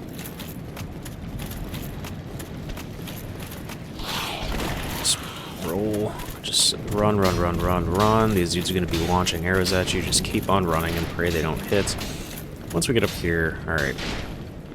So, Fighting Cowboy's playthrough, he recommends take some poison arrows, hang back, and just launch them at these guys. And that is a very viable choice. That's what I did my first run. It just takes a long time. And so I'm going to show you just another pretty easy way that you can clear these guys. Not quite as straightforward as Fighting Cowboys. However, it takes a lot less time. And so the first thing we're going to do is kind of hang right here. Alright, we're good. Run around. Just run. You're going to want to roll once we get up here if these guys shoot an arrow at you. There's a chance we're going to get hit, but that's okay. Roll. And he's going to pull out his sword. There we go. Now, that's not guaranteed to happen, but it is a pretty good chance that it will. Now, if you would like, you can run back there and fight that guy. You know what? We're going to, because why not? We're doing a playthrough. We'll go over here and we'll fight this dude.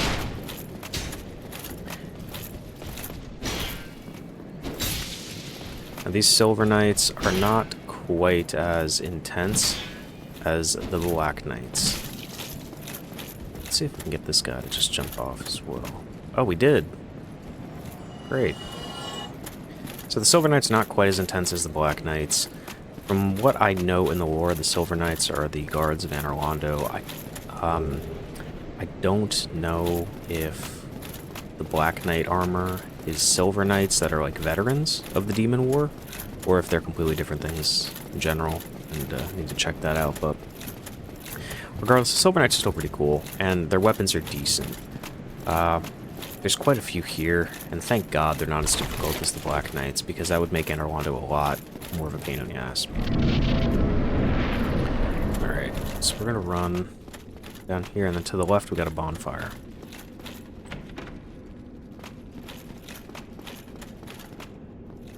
We got our brother Solaire here. So if we can level up something, we can. Great. We'll dump some into... Well, we're about the same there. We'll put some into endurance. Why not? You can always use a little more endurance.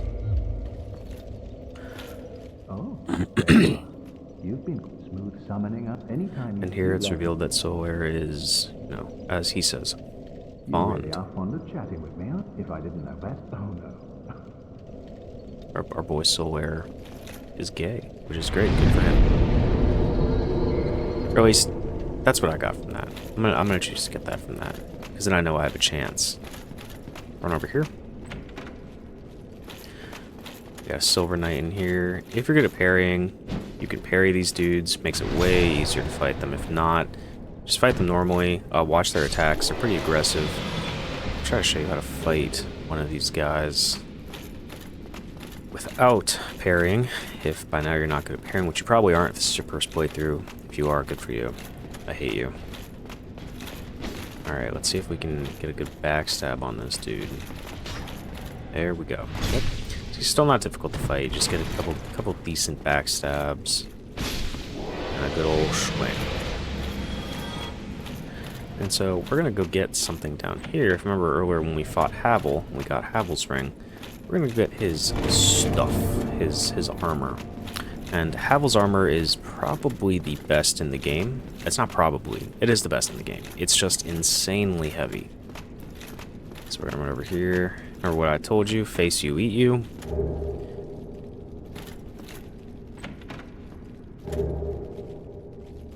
And I highly doubt that we can wear his armor right now. We'll put it on after this and see. And then we got a Mimic. And it's actually very important that you kill this Mimic for a later area.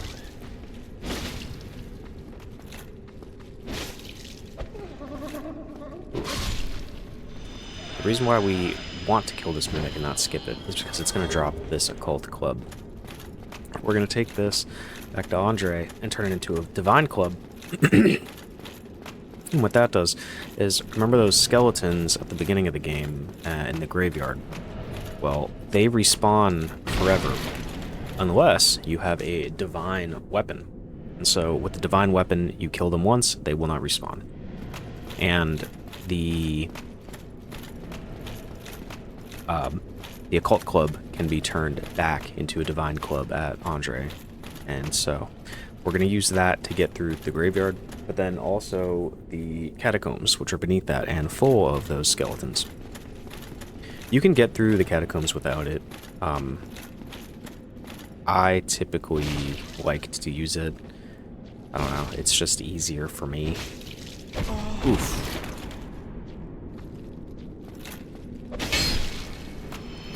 And these mimics don't drop anything anywhere near as good as some of the other ones, but we're gonna kill them nonetheless, just cause.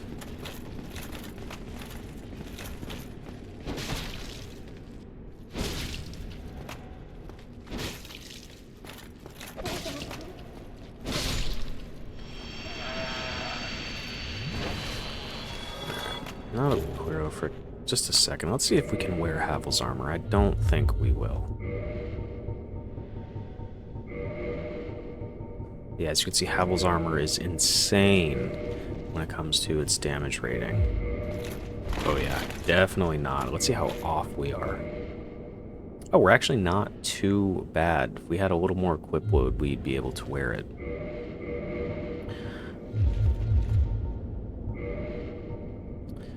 I wonder if we were to do a mix. Oh, okay. Maybe we can wear... Nope. Alright. I tried. So we're gonna go back and put on the black iron leggings.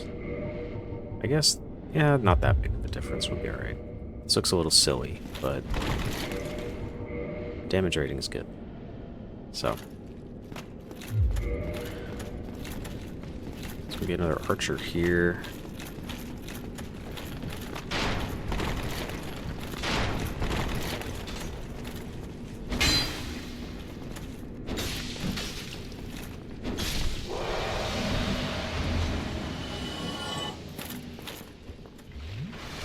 And these Silver Knights here, are a pretty good farming, pretty good way to farm.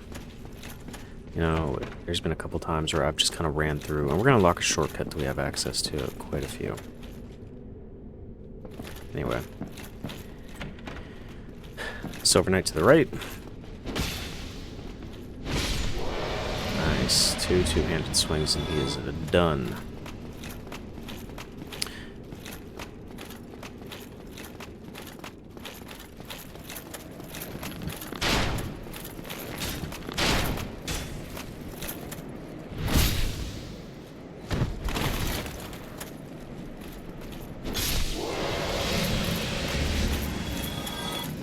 And I wonder if Sigmar is here.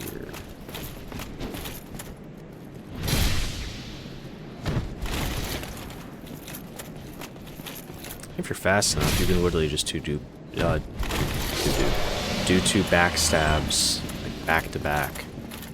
There's been quite a few times if I've gotten lucky. No, he is not here. Oh well. Like I said, we're not going to be focusing on NPC quest lines. Sigmar is kind of sad. We like Sigmar. We're not going to focus on NPC quest lines, though. There's just too many in this game. I haven't done a lot of them. The one I really like to do is Solar, and that's because, you know, Solar is my guy. Alright, we're going to head over here. We're going to unlock a shortcut down here, but watch out, you're going to get jumped by this Silver Knight. We're going to miss because we suck.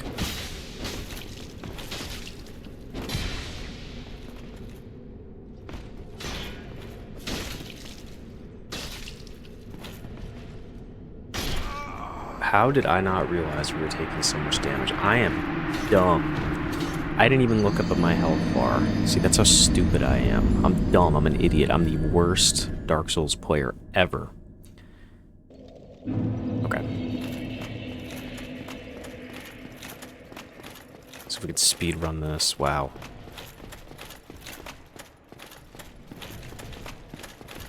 I'm ashamed. This is what I get for doing things that I don't normally do.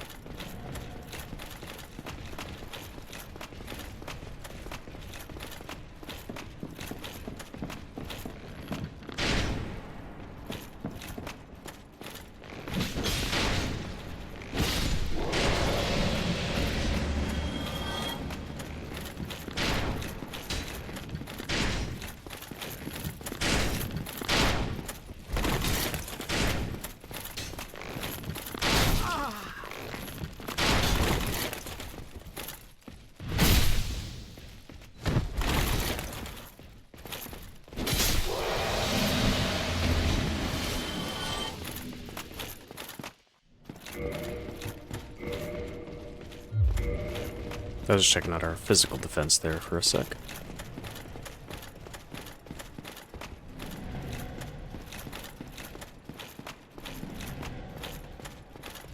And we're not going to make that mistake again, so we're going to run back here. This is what I normally do. I thought I could tank it wearing Havel's armor.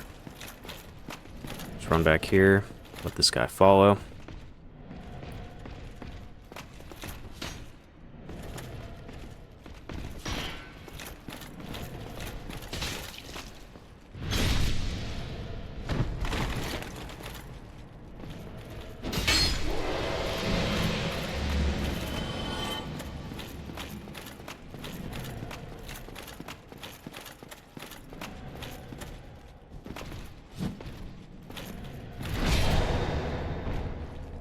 If you choose, right here we have the Silver Knight armor, which I have worn before. It's kind of drippy. I like it. Let's see if any of this stuff is better than what we got on. I know it's not better than Havel's, but... Okay, the gauntlets are not. And the leggings are not. So we're just going to keep on what we have.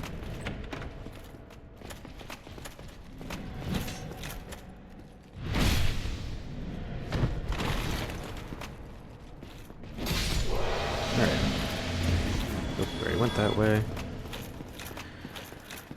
Run on back here.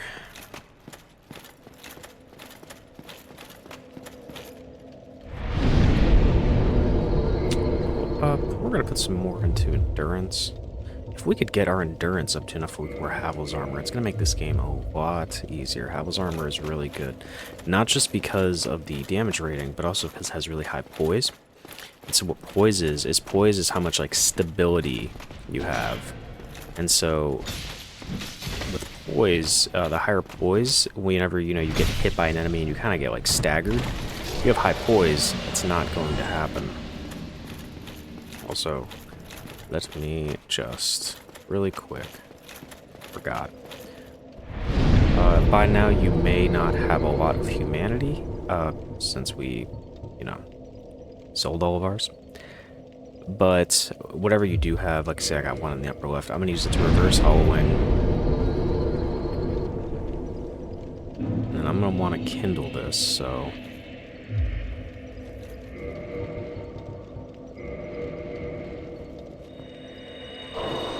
See, it's such a crime to use all of that humanity. But it's worth it to save Soulware. It's especially worth it to skip Lost Izalith if you chose to go that, or if you chose to go that route. And that's just because Lost Izalith sucks. Alright, we're gonna, real quick, pop some of these souls. Souls of a Hero are the biggest ones. Yep, 10k.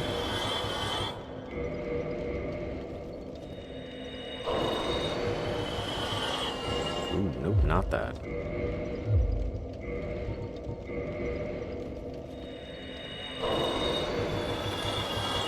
And we're gonna suspend these. Let's see. Oh, we're so close. I'm gonna keep on pumping it into endurance because I really, really would like us to be able to wear Havel's armor. That sounds nice to me. I wonder if we can at least put on the leggings now. We can. Great.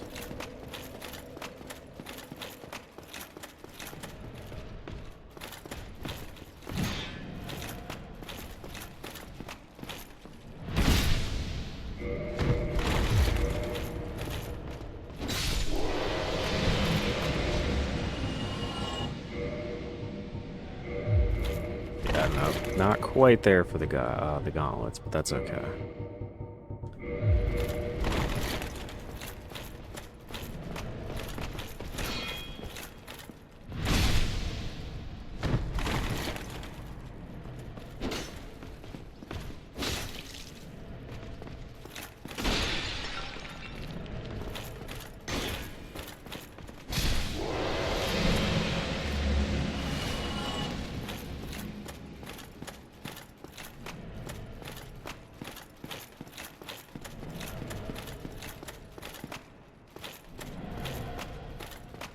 The one thing I've always liked about Dark Souls is like the little steppy sounds. Alright, we are going to run down here really fast. Oops. I dislike these guys. We're gonna run by them. We're gonna open up this gate over here. Other way.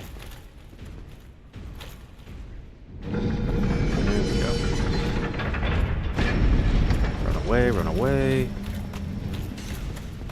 That is purely for convenience. You don't really need to do that. We're probably not going to need it after we get the Lord Vessel. Ooh. Alright. We're gonna run back up here.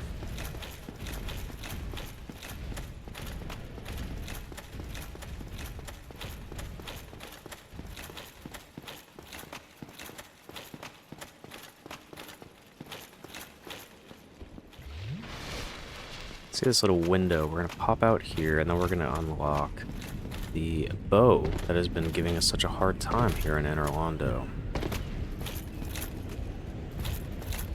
So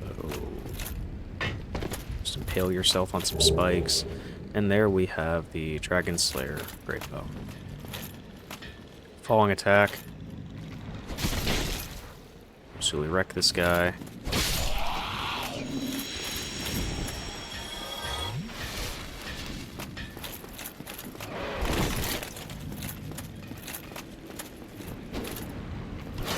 How did that not connect?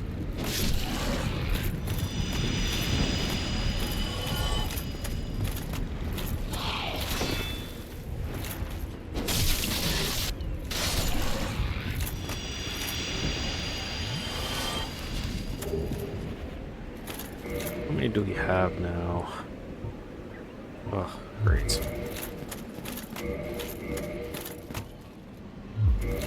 We're gonna need like 8. I believe 8. And here is our second favorite blacksmith. Hello?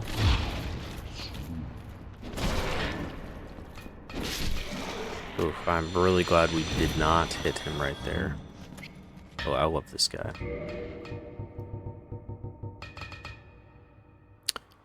Ah, I want to use it so bad. So here we can see, we'll just do it right now, but we'll move the Occult Club back to a Divine Club +5. Keep everything else the same. You see, we could turn this into a Lightning Claymore, but as you can see by the damage, it's good, but not quite worth it for us once we get to +15. So we're just going to keep this as is right now.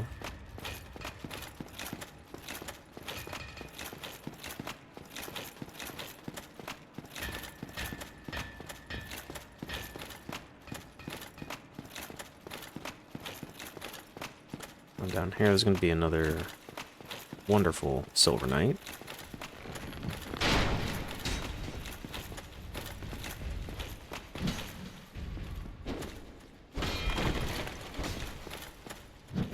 Oopsies.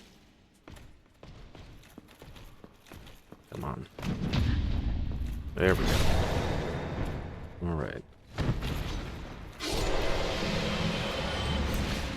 Okay, you have a couple options here.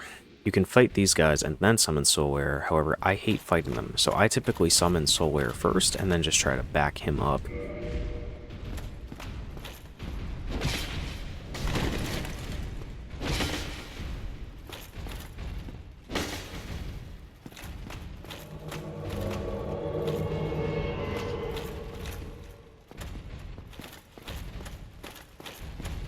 Ah, yes. Perfect. Oh, not perfect. We missed completely.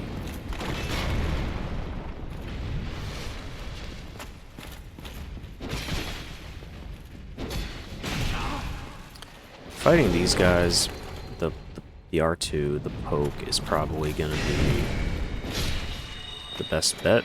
Just because that shield, if you swing right, we're using up all of our health right here.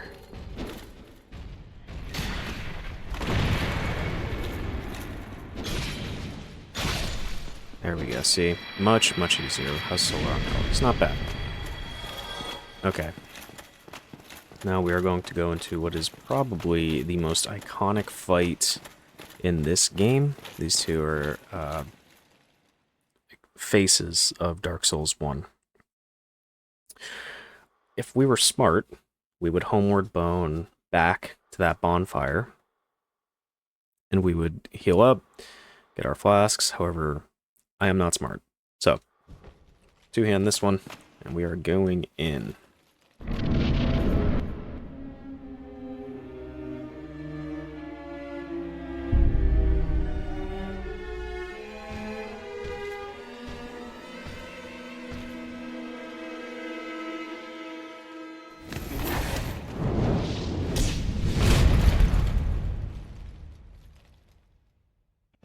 I love Ornstein and Smo, because it's just me and my friends build.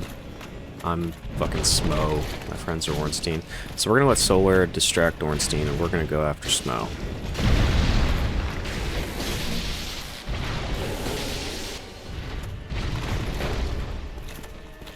See, that's a big reason why we have Soulwearer here, is for the distraction, while we can just pound away on Smo. Just absolutely pound this guy, you know?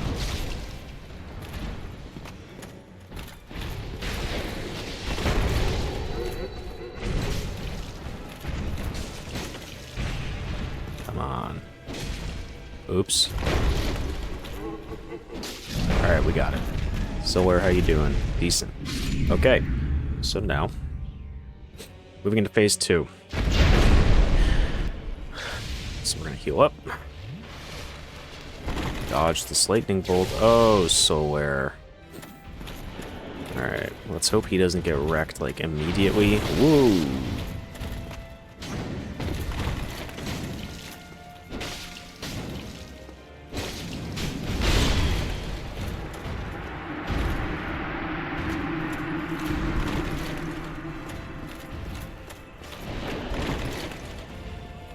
Oh boy. Yeah, we're cooked. Alright.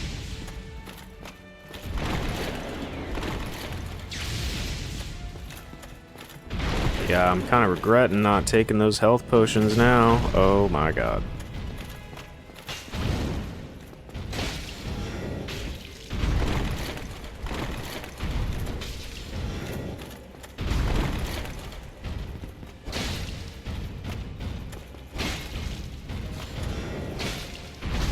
Oh, fuck. It's okay. I think we can do this. We can do this. Maybe we can't. Shit. Oh, we don't have enough health. We don't have enough humanity to spare here. No! Oh, we might be done. Oh my gosh. Please. Please, please, please, please, please. Cooked. Alright, well. That is what I get for not going in with a bunch of health potions. That's on me. I can't blame anybody else for that but myself. Okay. Got one humanity. We're gonna have to make it work. Oof, gosh. Alright.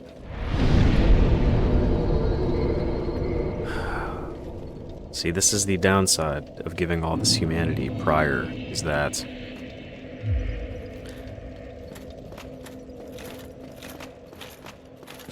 Alright, we're just gonna have to be very careful here, because we want to have as many Estus flasks as we can.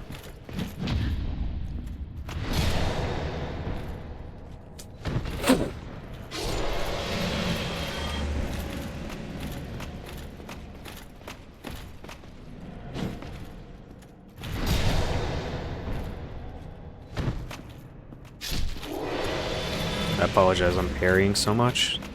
I've just... It's taken me a long time to learn how to get good at it, so I hate not doing it. And I was really scared of it my first playthrough. Like, so I would say just, like I've told you this entire time, just go for it. Don't be afraid if you're gonna miss. Just keep on going and learn from it. Like I said, the best piece of advice I have is just try to time it where right as that spear or sword or whatever it is about to hit you. That's when you parry. And if you do that almost every time, you're gonna get a good parry.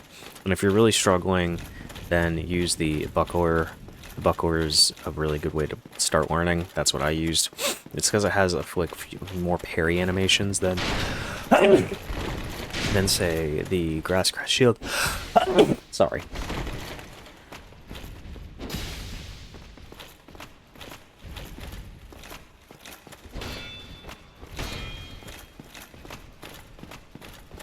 Oh, come on.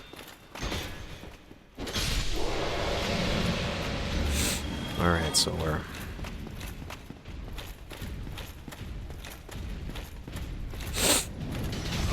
Oh, that's not a good start.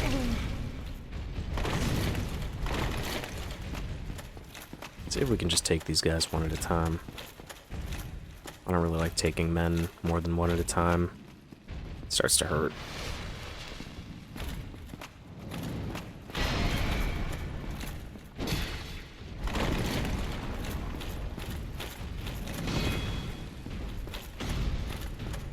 Nope, we're going to summon Solar. Yep, we're summoning Solar, there's no way. I'm not good enough at this game to take these guys on by myself. I need to tag a guy in to help me pound these dudes.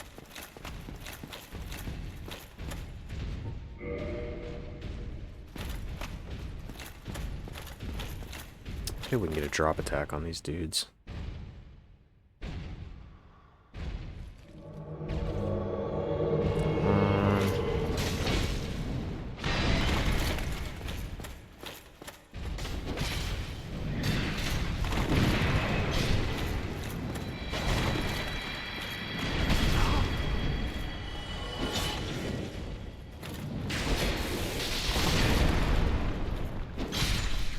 Ugh. And he barely took any damage. Let's go. We still have plenty of health. Oh, we so got this. We so got this. I think we're gonna try a different approach though. We're gonna try taking on Ornstein first.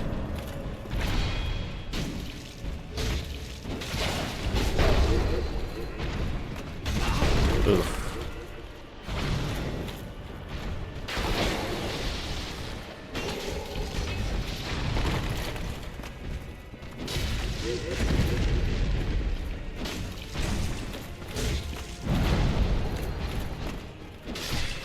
Easy, easy, easy.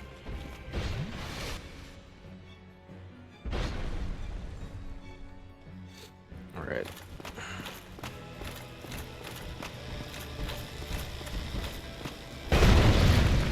I always found Smo a bit easier. Oh no. To fight, except for that attack. That attack will always be brutal. Cooked? Yep, cooked.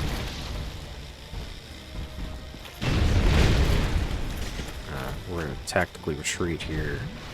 Heal up.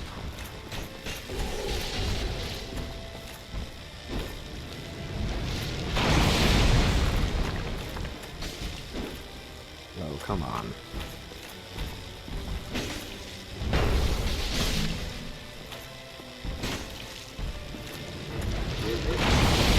The good thing here is that Smo staggers pretty easy.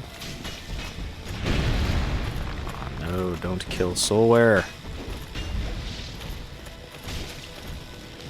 Oh, come on.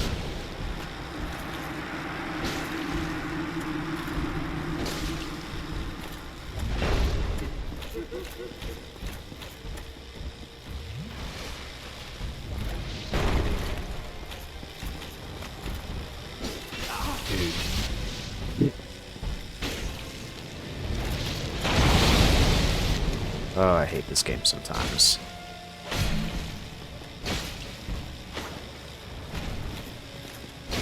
Get fucked, kid.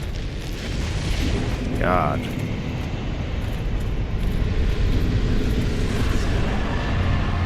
Maybe the R2 is not the move there. Maybe the R1 is. Future looking back at me. Alright.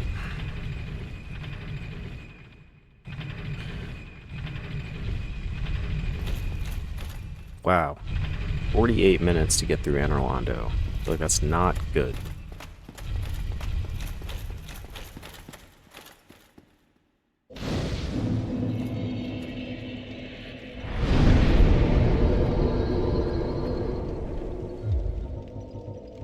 I think 120 will be enough.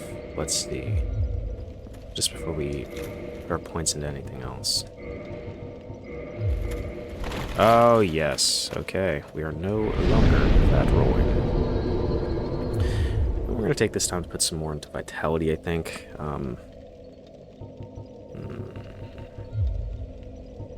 Six.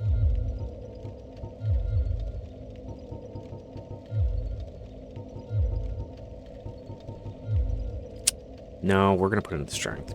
Because we're plebs. We like hitting things. Alright. If you are a weak man, beware.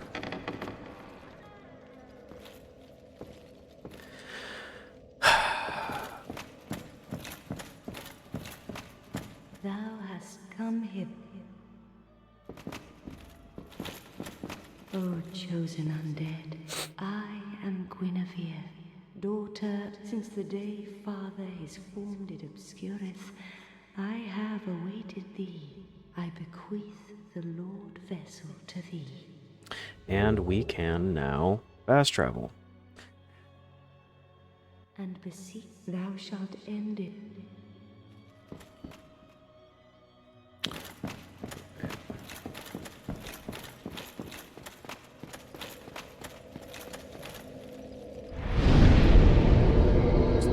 So we are going to go back to Firelink for right now.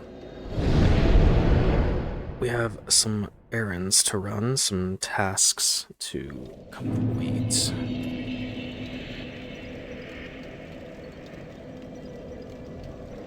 Okay, first up here. And then we're going to bring the Lord Vessel to Bram, who we don't like. So I'm gonna recommend you talk to him. I'm not.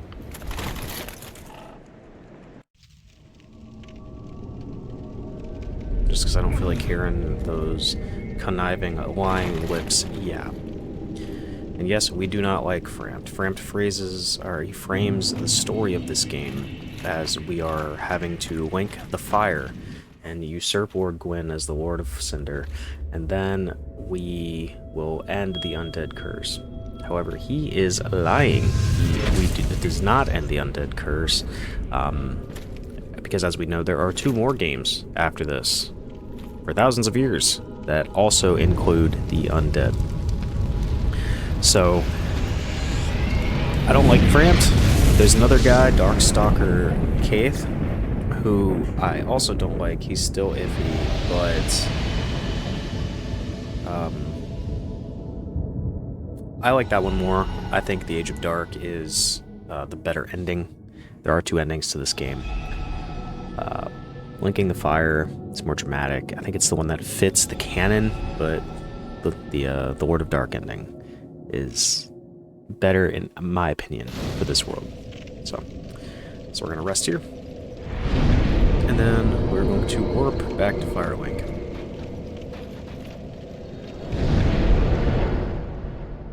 So from here, we are going to begin the process of upgrading our Claymore. So we're going to run over here, and we're going to need another Ember for that, and that's going to be found in New Londo. Now, New Londo, it's a pretty rough place. There are these ghosts that you cannot interact with unless you have a transient curse, you are cursed, or you have a cursed weapon. And we're going to get some transient curses down here. You could buy them, but they're expensive, and we are broke. And so we're going to go over here, bring our first free one.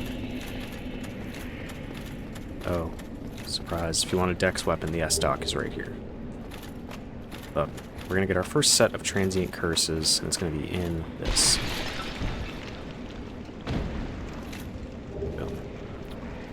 I don't know why I thought there were 3. So as you can see, New Londo is flooded. So our goal now is going to be to unflood New Londo. So we're going to stop here. We are going to hotkey the transient curse. We're going to get some more while we're here, but I don't think we're going to need all of them. Now, what this is going to let us do is, like I said, interact with ghosts. The more we're out here, we're going to see one coming at us. There we go. I missed. He missed. Nobody can just start one. We're going to get some more. There's some more transient curse over here. Be careful not to fall off like I just almost did. Okay, so we got 4 now. We're going to get even more here in a sec.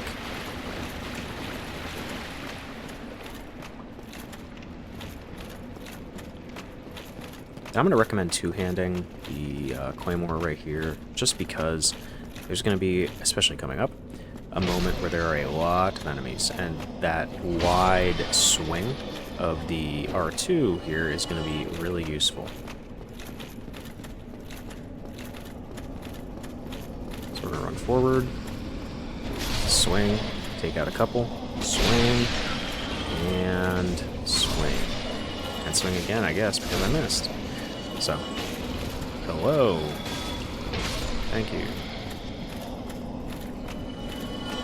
Drop down here. You're going to see some goodies. It is a trap. So right here to the right, there is a ghost. Sorry, left. And we're going to get the parrying dagger. Now, you could use the parrying dagger surprise to parry.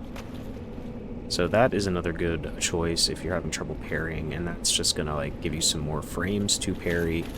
I've never used it, if I'm being honest with you. I relied very, very heavily on the buckler when I was learning to parry. So, eliminate, run around here. A screecher.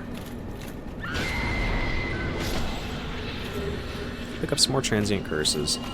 At this point, we're loaded on them, which is a good thing. You always want to have more than you need.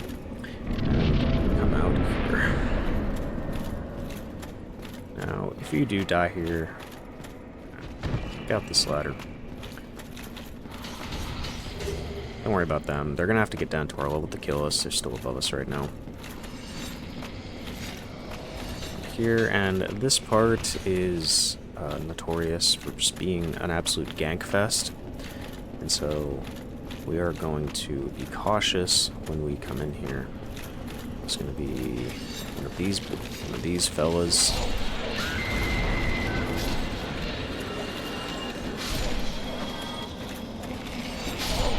I was hoping we could take out all three right there. We're still absolutely tearing them up. So,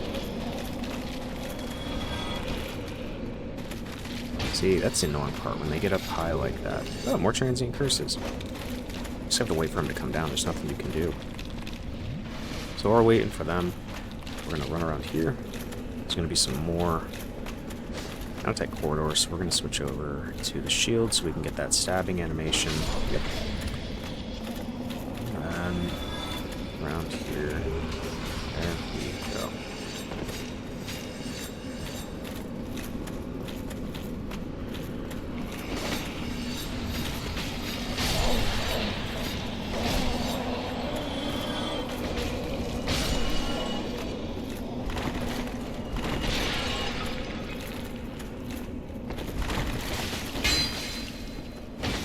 Oh, come on.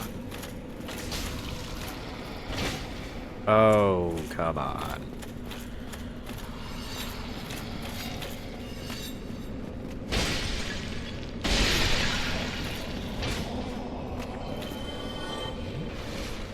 Okay.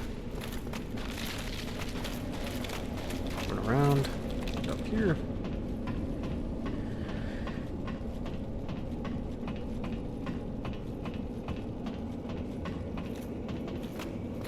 We're going to talk to this fella. Now, technically, if you have the master key and you come down here, you can actually just kill him instantly and still get what we're about to get. But we have the Lord Vessel, so he's going to give it to us for free. There we go, the key to the seal. Blah, blah, blah, blah, blah, blah, blah. Now, New Londo has some pretty interesting lore. So, there is something called the Abyss in Dark Souls, and I'm not sure if the Abyss is just like representative of Dark and like before the Age of Fire, or if it's its own thing. But after Gwyn starts the Age of Fire, there's this, I guess, disease, whatever you want to call it, like a realm called the Abyss that begins to spread. And so the story of New Londo... Hello? Okay. The story of New Londo is that New Londo was going to usurp Anor Londo as, like, the capital of Lordran. But then something happened and the Abyss opened up here. And so these creatures of the Abyss called the Dark Wraiths started to like come out, and they started to destroy everything. And then that guy, I forget his name, but they had to make the decision to flood Anor Londo to stop the Dark Wraiths and the spread of the Abyss. I don't know enough about the lore to definitively tell you how good of an idea that was, but the good thing for us is that the Dark Wraiths just so happen to carry Titanite chunks, and that's what we need to upgrade our weapons. So, we're going to try to get the Claymore to plus 15. Oh, I want to get this. I want to. The shiny is like calling to me. I need it. Alright. Take a second, drink some water.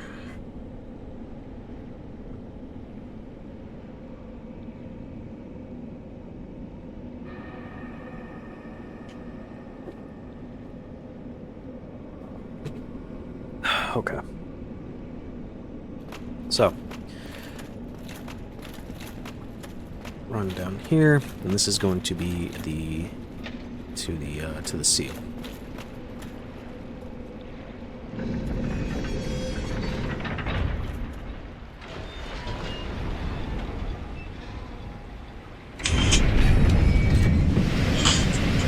Oops.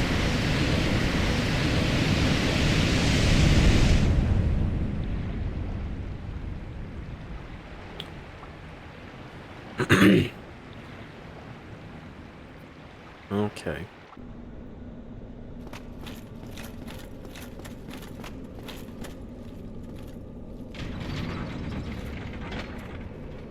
So there are some chunks that we're going to need to get here, and then before we fight the four kings, who are the boss of this area, we're going to go try to upgrade our weapon to plus 15 if we can, and that means we're going to have to go back to the end of the Asylum to get the Titanite slab. Now, I didn't want to fight this guy without the ring on. We need a pretty high chance to. Oh well. All right. So we're gonna put on the covetous gold serpent ring, and we're gonna just be fat rolling. We're gonna have to deal with it. And you know what? This is risky, but we're gonna pop our humanity just to give us slightly better item discovery. I feel like I'm gonna regret that decision.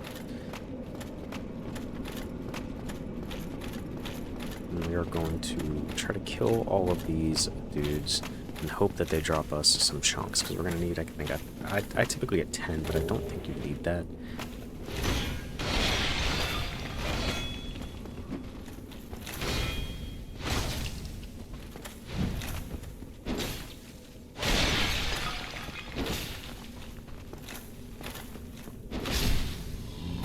Jeez.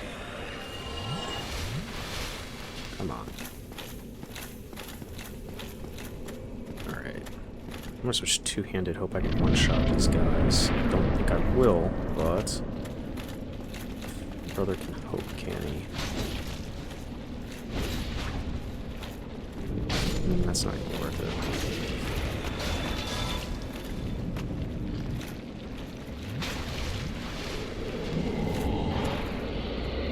Dark Wraiths can be pretty tough. We don't want that. We want chunks. But same deal. We're just going to kind of what we do with all hollows, just run around and backstab. Or that. Run by. See if we can just wail on this dude.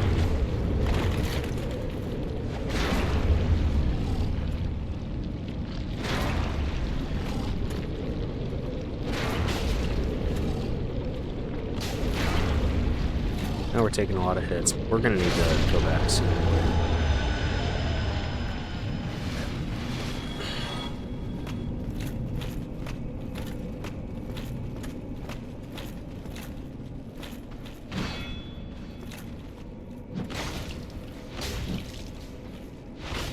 Oh, I'm doing such a good job of parrying. Oh, I'm about to die. Alright, we're backstabbing, because that was not working out for me.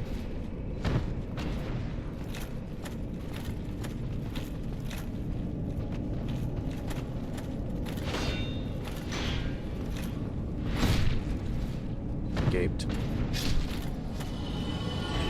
The fact not a single one of these guys has dropped a Titanite chunk is very upsetting and sad.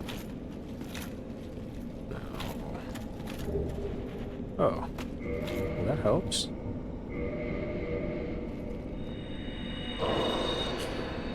No, I'm scared to do this, because I really, really don't want to lose this humanity, but we really need these chunks, so.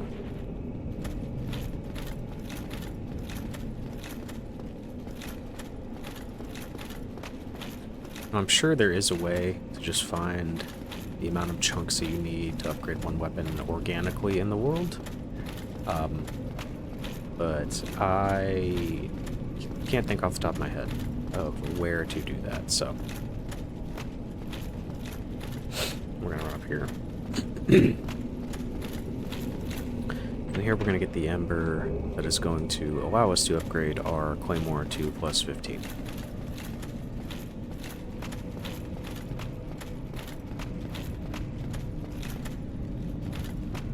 We're gonna take some damage up. Alright. What do we have now? Still 3. Great. Wonderful.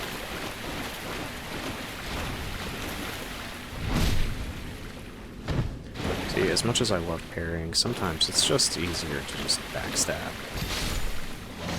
Especially with these things, you just get a hit. Oh. Praise the Lord.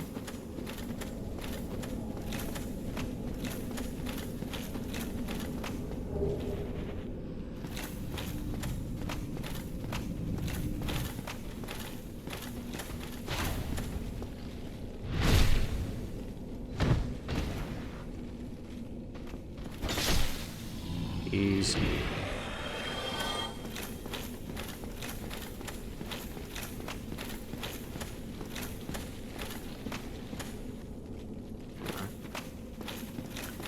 Not gonna lie, I didn't know if there was anything over there.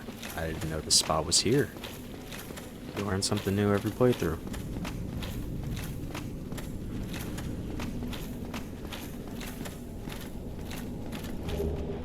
Okay.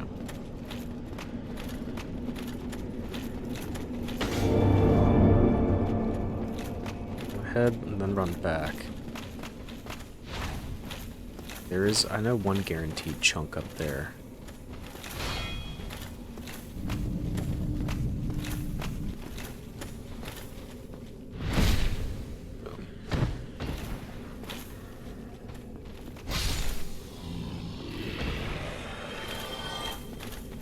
They're being greedy with their chunks today.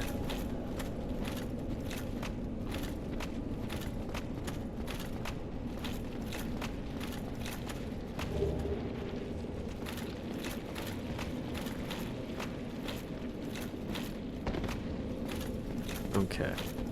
So we're gonna run in here and then kind of aggro these dark rates and then run out. Watch out, there's gonna be some ghosts.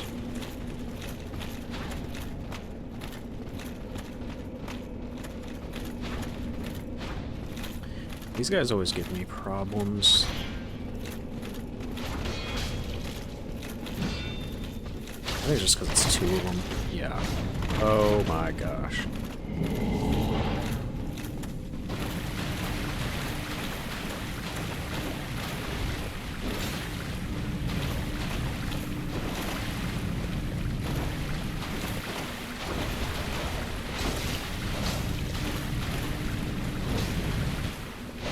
Oh, yeah, that's happening.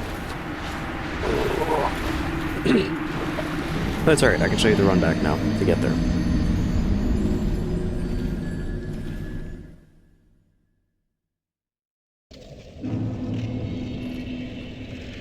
Oh, we are here.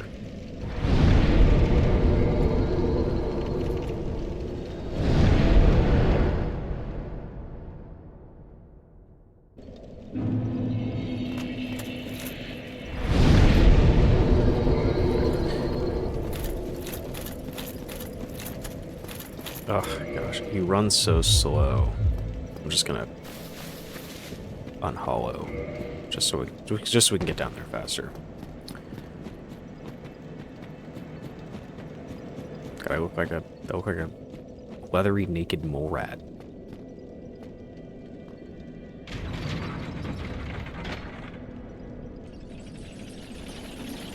You may not like it, but this is what peak male performance looks like.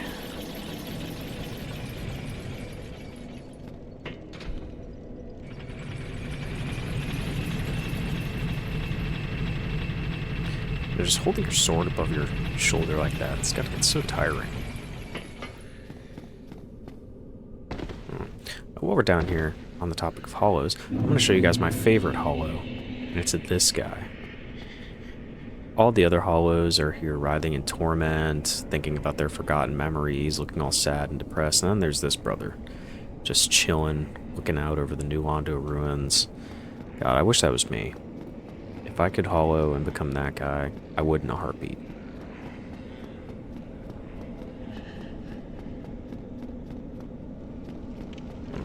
We're not going to pop a transient curse. We're just going to sprint by these ghosts. I'll show you the routes, so... You are going to look right. Go, go, go, go, go. Then over here, we're going to drop down onto this little thing, and then off.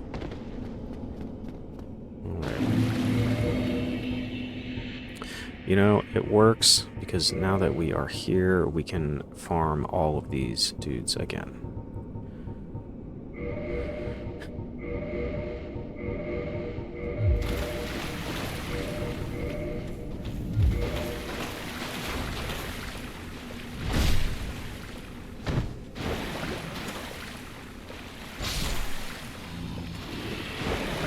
Oh, good. 5, not bad.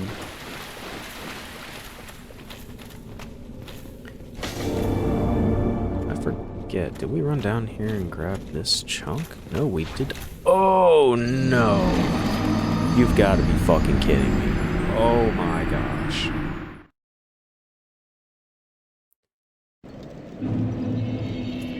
That's fucking horrendous. I hate that spot. Yeah, I'm gonna genuinely crash out. What the actual fuck? This game is dog shit. I don't know why I decided to do this. Fuck this game.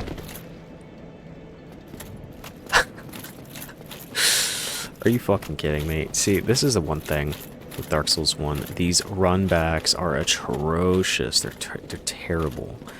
Well, this isn't even the worst one. There's one run back that we're gonna have to do later unless we kill him first try, inshallah.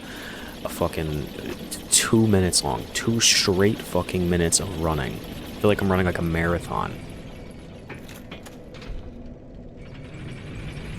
See, that's how you know I'm fat, because I'm talking about just running 2 minutes and it sounds like a lot. It's actually not that bad.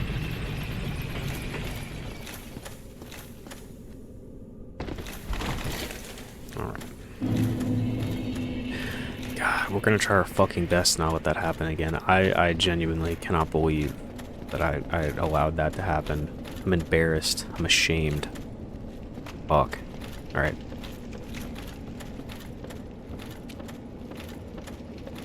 I wish we could drain all of the water from New Londo, because it'd be cool to explore, like, all of this. It'd be nice to have, like, a Dark Souls expanded remaster, where it's not just like the game as we know it, which to be fair, this game's pretty much perfect, but they like show more of the locations, fix Lost Izalith. Maybe like if a Dark Souls remastered, if they would have had more time, because it's pretty, the second half of the game after Ornstein and Smo is pretty popular for not having the same level of quality that the first part does. I'm not in total agreement with that. I think the second half is still great in its own right. There's really only one area that I think is like really unfinished, and that's Lost Izalith. But other than that, I don't really see what everybody talks about when they talk about how... Let's see if we can aggro this guy without fucking falling off into the void. That's what everybody talks about when they say the entire second half is bad. I mean, New Londo is not bad at all. It's just, you can just say it's gimmicky with the ghosts, but I don't really mind them. Catacombs, same deal. You could say it's gimmicky with the non-dying skeletons. But once again, I just don't see it. I think that's what makes this game fun. These little gimmicks, these little things, right? It's not just as simple, these bosses are just brutal, and they're just gonna absolutely touch you. It's these little things that make the game frustrating. And that frustration, in some ways, I think, is not a bad thing. Especially when you factor in my opinion, like Elden Ring. For me, Elden Ring was way more frustrating than this game. And I think like Elden Ring was just hard for the sake of being hard. And I don't think that's a good design philosophy for a game. Same deal with, maybe not Elden Ring as much, but I know Dark Souls 2 I think was very much like that. I didn't beat Dark Souls 2, I will say, so there's a pretty good chance that I'm gonna like fall in love with it upon like another playthrough or something. But please be a chunk. Oh, it's a chunk.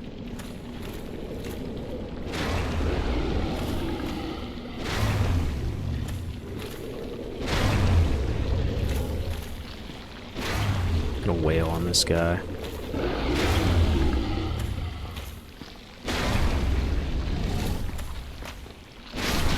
Alright. What are we at now? 7? Cool. And there's one more we're about to get. We might be there. I'm gonna try to get...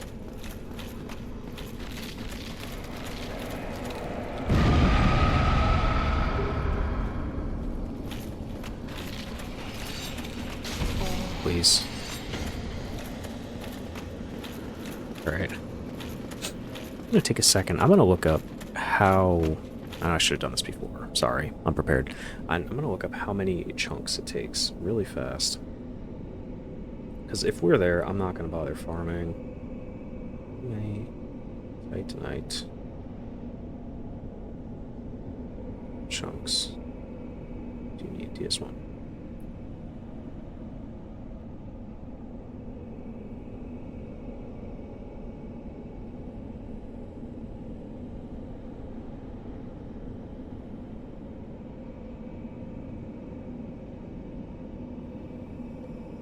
Seven. Oh, we're good. Okay. So we're going to take this time. We're going to go back to Andre. And we're going to get our Claymore to +7. And then once we do that, we are going to go back to the Undead Asylum. We're going to fight that big demon there, and then they are going to drop a slab, and then we can upgrade it to the max level of +15. Where am I going? What am I doing? I can just fast travel. God, you guys are about to watch me walk that entire way. You didn't say anything? Hold on. Havel's Ring. Oh, yeah. There we go.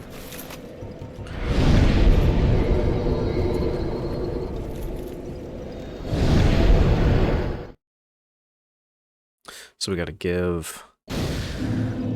So, we gotta give him the very large ember.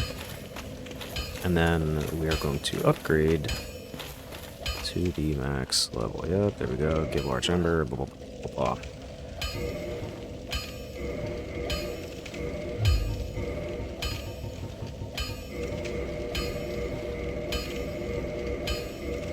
Okay. So now we need a slab. And to do that, we're not going to bother fast traveling. We're just going to run there, because it's not that far.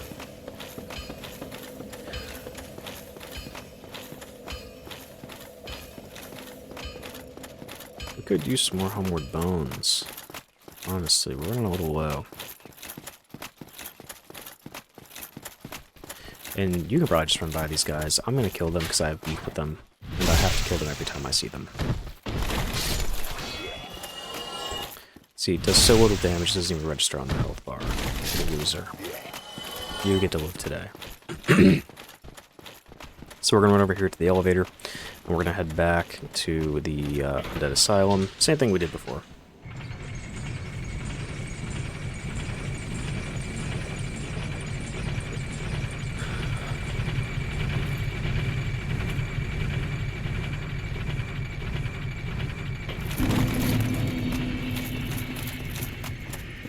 Okay.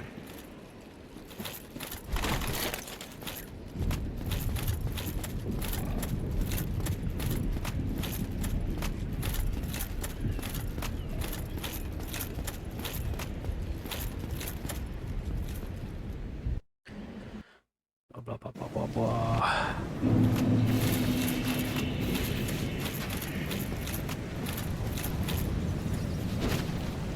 How did that miss? Ugh.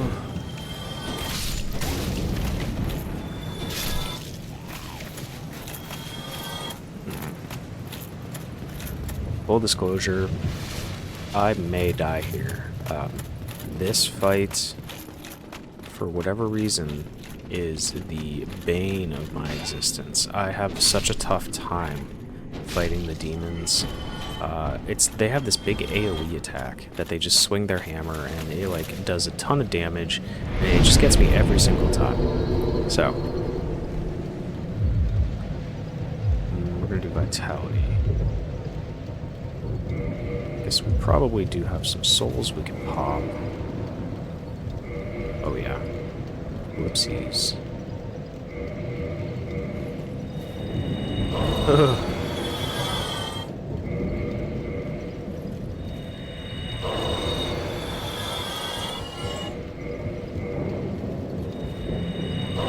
It's so nice being able to do all of these at once. In Dark Souls, the original Dark Souls, or the remastered, you would have to pop each of these souls individually. It was terrible. More into vitality. There is never a problem with having more health. Okay.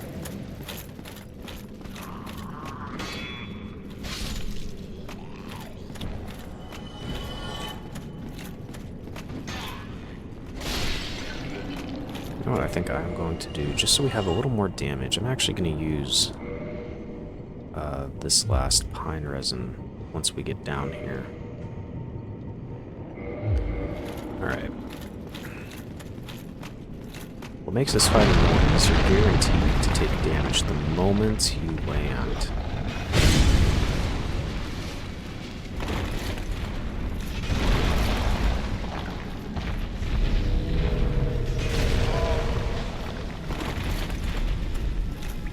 See, this is an AoE attack, so we're gonna get behind him, let him do his thing, and then...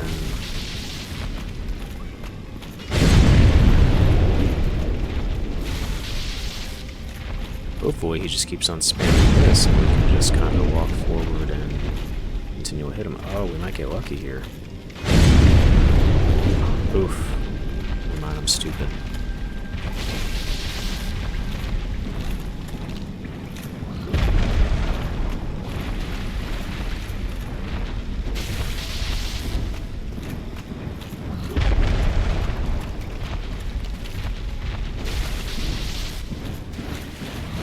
We may get lucky here. He's not doing his really big annoying AoE attack. Take a step to pull up.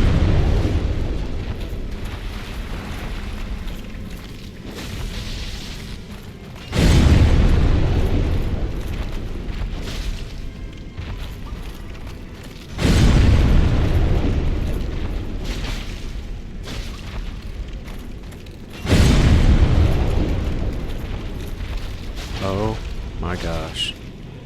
This may be the first time I have ever killed him on my first go around. Ever. Every single time I fight him, he gives me the biggest problems ever. Wow. I am genuinely in shock right now. I cannot believe it. Wow. So, yeah, okay, great. Typically, he would do this big AoE attack where he, like, swings, and it's really frustrating. But I guess maybe I just gave you a secret strat. You just get behind him, and you just hit his big old booty cheeks. And then from there... we killed that Black Knight already. And then from there, he'll just... hopefully he just spams his attacks, and you can just hit him over and over again. What I found there, right there at the end, was hitting with 2 R1s versus 1 L2 was better than the prior was better than the latter because you do more damage. What was vitality? We're gonna do a little more damage. Why not? That's a pretty big jump. Okay. So now we're gonna go back to Andre.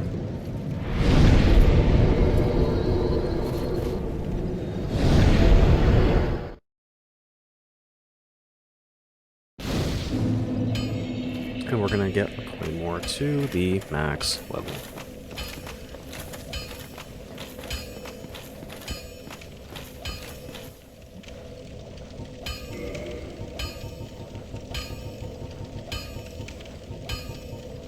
And hello? Okay, there we go.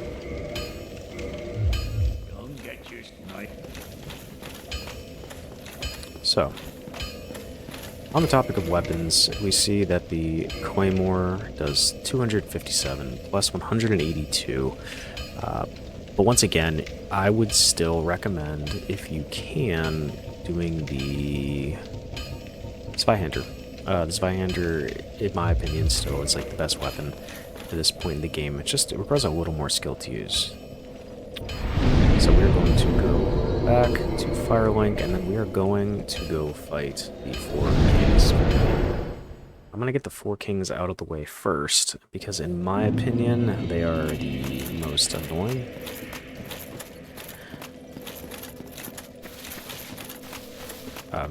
They give me the most problems out of the bosses that we have coming up, besides maybe Seath. Seath is just aggravating, but isn't necessarily difficult, I guess.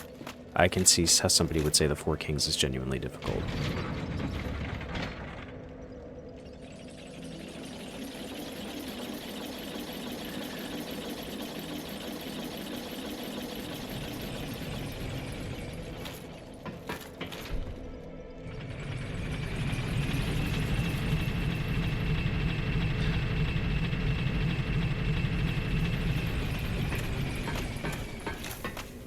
You know, you'd think how many times I played this game I wouldn't get lost in the fucking elevator, but here we are.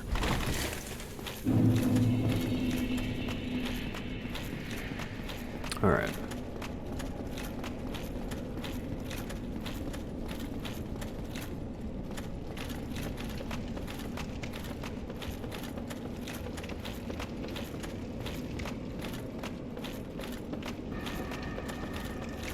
Same spot as before. We can't fight the Four Kings. What am I fucking talking about? I'm dumb. We're going to go fight Nido first. No, we're not. We're going to Lost Hyzalith. What am I doing? I apologize. We're going to travel to the Daughters of Chaos bonfire. We're going to have to go through Lost Hyzalith first. My apologies.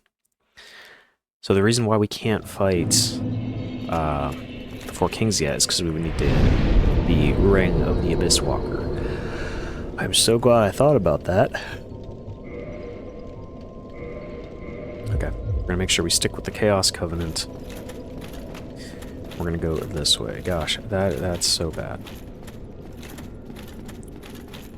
So now we're going to enter the Demon Ruins.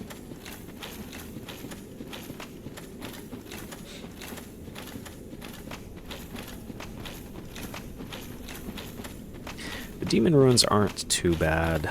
I mean, it's still relatively unfinished. Lost Hyzalith is the worst. We're gonna rest here.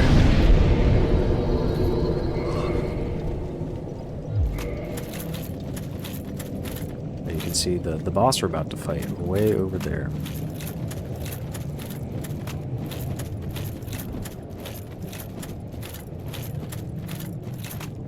And these egg guys, you are not going to want to hit.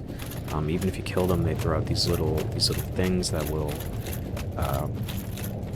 well, they're not fun to fight. So the route we're gonna end up taking, see if there's all this lava here. We're gonna need to lower that lava, and then eventually we're gonna get to right where that Capra demon is.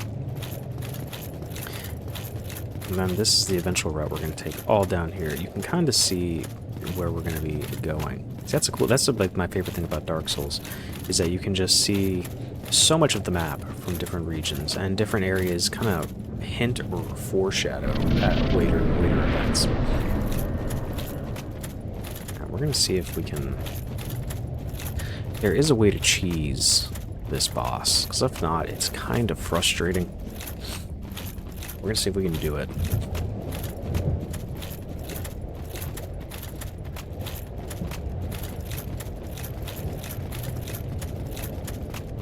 Also, it's not as much of a cheese as it is a genuine gameplay mechanic, I'm pretty sure, because there's no way it was included without. So this is Ceaseless Discharge.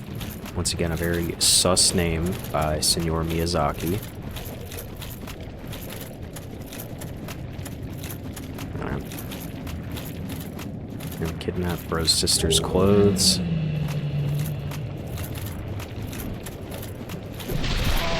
Wonderful. Great start. We're gonna try to bait him into attack. And we're gonna run. We're gonna hope and pray that he doesn't do a large attack.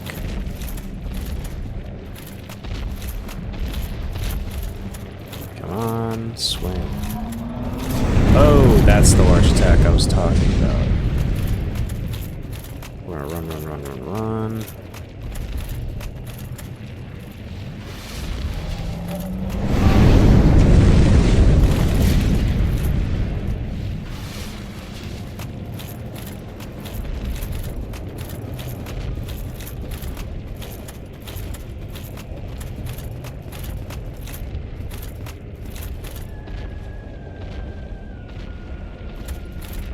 Keep in mind there's also the very real chance I just don't know what I'm doing here.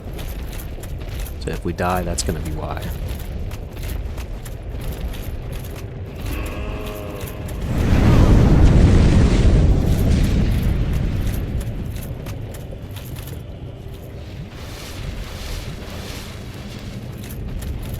I want to kind of tuck ourselves into this corner.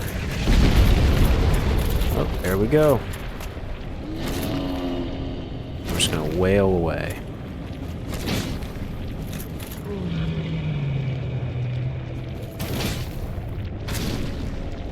And then we see he gets knocked off.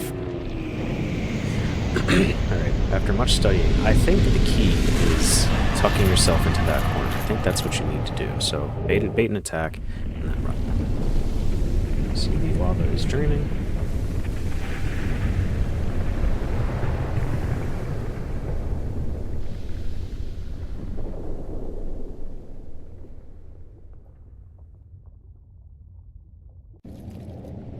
Oh, we got a homeward bone there.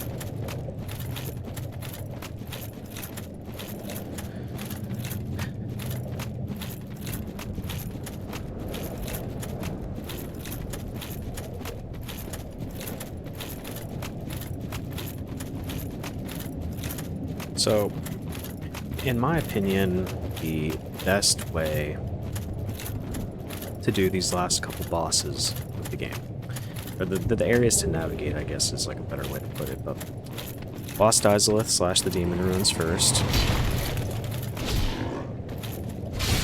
and then, I think, the Four Kings, and then probably Seath last. I think that's like a good order to do these in. You can technically do them in any one you want. Right. So a little shortcut. You know what? We're gonna do this. No, we're not. We're not doing it the proper way. Yes, we are. We're doing it the proper way.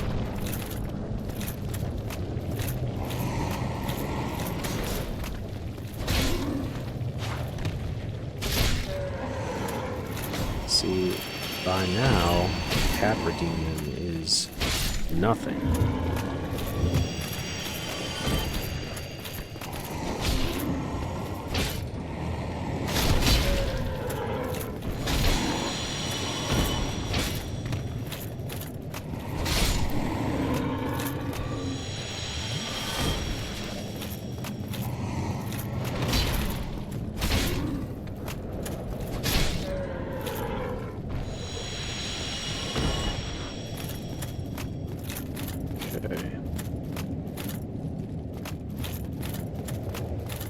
Typically, I skip all that. Not gonna lie, I just jump down over there, and you have access to a bonfire underneath here.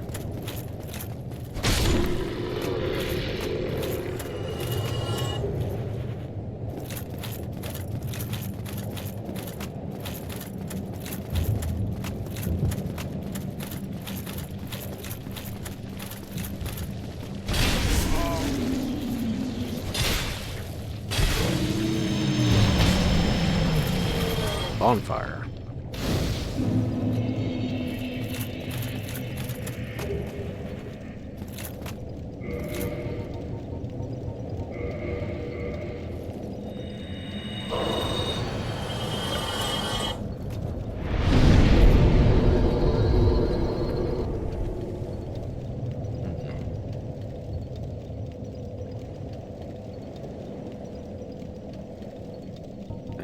We'll stay there. So we'll do a little bit into strength.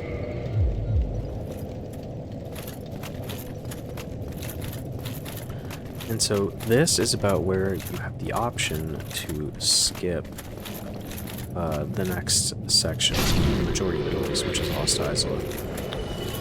We're going to do this the proper way, which is going to be tough for me because I normally don't, just because Lost Isolate blows.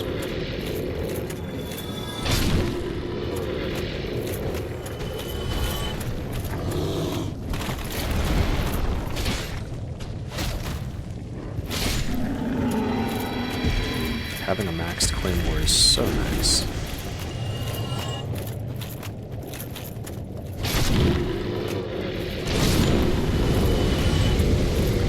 Damage output on this thing is really good. I'm kind of surprised. So before we go into this boss arena, we're going to run over here, and we are going to save our friend, Soulware. Now, we're not technically saving him yet. We are doing something that is going to be critical at a future point, and we do save him. So you're going to see these chaos bugs. And one of these, I forget which, is going to have a sunlight maggot on his head. And if we don't get this, also this door is not openable unless you donate the humanity to the Fair Lady and you are in the Chaos Covenant. And so we are, is it this one? No, it is not that one. But if we don't do it, Soulware comes down here, he finds this bug with the maggot, he thinks it's his quote-unquote son, and then it attaches it to himself, and he goes crazy and he tries to kill us. Now, if you want to skip Lost Isolith, that is the way you go. We are not, though.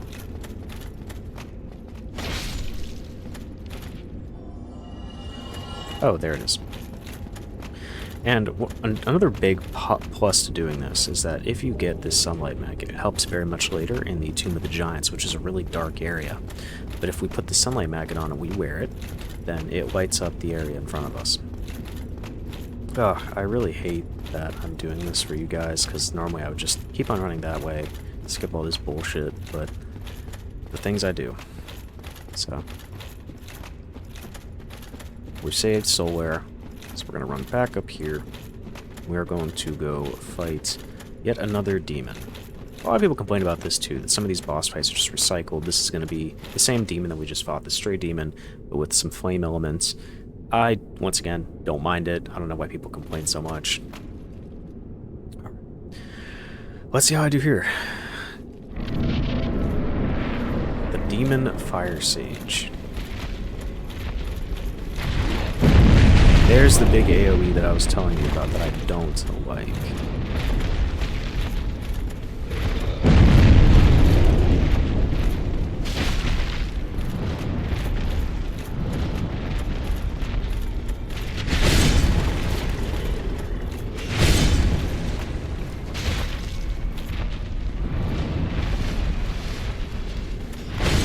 Oh, gosh.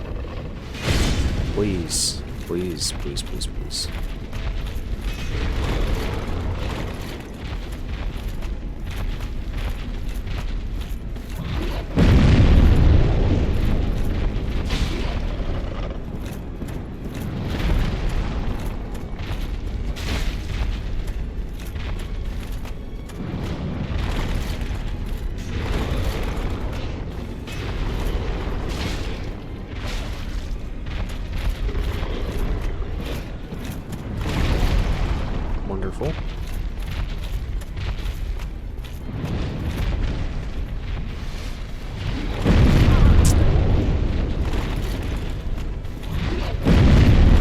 the worst part about this, is he will just spam this AoE attack, and it's insanely frustrating. And sometimes you get stuck in that loop with the stray demon, and it's terrible. I hate it.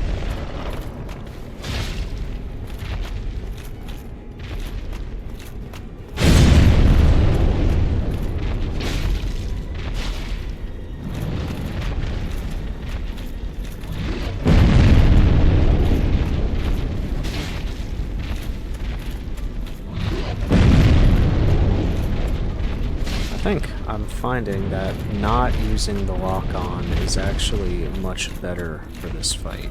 I gotta get him out of this corner. Come on.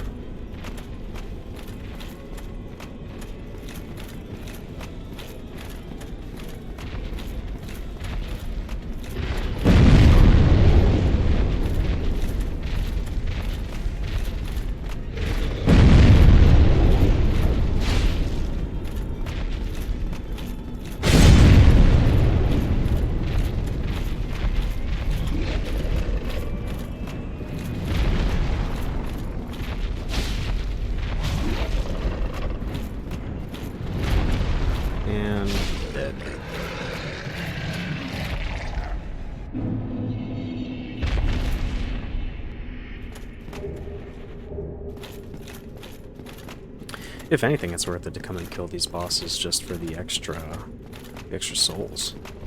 Not souls. Alright, we're gonna go unlock a shortcut really quick.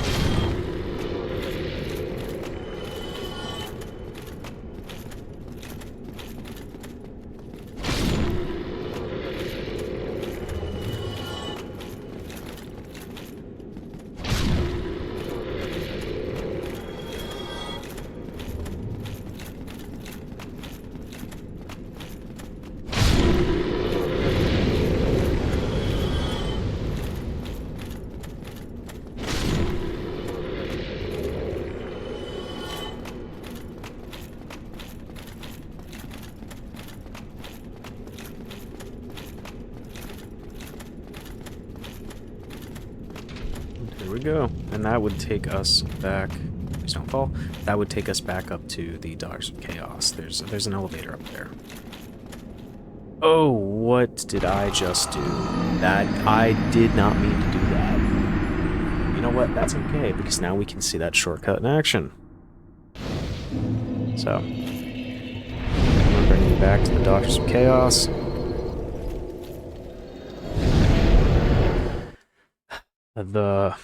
I'm glad they switched it in Dark Souls 3 to when you run, you click on the left stick, because the jumping in this with the running and then tapping circle is so janky, and it creates so many issues. It's probably, I don't really find too much of this game like that janky, but that's probably one that I think is genuinely frustrating. Okay, so we are going to avoid taking any more damage. We're going to run back down here.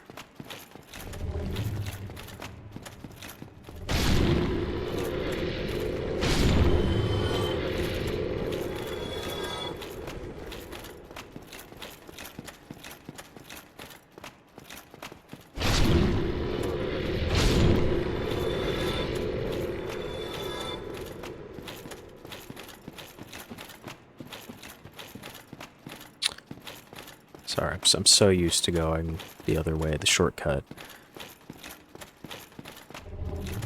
We're running basically straight into another boss fight.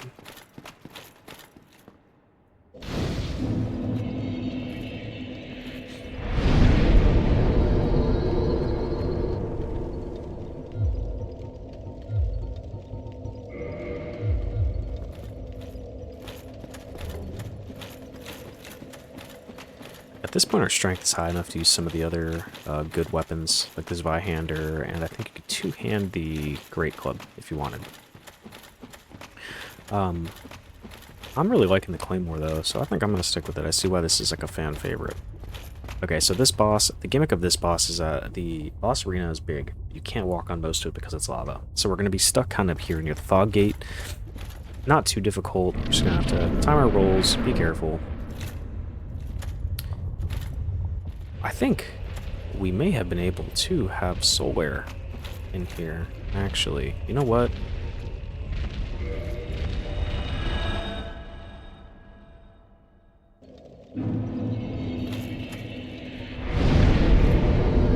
Let's see. So if we can have help, why not take it?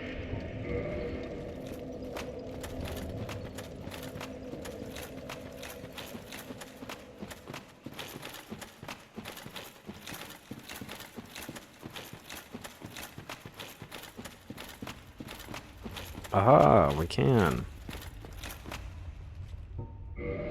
Love this guy.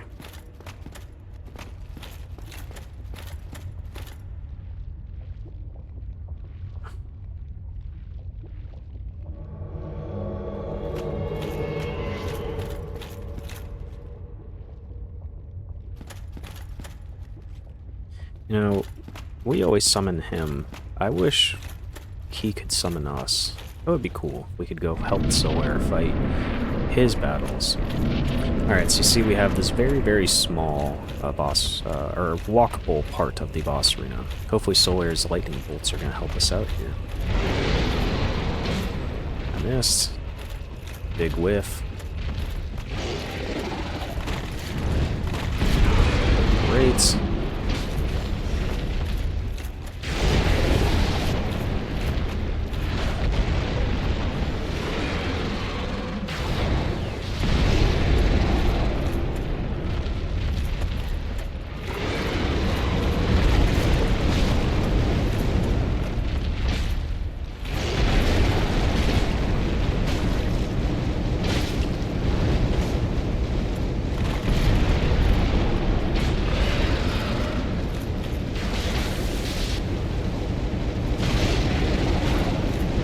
Over here, absolutely tanking that flame.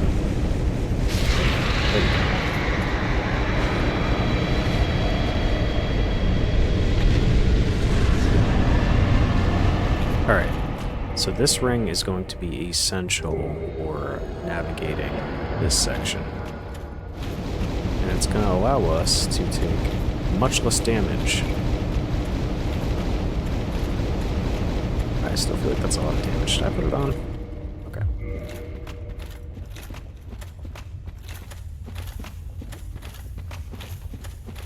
And we're gonna find our boy Solaire. He is very sad.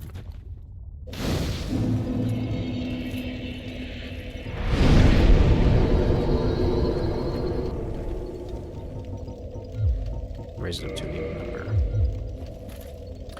And our boy Solaire is very sad. Why? Why? After all this searching, I still cannot find it.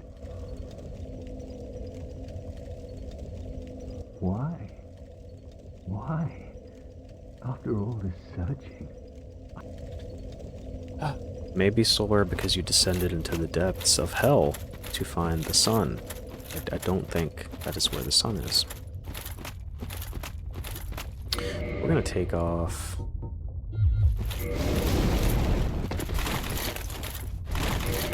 Still too heavy.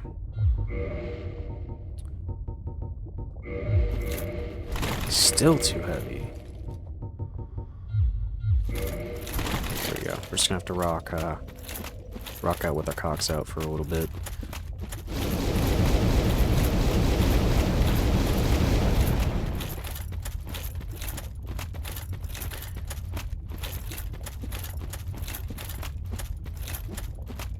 See, this is one of the ways you can just see how unfinished this section is. There's a lot of potential here, but then instead we just populated a giant flame swamp with dragon ass. And that's exactly what those are. Those are literally just dragon booties. And so that's why I typically don't mind advising skip this section. I'm really only doing this just because it's the quote-unquote correct way to play.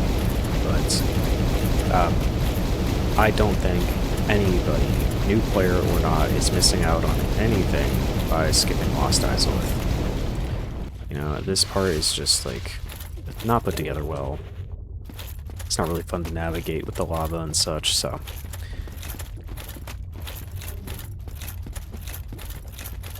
We're gonna have to run by this dragon ass, get fucking stomped on because we suck.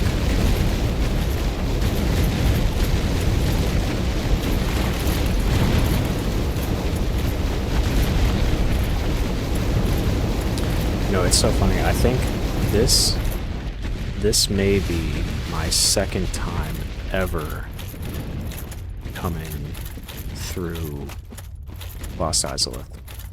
Ever. I don't know if I have done this before. Alright. Now we can put our armor back on. That is not our armor. Be nice to equip the ring, Danny.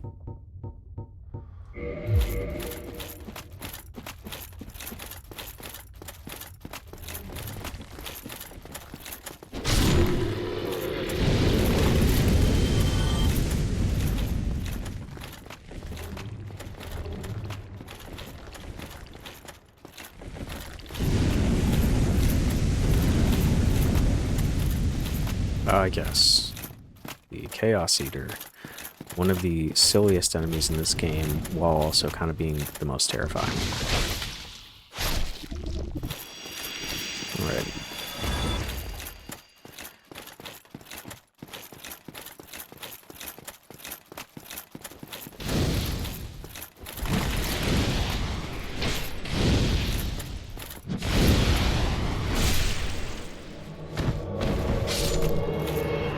Oh.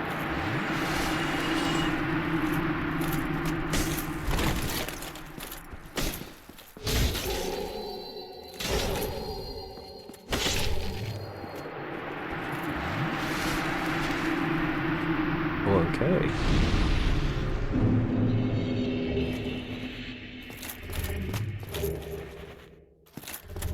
So right here this is arguably the worst boss fight in this entire game. We have a lot of souls, so I'm going to not take the risk of losing them, and I'm going to Homeward Bone out of here.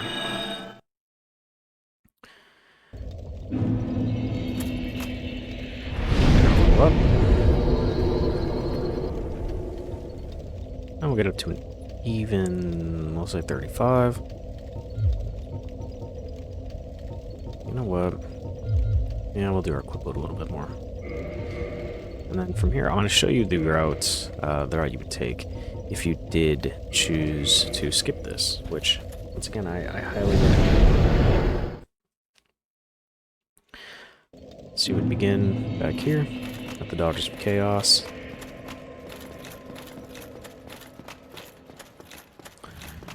Take this elevator down.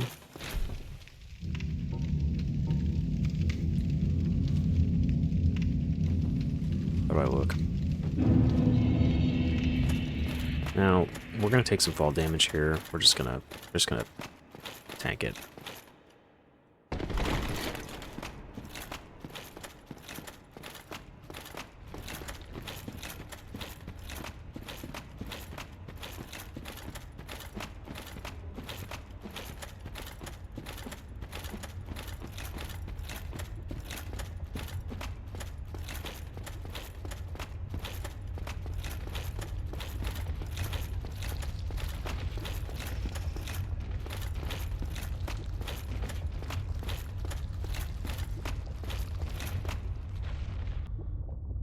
Okay, and we're gonna see our boy Solaire here, and oh, if we didn't come and kill that bug before, he would be surrounded, and then if we left and then came back, he would be, unfortunately, after killing the Bed of Chaos, he would be Was it all a lie? infected. Have I done this all for nothing? Oh, my dear son, my son. He's sad, but he will live, and then we get to summon him for another boss fight here later on. So we're gonna keep on running down here.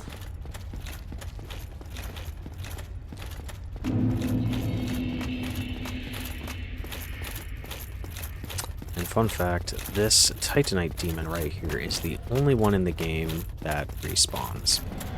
We are not going to fight him because they are a pain to fight. So we're just gonna run by, run by, run by.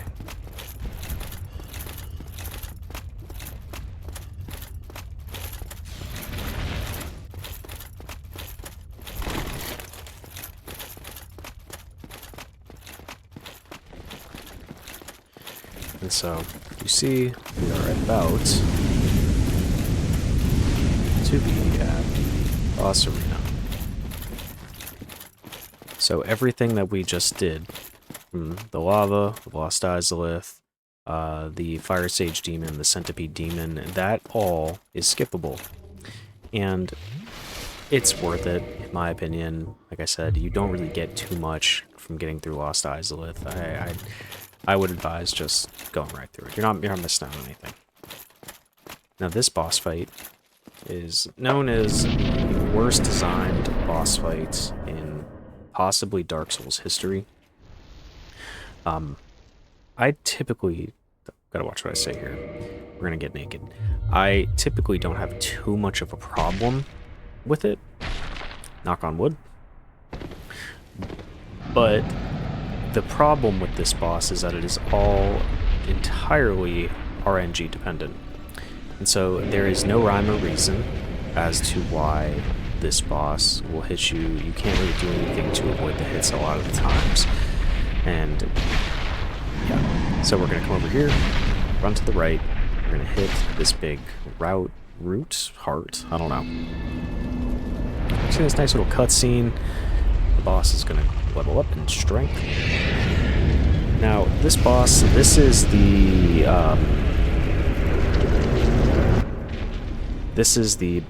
Witch of Izalith. And so there's a lot of lore here. I won't really get into it.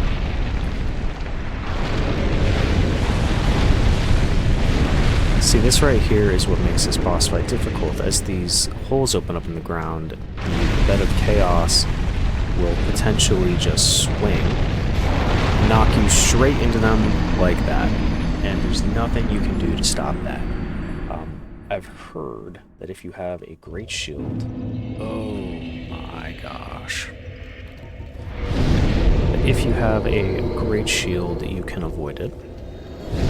We're gonna give that a shot right now, actually. We're gonna try that. Because apparently the great shields absorb a lot of the ways.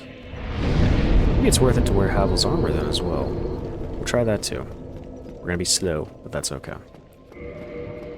So, Havel's great shield. Oh yeah.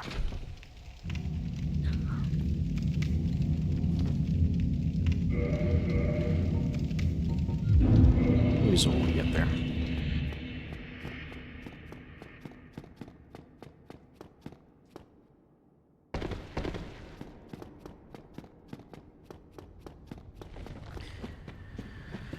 I think the biggest issue with the second half is the runbacks. I think that's probably the most annoying part. You know, I don't think the areas are as bad designed as people say, but I will say the runbacks themselves just kind of show they didn't think things through, and especially with the Bed of Chaos. Like, some people have a lot of difficulty with the Bed of Chaos. And the reason why is because if you just get unlucky, you could potentially be stuck on this boss for a long time, and every time you die you have to make this long run back. And then you got to think, if you don't have this shortcut unlocked, if you don't do what we did and you don't unlock that 30 humanity, you have to go all the way through the lava of Lost Izalith. It's really, really frustrating. And that's why when I talk about the Souls games, oh, that was rough. And that's why when I talk about the Souls games, and I talk about the best one, this one is my favorite by far. I love the lore in it, I love the gameplay, I love the story, but I think the best one undoubtedly is Dark Souls 3. Dark Souls 3 pumps everything up to another level. There are very few things it does worse than this game, in my opinion. And, I mean, having played through Elden Ring, I think Dark Souls 3 beats Elden Ring as well, any day. I know it's kind of controversial. Elden Ring is seen as, like, Miyazaki's little masterpiece, but Dark Souls 3, in my opinion, is quite arguably one of the best games of all time. Alright, so we got Havel's shield. We're gonna put on his armor too and just hope that we just have an insane amount of poise to stop those knocks. I will say, the one good thing about this boss is this slide down is kind of fun. Very wee, very fun-coded. So...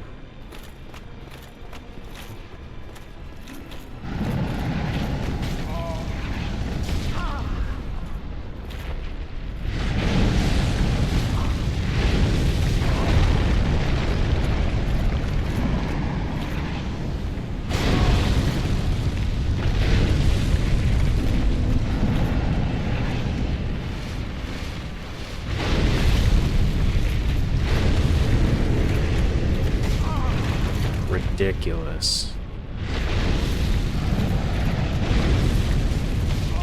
Even with all of this, you still just get thrown. It's insane.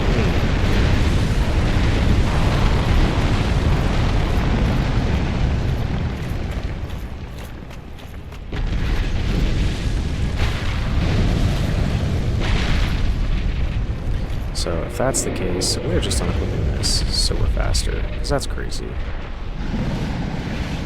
Alright. Blah, blah, blah, blah. We don't care. Let's see if we can do this in one go.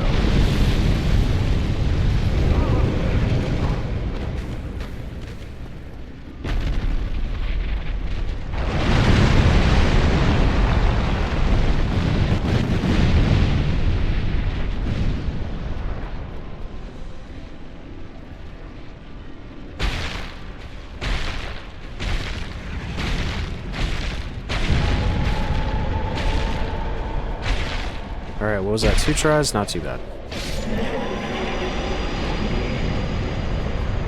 Yeah, definitely had worse times.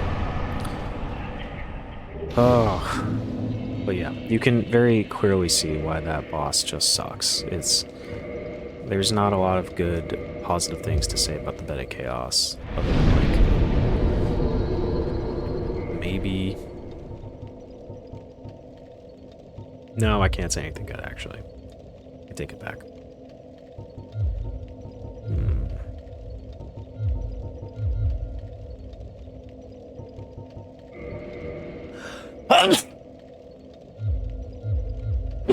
Yeah. So. We now have another Lord Soul. We're gonna warp out of here. We're going to go back to the Undead Parish. We have some souls here we can pop, and we're going to use those, and we're going to buy the Crest of Artorias. Yes. Okay. Perfect. Okay. So we're going to have to go down here to Andre. We're going to purchase from him the Crest of Artorias. And that is going to... Oh, we're going to get this repair box as well. Oh, why not? Let's get all of it. I've never heard him say that in all my time playing. I think we're about ready to fight this Titanite demon. Oh yeah. Oh yeah. Oh yeah. Gate.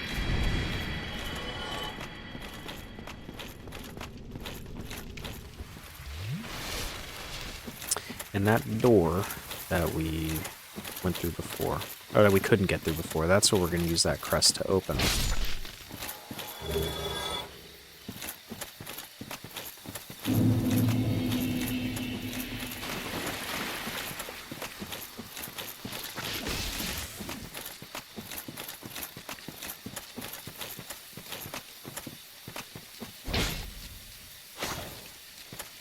It's always fun with this game, coming back to these spots that you were at when you were over level, and just like seeing how much you have grown as a player. You know, when we were last here, we still had the same weapon. We actually recently got the same shield, but yet now we are just doing so much better. I hope by now you have gotten the hang of a lot of the mechanics and such. And we're gonna rest here just in case. And we're going to head out here. Alright. There's gonna be a lot of NPCs. We are going to ignore all of them. So you're going to just run.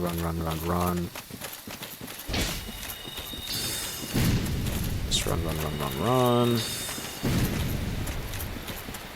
And you're going to run up in here, and then immediately you're going to see, go to the left, and there's going to be a cat lady you're going to talk to. Whatever.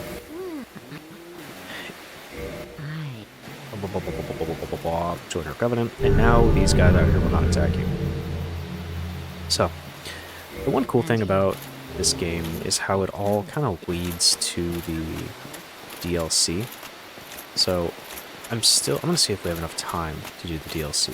But if we do, you're going to get to meet Artorias. And so Artorias, he's been mentioned a couple times at this point. He was mentioned by the gentleman down in New Londo. We spoke to him and he talked about the art of abyss walking, right?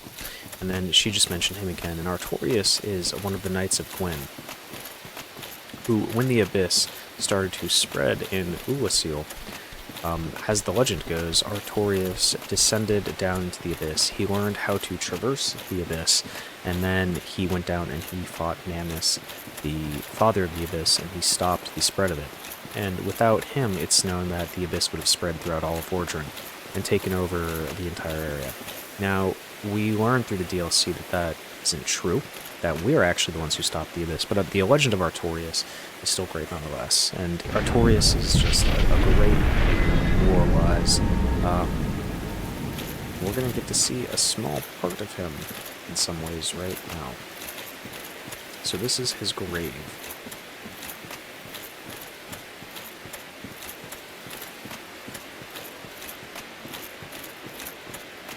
This is the saddest boss fight in this entire game, but arguably one of the best in my opinion.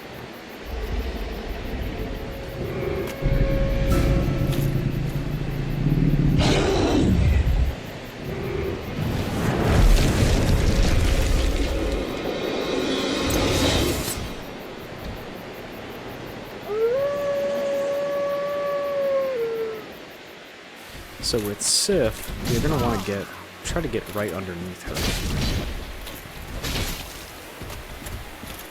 You can see, she has a lot of mobility, so you're going to want to try to watch for that. It can be pretty tough. She gave me a good go-around in my first run through. But we should be alright tanking her hits at this point.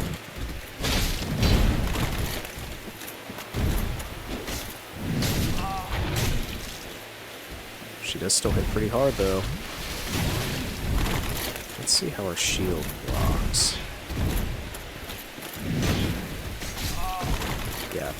So, going back to what we had discussed at the beginning of this playthrough, that's the one downside with the shields as you get to the later game, is these bosses can just hit so hard that they just will drain your stamina for your shield in no time.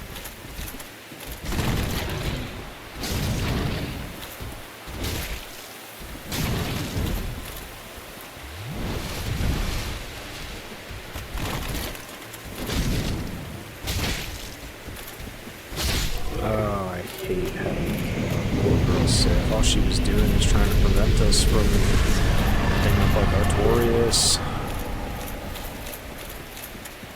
So we're going to run around here, grab the Hornet Ring, and then homeward bone out of here.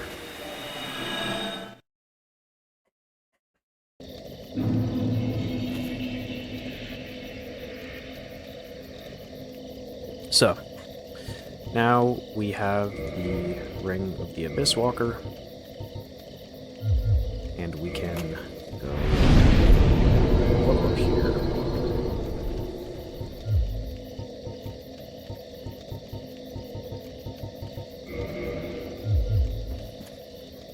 and we can go back to Firelink and then descend to fight the Four Kings.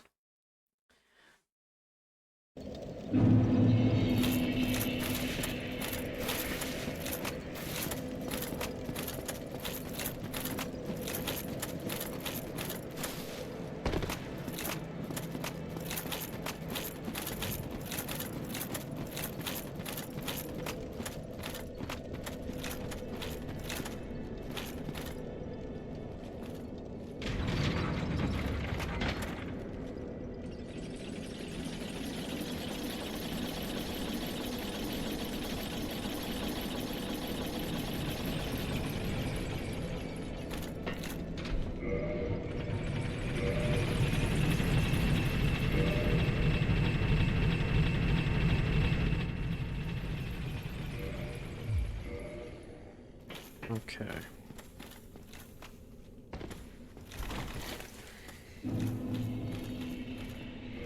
You know what, just in case.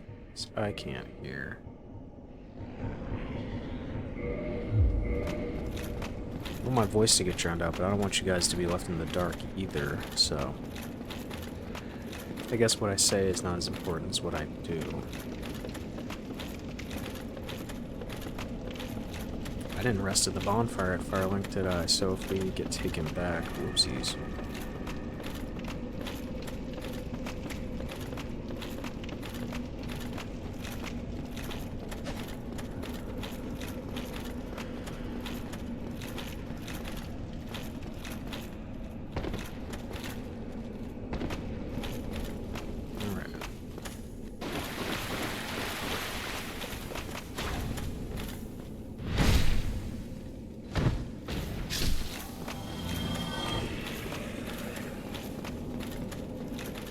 We're just gonna run by these fellas.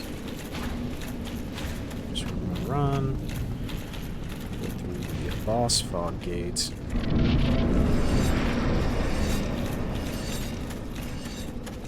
And this is where you need to remember to equip the Ring of Artorias.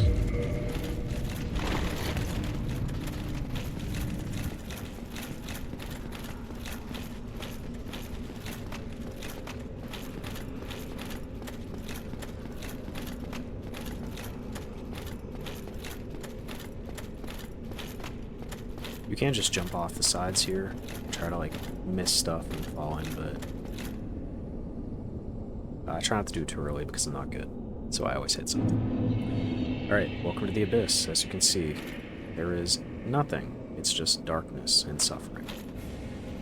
Okay, so the gimmick of the Four Kings is that, surprise, there are 4 of them. This is gonna hurt.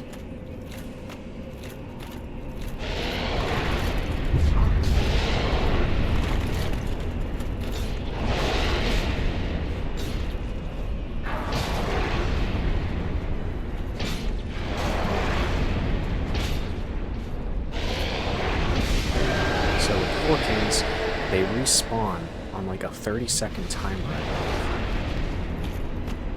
And so you want to try to kill these guys relatively quickly.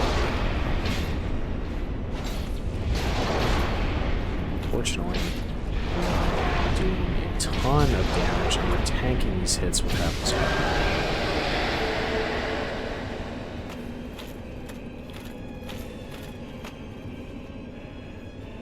Out for the next one. The only problem with them is when they shoot their magic. Is that I don't think Apple's Armor negates that very well. Come on. I think we killed them too fast. They don't know what to do. Here we go.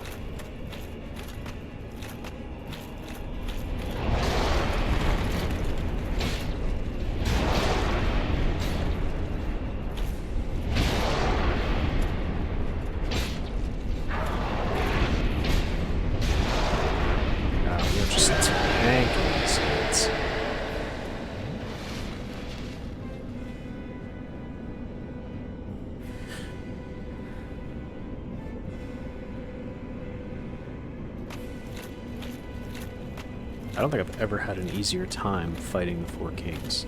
Ever. There we go. The Abyss trips me out so much, like it's just the depth perception of everything here is just so off. There we go.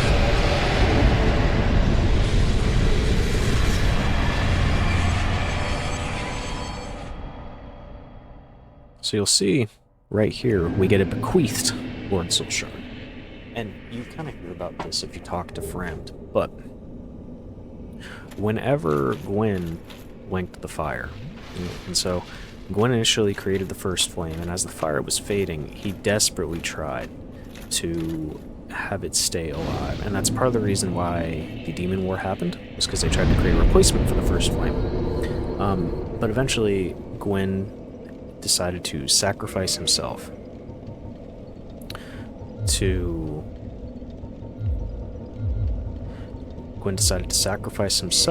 as kindling in order to keep the first flame alive.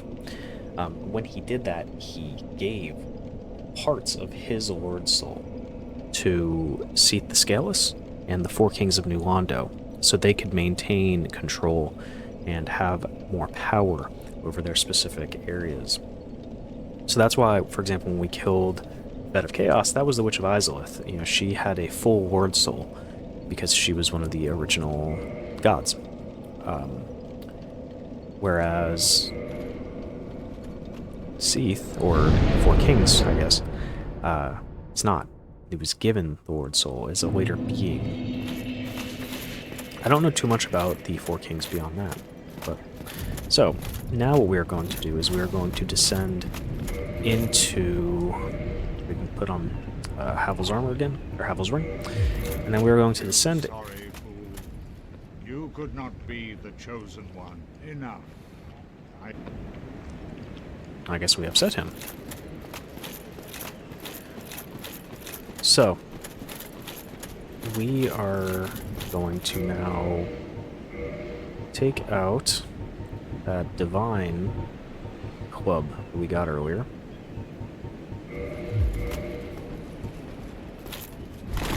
And we'll unequip the Claymore for right now. We're not going to need it for a minute.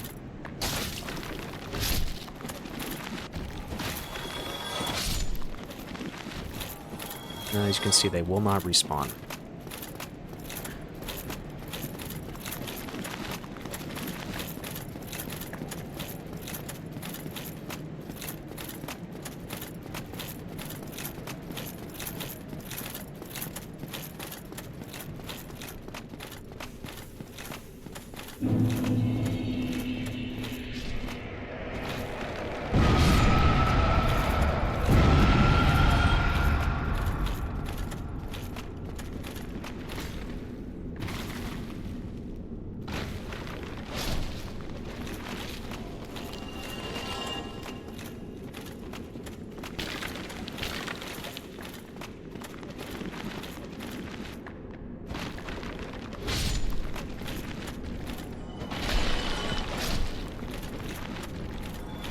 Run down here.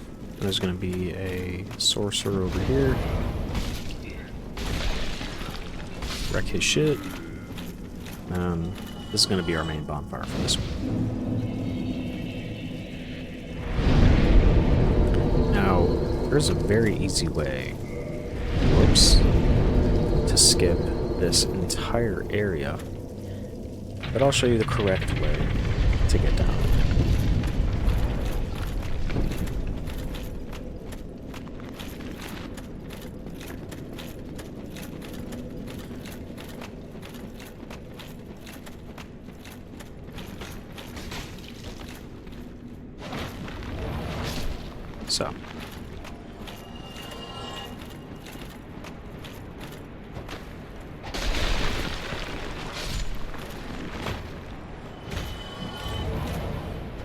So if you wanted to skip this area, which you very well could do, you roll off here, and see that ledge down there? You want to roll onto that ledge, and then roll slightly off to the left, kind of where that blue thing is.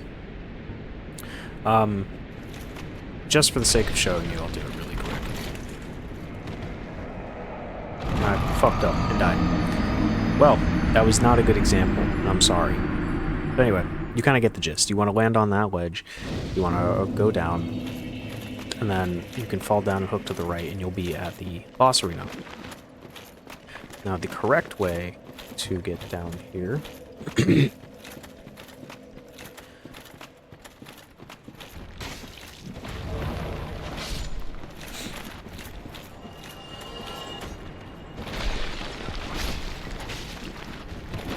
Okay.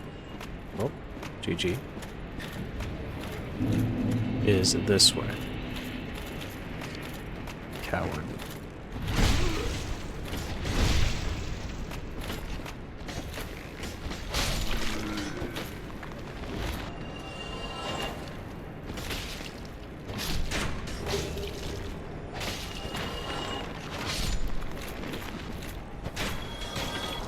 So the skull lantern that we just picked up is another way that you can see in the dark. So if we were to get that and we didn't have the bug, sunlight maggot, then that would be another way we can see. And you'll understand what I'm talking about once we get down to the Tomb of the Giants.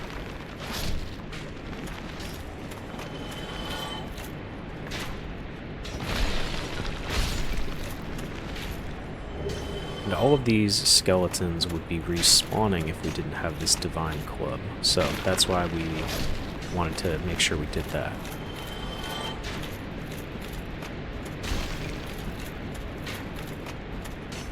I love how their glowing eyes like appear before you can actually even see them. I think it's so cool. Alright. So as you can see, we have a problem here. So we're going to go right. Try to avoid walking too close to these statues because they have these spikes that will come out and stab you.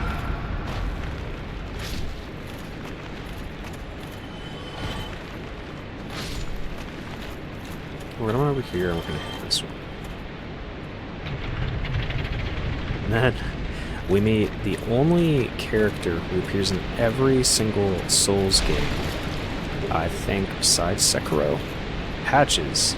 Now, Patches gets a really bad rep in the community because, I mean, you'll see why.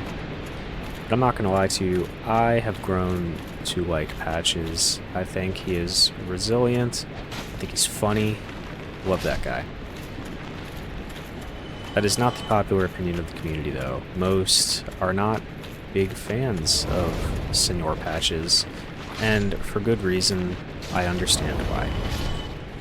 So, we're going to run up here. Fuck this guy up. And then we are going to go... Oh, we did not kill him. We're going to go back out here. And we are going to roll over here.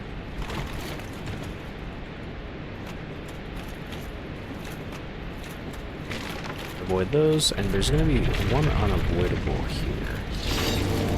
You're going to find a secret bonfire. So we're going to rest here. Can't level up.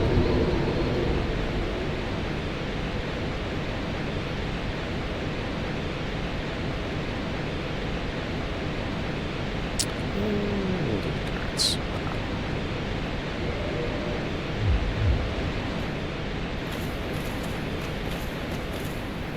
And then when we walk out here, you could either roll or you could just do this. I'm going to go talk to our friend Patches. Good day.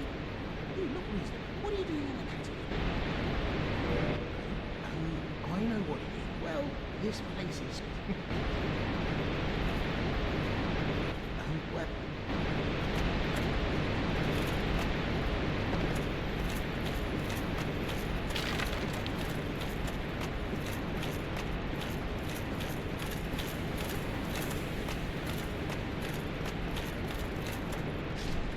A great scythe is in here.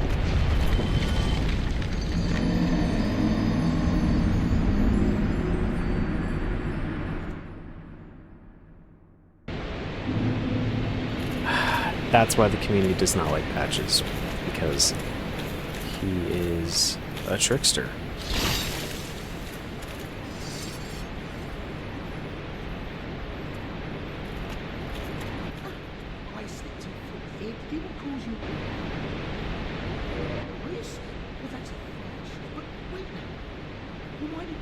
soon. All's well that everyone makes mistakes. I am trusted. I know. This should make it. We're all the same size. Undead outcasts. Fantastic. We're all the same. At least we got a free humanity out of it. I forgot that happens, but that's okay. It's a part of Patch's charm.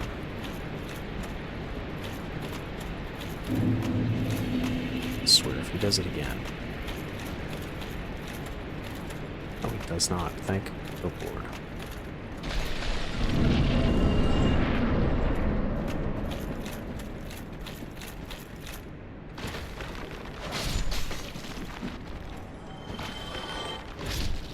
And over here.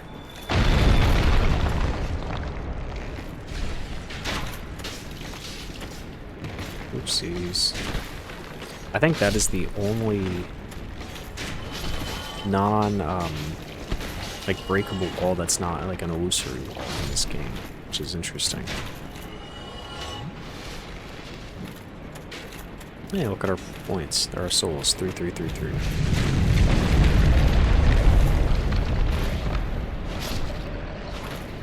Alright, and here we're gonna get some that will be useful if we want to fight an optional boss later. Now, the Darkmoon Sounds Ring. Remember the tomb the secret bonfire that we discovered in Orlando? We can utilize that to access an area hidden behind it.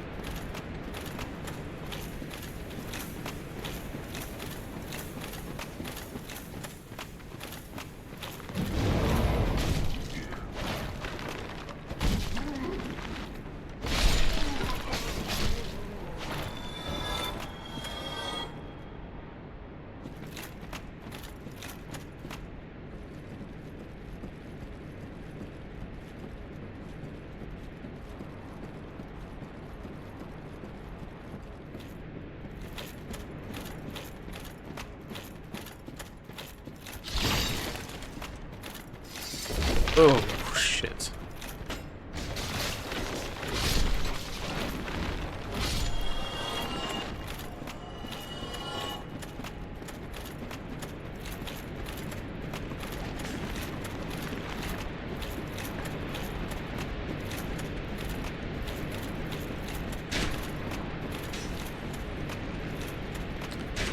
So, we'll show you kind of a shortcut here.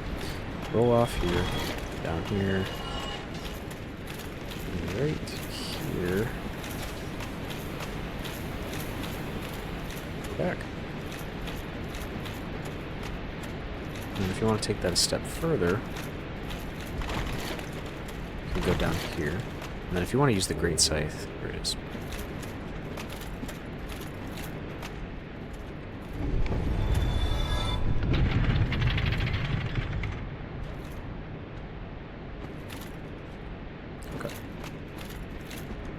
So now we get out of here.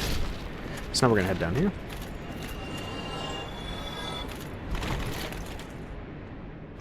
Oh shit.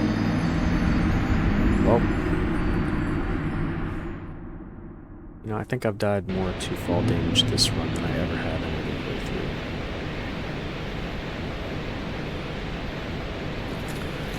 Oh.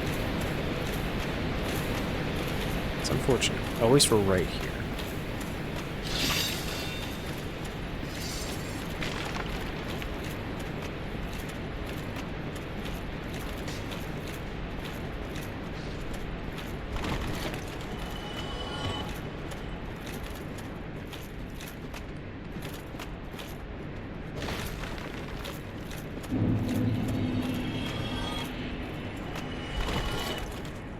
Oh my gosh, again? You can tell how much experience I have playing this game.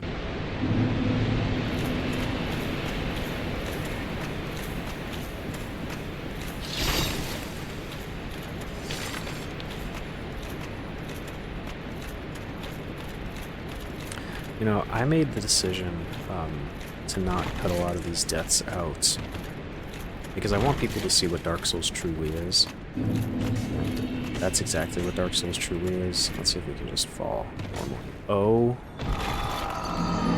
What am I doing wrong here? I'm stupid, is what I'm doing wrong here. See, even somebody who has 200 hours in this game can still make fucking dumbass mistakes like I am, so.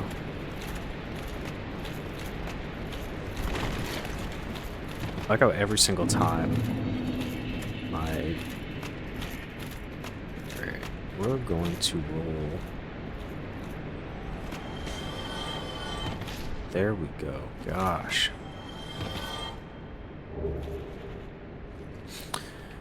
Okay.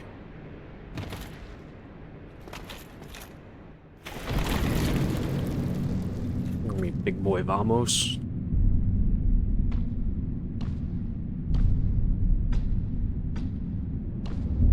Thick boy.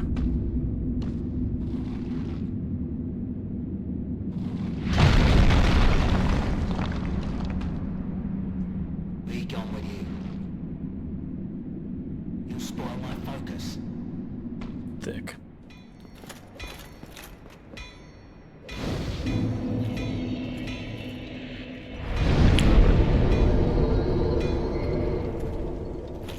So we can switch back to our claymore now.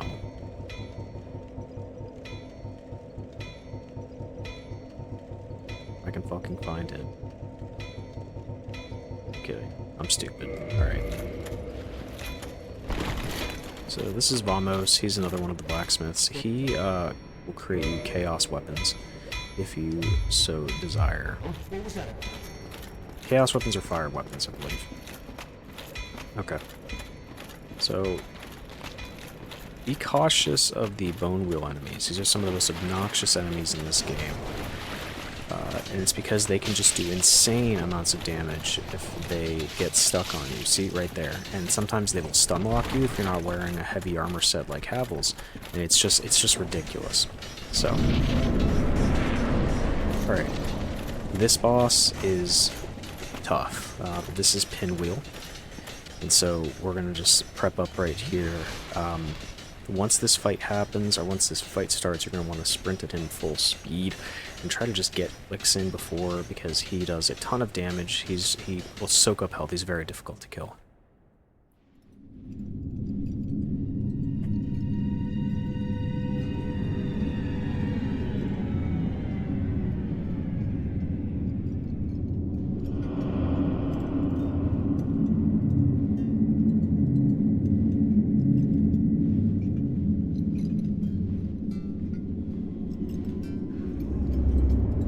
His story is actually really sad. It's a father who wanted to bring back his wife and child from the dead, and in doing so, merge their souls into one.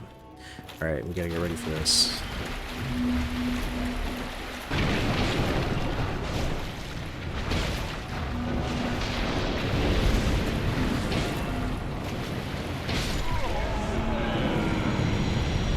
Yeah. Pinwheel is a joke. I don't know why they decided to include him. I don't think I'll ever get Pinwheel, but whatever.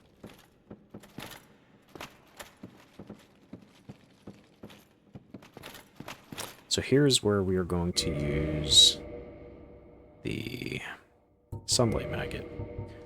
So as we see, it lights our way.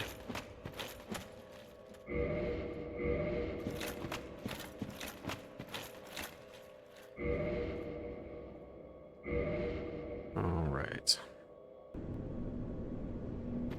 So the thing with the Tomb of the Giants is that it's just insanely dark. Now, we haven't been down here without the Sunlight Mag, but I'll just show you really quick how dark it is. So, yeah. And there's a couple ways to navigate this darkness. I think the best one is the Sunlight Maggot because it leaves your hands free for weapons. Oopsies. But there are some others. So there's a miracle that you can get, I believe, that casts light And then there is also a lantern, which we're actually going to get here soon. Ooh, I thought I was about to roll off there for a second. Okay. Thank you. There's not anything over there.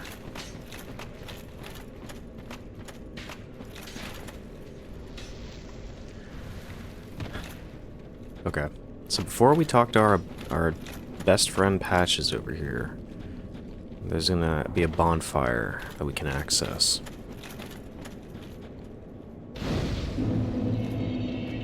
We're gonna rest up. Now let's go talk to Patches.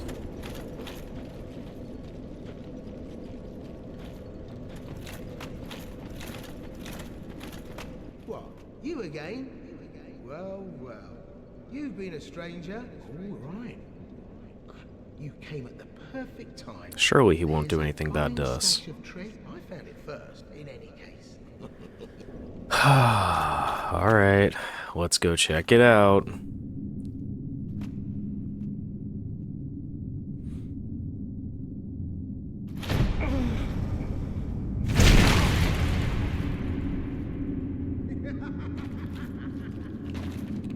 This is what I do, my friend. The trinkets I'll be stripping off your corpse, that's the real treasure. I love Patches. I don't care what anybody says. He's so real. So, the lantern. Yep. So that's the skull lantern, and I'll show you what that's like really quick.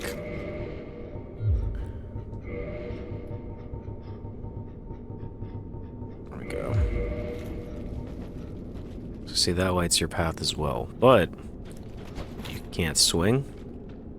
So it's just a little more inconvenient compared to the sunlight. Not a little more, it's a lot more inconvenient compared to the sunlight maggot. You're no hollow, are you? Thank goodness. Well, I don't know about Please that. be careful. There are two-faced hollows, not they were once brave.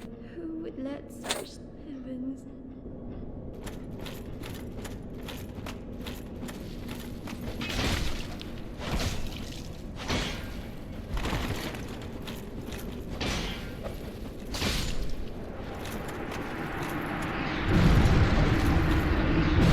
Oh, get out of here.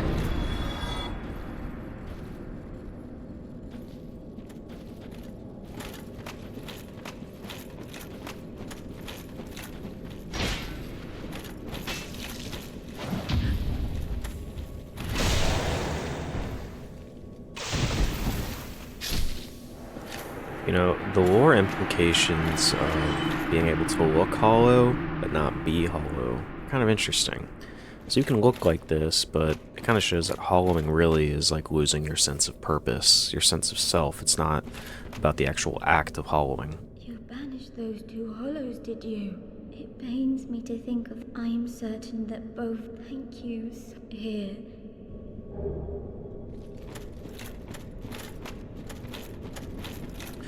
And there's some speculation in the community, or I don't know if it's speculation, it might be just be confirmed, that being a hollow is like the true ideal state of humans. And that's kind of confirmed in Dark Souls 3. There's like a whole quest line to become the Lord of Hollows. But I don't know, I'm just a guy.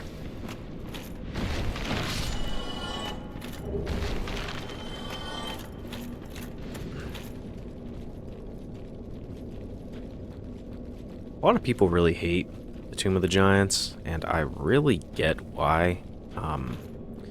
I still don't think it's as bad as Lost Izalith, though. You know, we'll get this. So this part's kind of a gank fest, but...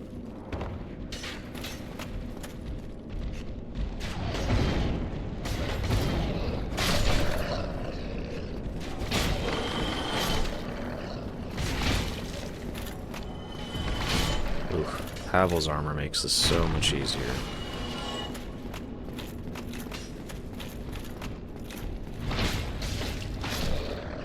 The poise that you get from this armor set just like makes so much of the frustration of this game go away. Because, like, such a big part of it is just getting, like, staggered whenever you get hit. And being able to, like, dodge that and still be able to just keep strong and just swing is so helpful.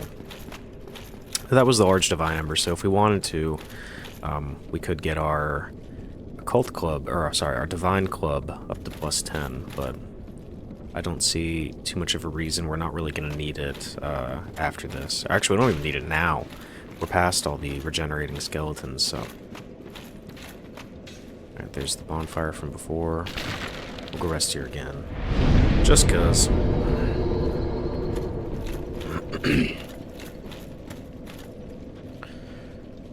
And let's go see our buddy Patches again. Oh, you. That's right. We're back. Let's just come. I did you wrong. These. You know what I mean. You and me, we're.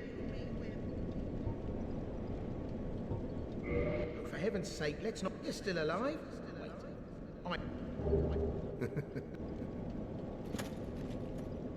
I did you wrong. These. You know what I mean. I think there's a way to get Patches to go back to Firelink, but I'm not 100% sure how to do it.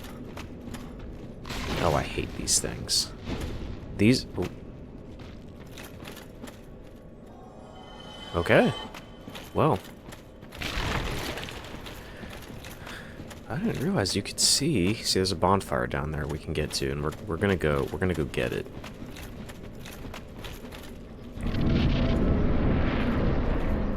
Also, try to keep to my path. I still get turned around in the Tomb of the Giants pretty regularly. So, but I kind of... Oh!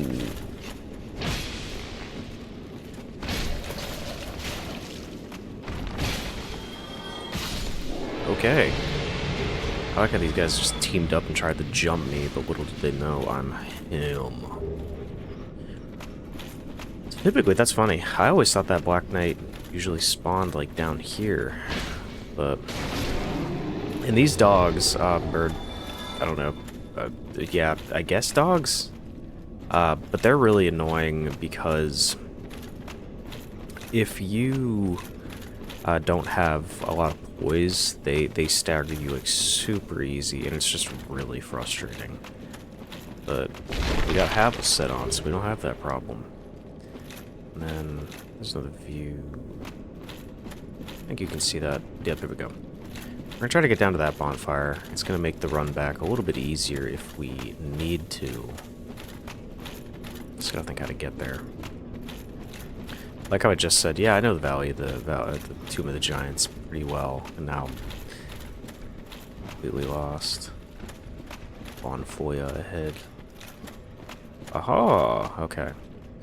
I'm not gonna lie, most of the time when I come through here, I kind of always forget this bonfire is here, and I just end up having to do like this super long, arduous run back every single time. We're just gonna swing. Okay.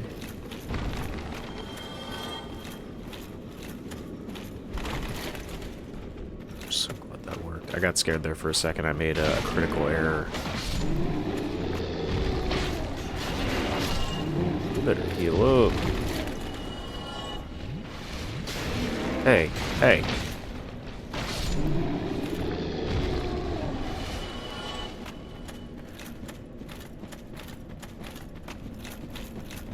Where am I? I think that's a common phrase in the Souls games. Just you just have no idea where the hell you are. Is it on fire back here? No.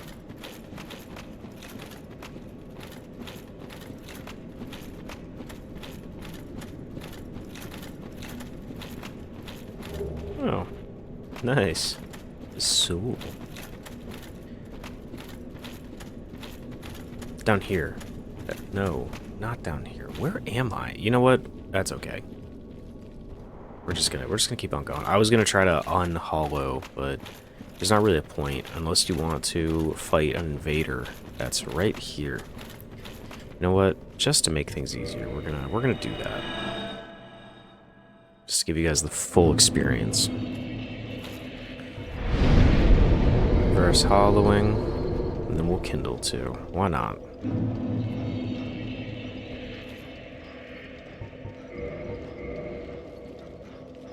Is that those like dog things grunting? Ugh. We have the Rite of Kindling now, so I'll show you what the Rite of Kindling does. The Rite of Kindling makes it to where you can kindle a bonfire past 10, so you can actually have like 20 Estus flasks. And it's kind of goated, but it also makes the game a lot easier. I know like Fighting Cowboy in his playthrough said that he thought it was cheap, and it makes the game too easy. Yeah, I disagree. I think anything you can do to make this game easier, you should do. If it's in the game, you're meant to use it. That's my opinion.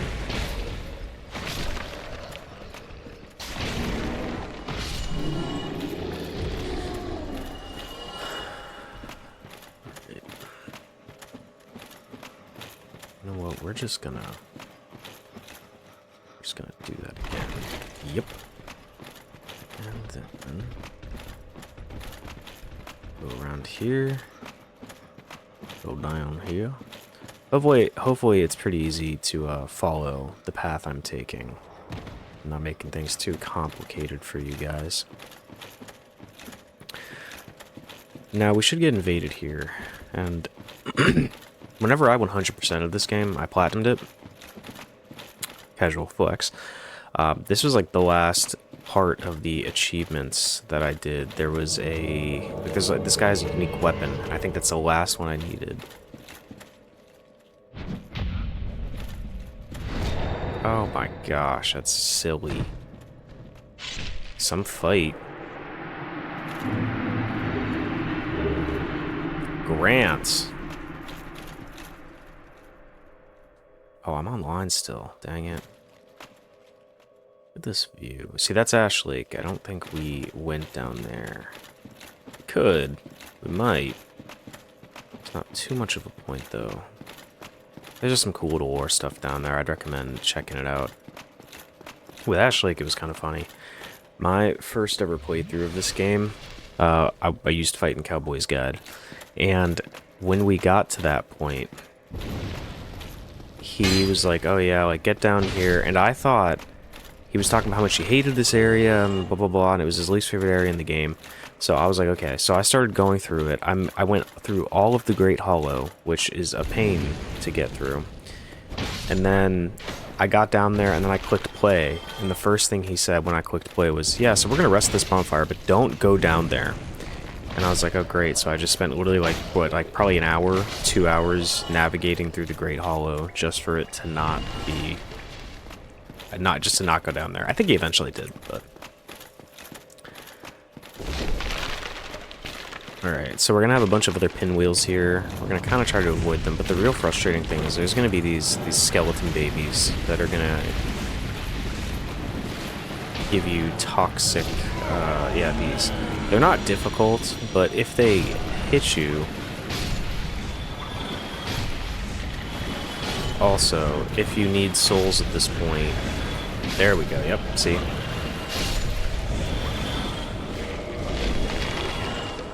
Pray that I have... There we go. So, they're not difficult to kill, but...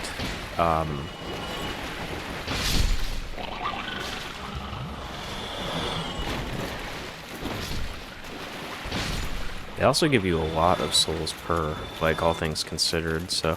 What I was saying is, if you want to farm there, you can farm those guys. They give you quite a bit. They, I think, like, infinitely respawn, which is what makes them so good for farming.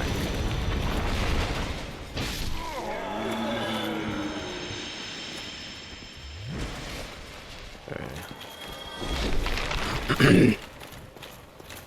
Excuse me.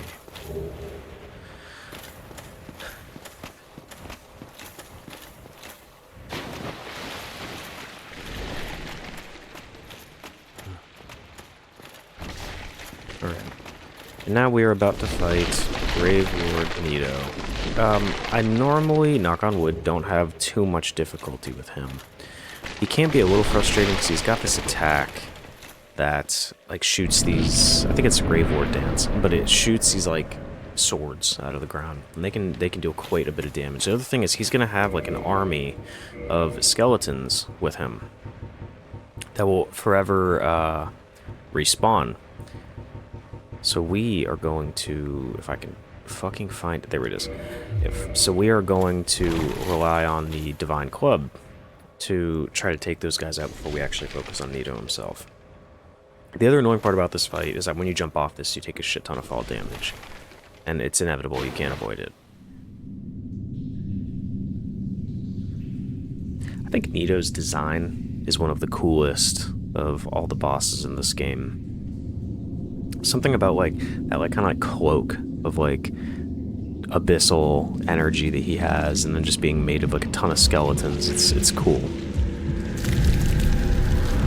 Although it does make me wonder if he's the first of the dead, where did the skeletons come from? Never thought about that before. Interesting. Alright.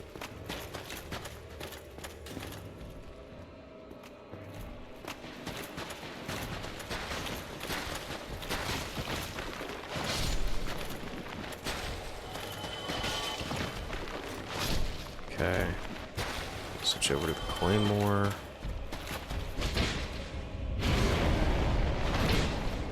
See, once those guys are gone, the Nito fight is not bad at all, as actually it's really easy.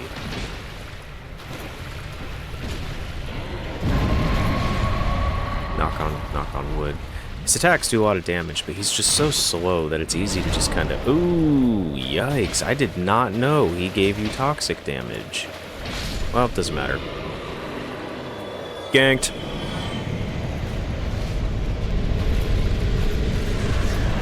And there we have a Lord Soul. So I'm just gonna rest up with this bonfire.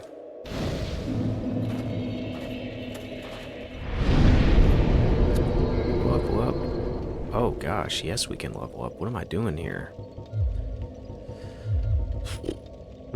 Let's see.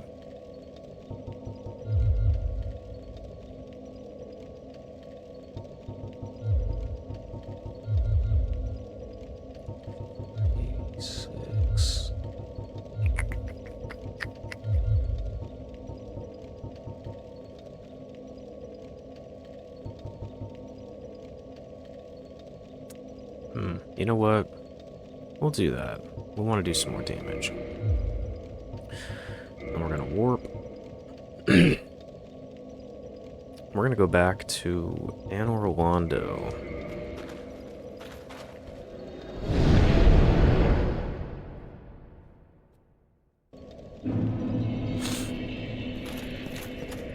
Now we're going to fight our favorite psychopathic dragon, Seath the Scaleless.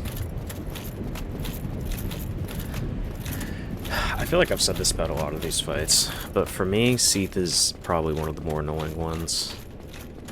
He has like this really big tail. Okay, ganked. I gotta tell you guys, I have really been liking using the Claymore this run. I've never done like a full Claymore run before, and I get the hype. I really do, because this thing rocks. And the fact that I'm running Havel's set, I guess I can take the sunlight. Sunlight might get help off. And the fact that I'm running Havel's set too is just crazy. I feel like you have to have really high endurance for that, and the Claymore and the Grass Crest Shield just aren't that heavy.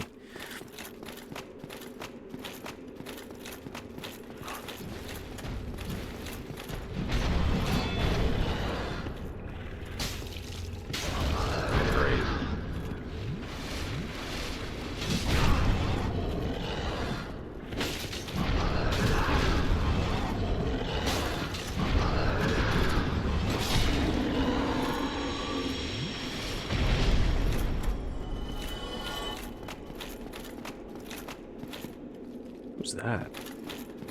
You know, all the hours of like lore videos I've watched on this game, and I still feel like I know basically nothing. Ganked. Boom.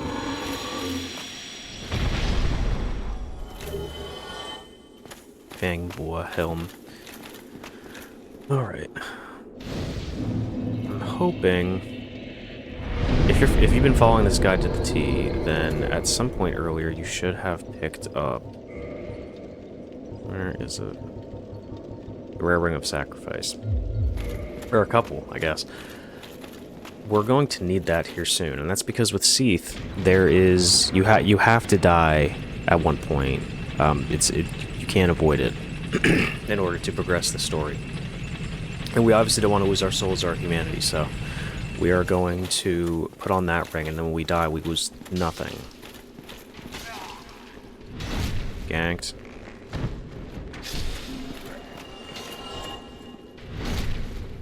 And don't let these guys' appearances fool you. They do more damage because they have better weapons, but they're just normal hollows that have been subjected to Seath's experiments. So...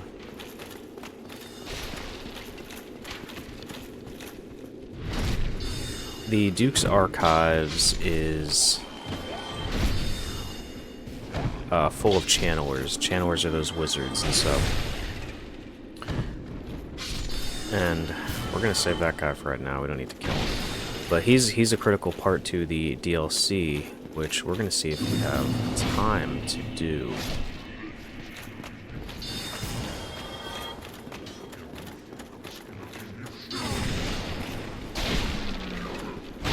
Oh, too easy. 666.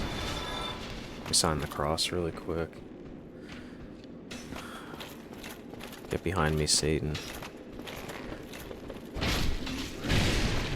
The fact that I can just one-shot these guys is so sick. Wait, I think there's something down here. I like how I said that like I was in like a horror movie. Like, there's something down there. You know, I fear that I, unfortunately, am one of those white people in horror movies that, like, hears a strange noise in the woods, and then they're like, oh, let's go check it out. I feel like sometimes I may be a little too adventurous for my own good, you know? Like, my best friend, Tyrese, surprise, he's black. I've tried to get him to, like, go do, like, spooky shit with me before, and he's always like, bro, no. So, yeah. I fear I am arguably one of the most Caucasian people on the planet. Okay. You know, the first time I saw Havel's set, I wasn't really too impressed with it, but the more I look at it, the more I'm realizing it is just insanely drippy. Something about that long, like, I don't know if his helmet is, like, if those are holes? And it's just, like, straight holes to the neck? I don't know. Okay, right about here, we are going to put on the Rare Ring of Sacrifice. It's alright, we're just going to need to be fat rolling for a bit.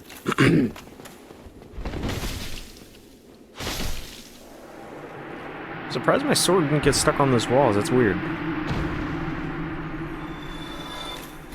Okay. There should be a crystal lizard up here. No! There we go.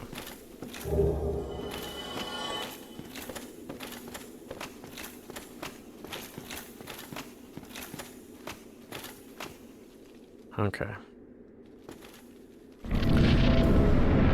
So we can just take off our armor because we're gonna die here no matter what.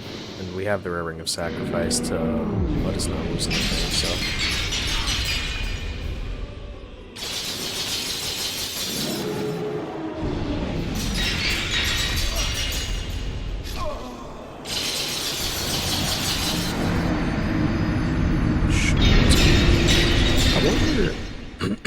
I feel like you still hollow. Oh, you don't? Wow, that's awesome. Okay. So now we can put our armor back on. Wrong thing.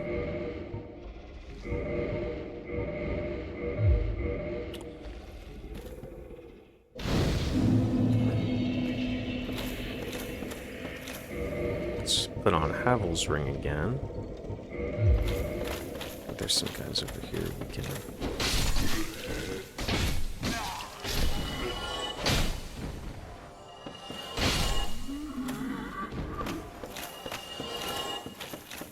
So we need to break out. As you can see, it's locked, but fortunately, this is the worst guard ever, and we can just one-shot him.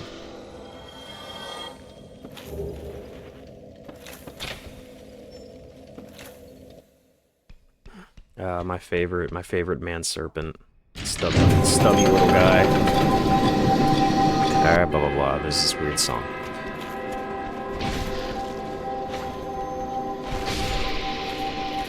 You know, I will say, I'm not sure the lore reason why there's man serpents here and in Sense Fortress. I don't really know what the connection is there.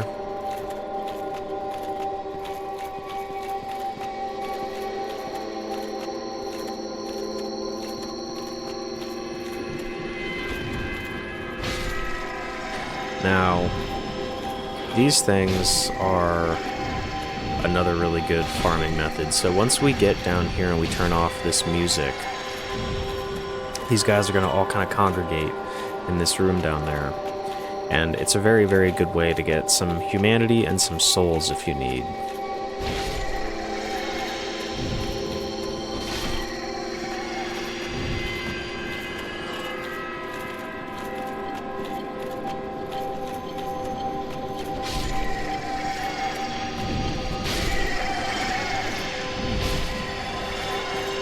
See right in here. So we're gonna, once we turn off that song, they're all gonna be kind of like stockpiled in here.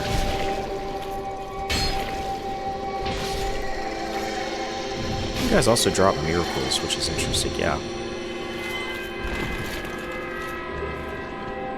I don't even know what that miracle is. And now, if we had been doing Big Hat Logan's quest line, he'd be in here, and we could unlock him once we get the key. There's a Firekeeper soul back there. We're gonna go back and grab here shortly. We just need to go get the key.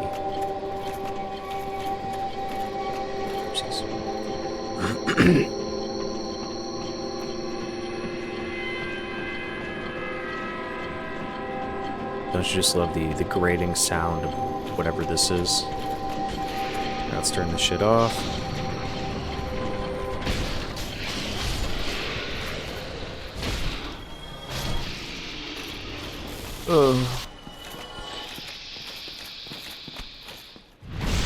Ganked. Alright. Now we can make our escape. I'm lazy. I don't feel like running all the way back up there, so I'm just gonna homeward bone.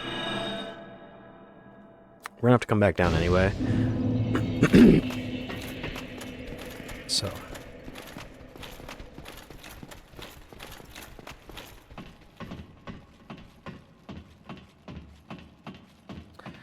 Now that we're not hollowed, I don't want to get invaded.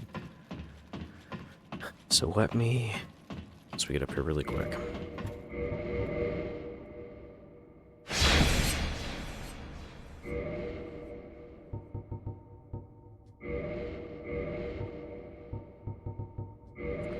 Now, I'm sure I've said this already, but I'm only playing this offline for the sake of the this walkthrough.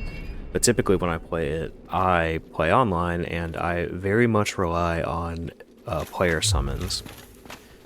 You know, it's like a thing in the community. A lot of people don't, or like think it's like cheating if you use player summons. I don't get why. I truthfully think like that using a player summon is like the way this game is supposed to be played.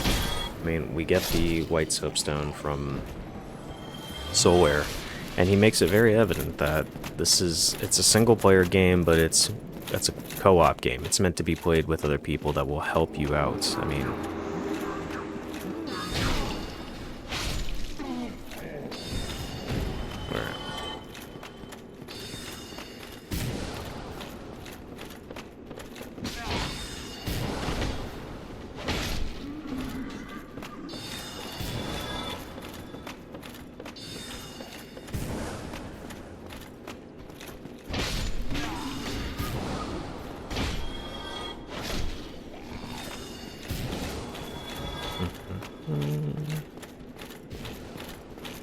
oh, I went the wrong way.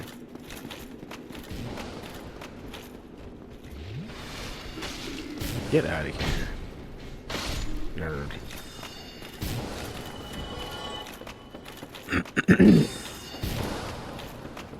Watch those guys, the channelers that are shooting those sorceries, because if they hit you, they will deal quite a bit of damage. Just like us, we deal a lot of damage. Alright, come up here, turn this wheel. Hey, get out of here.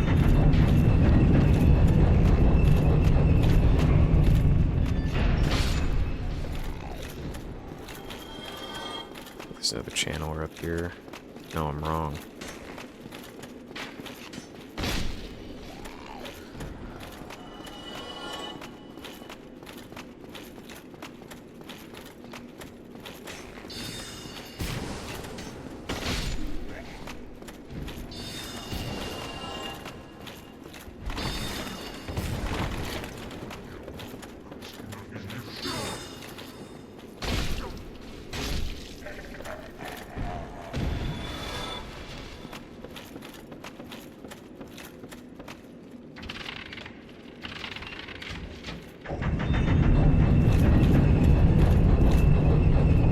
Alright, there's going to be a little shortcut that we're going to need to get to Seath over here. Ignore this guy.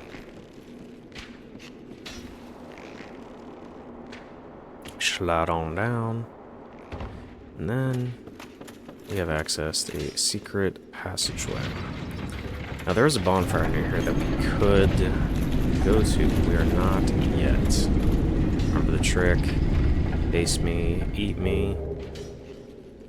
The channeler set is incredibly good set of armor. Okay, so that's the key we're going to use to go back and get that Firekeeper soul. It's facing us.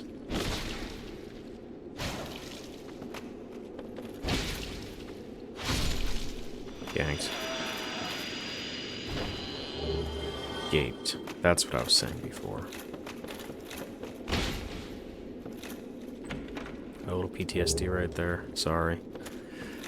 Okay. So we can open this. We're not going to go down here just yet, though.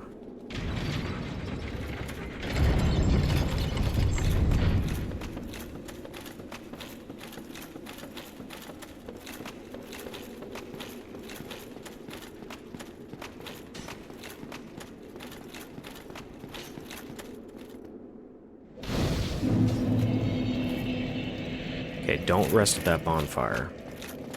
Now we are going to Homeward Bone. If you already did rest at that bonfire, I sincerely apologize.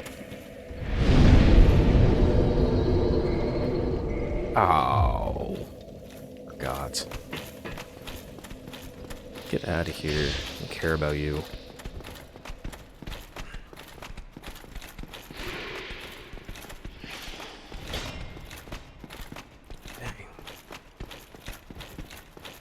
Well, that's one thing that Dark Souls does really well, is it makes you run.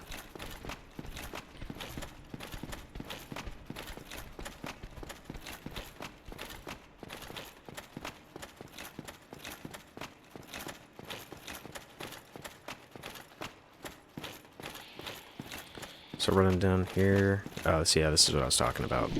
But like I said, very good source for souls. Just make sure these guys don't hit you.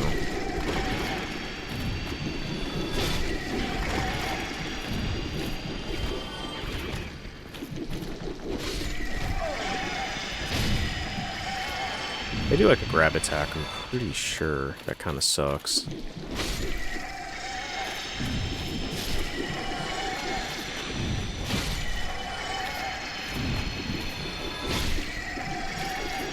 And if you have, oh, I didn't show you how to get the Silver Serpent Ring. There is, if you need souls, there's a ring in the Tomb of the Giants that you can use to collect more souls whenever we're gonna use our last Homeward Bone to get more souls. Sorry, I should have shown you how to get that, but you're gonna have to use another guide.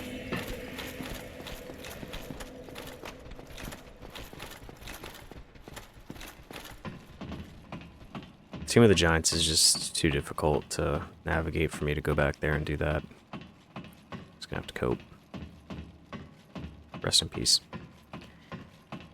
Honestly, by now, you should be fine on souls, so I don't think you'd really need it. The only time you'd really want it is for like a subsequent playthrough, but it's not like that important, so.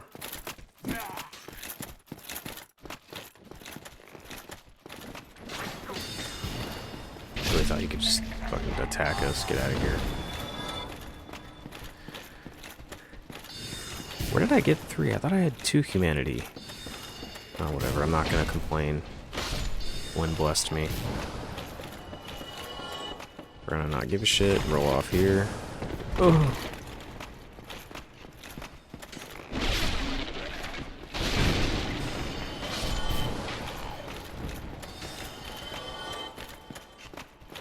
We're gonna go back and rest at this bonfire.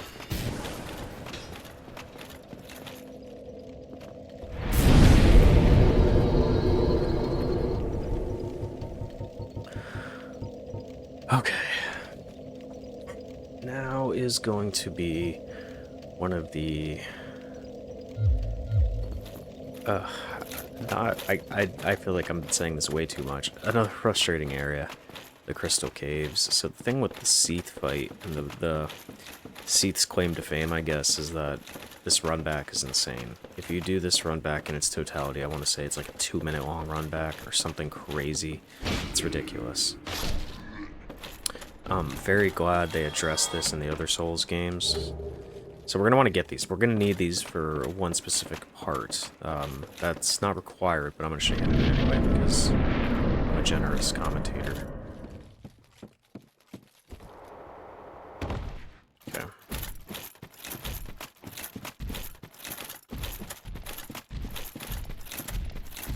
I really do just adore the art style in this game. I don't think...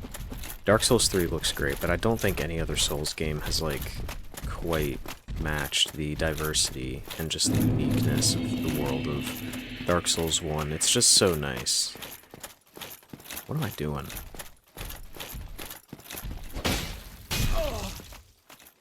So, typically, I would just run by these guys, but for...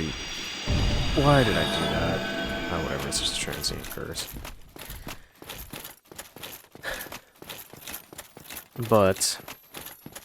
for you guys, I'll actually fight these dudes a little bit. So you see, looks like they're falling on something, and now we find the gimmick of this. There's these invisible pathways. Right, how wonderful. How much humanity do we have now? Oh, we have so much humanity, that's so great. And you see some of our friends, the Moonlight Butterflies. I can't remember why Seath created the Moonlight Butterflies, but there's a lore reason. Seath is like an experimenter. He's obsessed with maintaining his immortality because he does not have the immortal scales like the other dragons. That's why he betrayed them.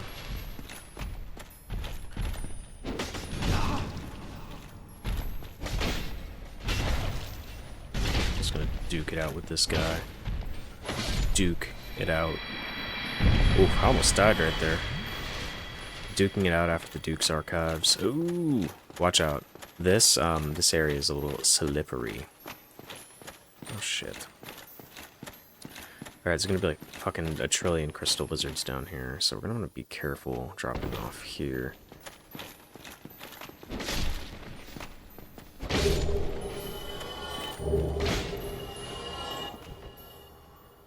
Oopsies. Alright, so this is a spot I was talking about, so... for most of these, you can kind of see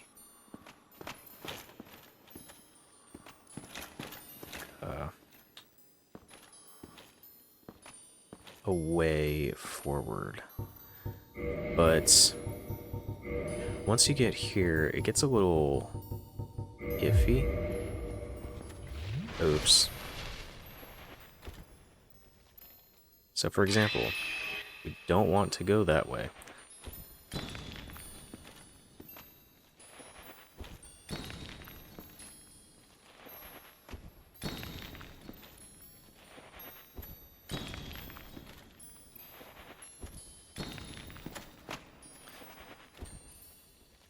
Okay.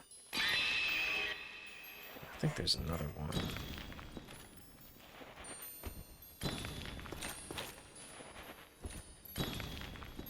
There's like a little turn somewhere. Yep.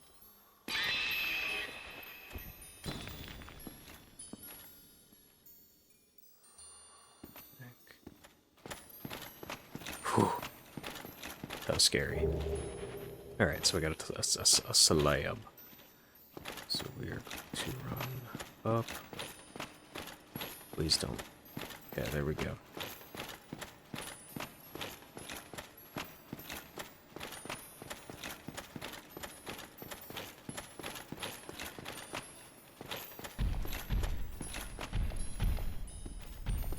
Alright, we're gonna drop down here. We're gonna fight this guy. Because why not? Oh, bad idea. Why did I do this?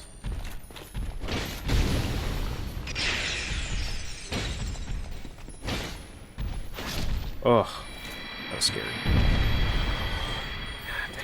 We're about to go into the Seath fight with no homeward bones, no Estus flasks. We might die here, folks, but...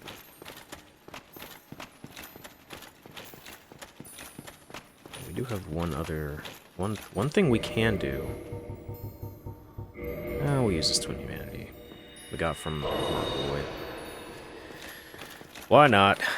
Gives us a little health. I fully anticipate on dying here at least once. I guess if I do, that'll just give an excuse to show you guys the run back. And once you get this area, you know, you can just kind of run by it relatively quick like I can. I think you can aggro this Moonlight Butterfly. No, we're good, okay. So this part can be a little bit of a gangfest as well. There's all these angry clams. And if you run straight into Seath's boss arena... try to be tactful about this because I don't want to lose any health.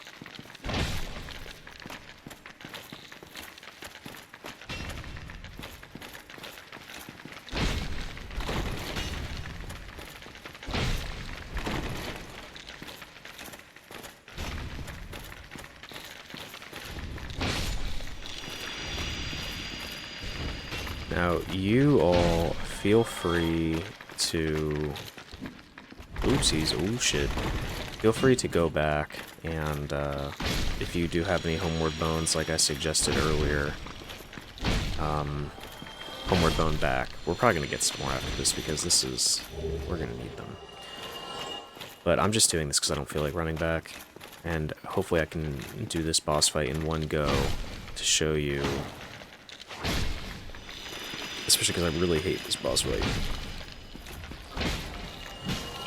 Damn it! I got too cocky there. It's okay. Alright, so this is Seath's boss arena. See that crystal over there? We're gonna have to break it. Dripped out. Wearing the Havel set is kind of perfect, because in the lore, Havel was like a dragon hunter, and he did not trust Seath at all. He actually hated that Gwyn trusted him as much as he did. So we're just going to cosplay as Havel, fighting Seath like he always wanted. Alright, so turn around, go beat the shit out of this crystal, and now we can fight Seath. So the way you're going to fight Seath is a little annoying. You're going to want to try to run around his big old tentacles and try to get behind him, because if not, he's going to shoot out this... I don't know how to describe it.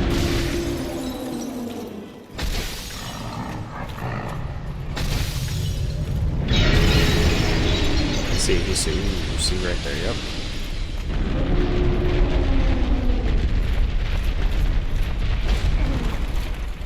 Oh, yeah, we are so cooked, there's no way.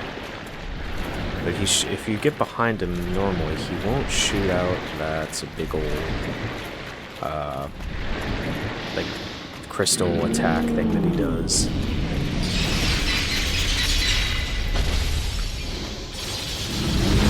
Oh, we're good. Alright, I expected that. That's okay. It's alright. I'm not mad. I'm not mad. Okay. Get ready for Seath's run back.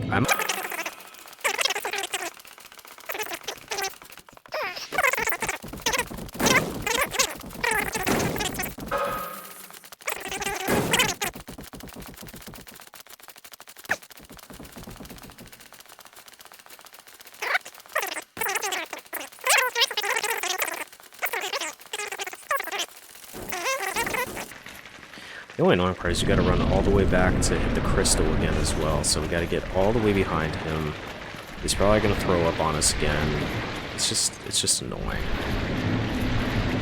People talk about the Bed of Chaos being the worst design boss fight. I think it's Seath, personally, because it's annoying. He has a ton of health, you need to get behind him, he does this crystal attack, like, it's the most frustrating fight ever. And the whole time he's turning around and smacking you with his long old tentacles. Alright,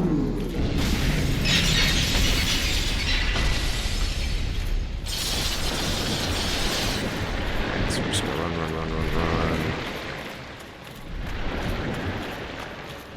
He's gonna keep on turning around because he sucks.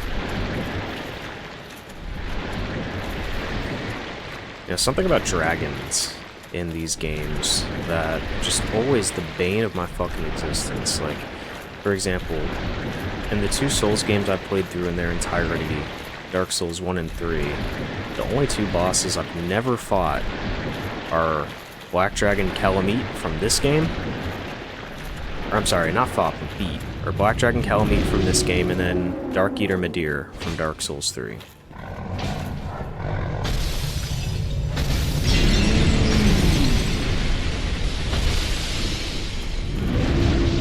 Oh, that's wonderful. Thank you, Seath. He's probably gonna throw up on us again, watch.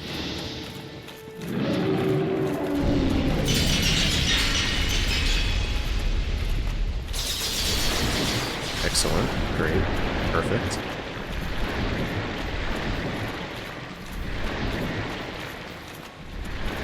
Yeah, there's a reason I saved Seath for last.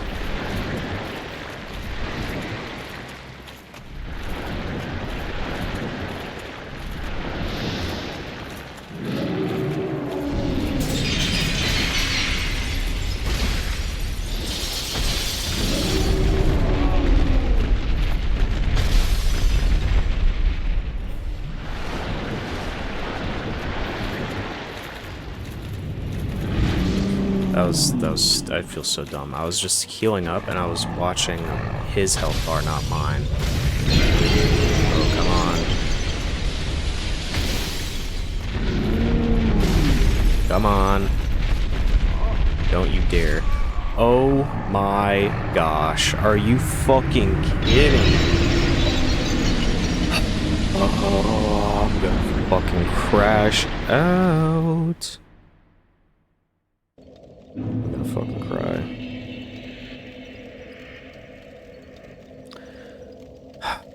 Give me a second.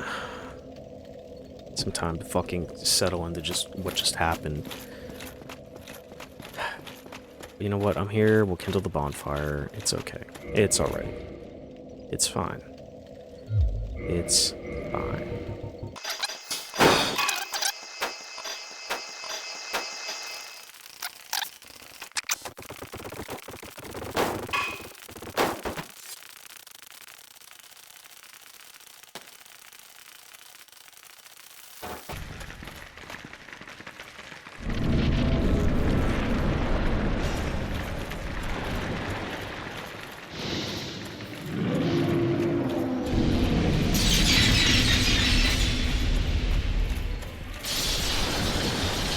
I'm tired, boss. I don't want to do this anymore. Fuck you, Seath. What kind of dragon has tentacles anyway? No, no, no, no, no.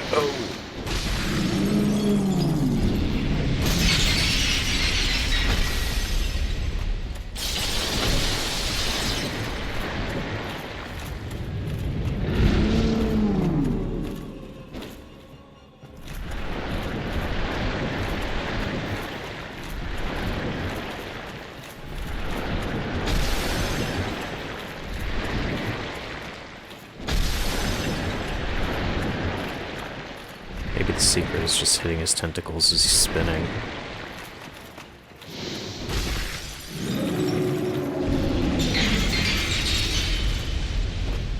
Okay. Alright, come on.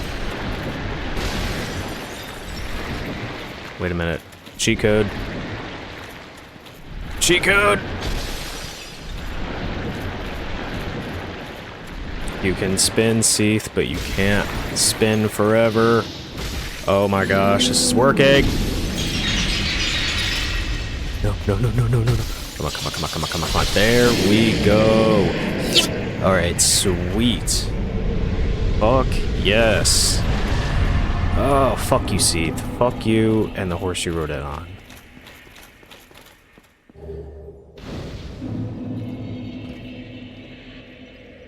Okay. Oh my god. Oh, okay.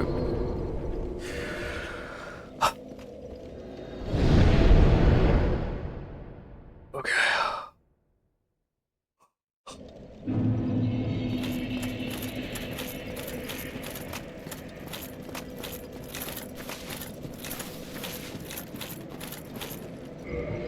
Reinforced Estus Flask. Okay. Let's level up, and then I think what I'm going to do is I'm going to take a second and go make a separate save file on this game, and then I will go and do the DLCs. Or I'll do them at a later point. So I'll link another video for the DLCs if you would like to do them, and I highly recommend you doing them. But in this video, I'm just going to complete the main game. Alright, let's see, what can we do here? 500, that sounds nice. It's funny how Dex, once you get to a certain point, the Claymore scales better with Dex than with Strength. It's kind of cool. Alright. So, right here, give me a second. I'm gonna go make a save file for this game, and then I'll come back and I'll do the DLCs at another point.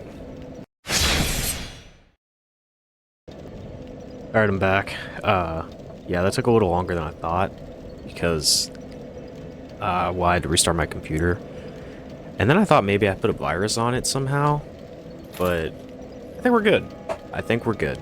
So, from here, we're just gonna finish the game. We have all of the Lord Souls, and we're gonna run... Oh, I forgot we have that guy. Ew. So we're gonna come on back here. Remember we pissed off Frampt, so we're just gonna yeet right off here. Blah, blah, blah, blah, blah. And then offer souls to the Lord Vessel. So at this point, I would recommend you do the DLCs. Don't beat the game yet. I'm gonna link another video with the DLCs because I don't think that we're going to have time in this video to do the DLCs and beat the game. But if it does work out, we got time. I'll use the save file that I created. I'll go back and beat the DLCs, and I'll just kind of interimpose it in here. So, welcome to the Kiln of the First Flame.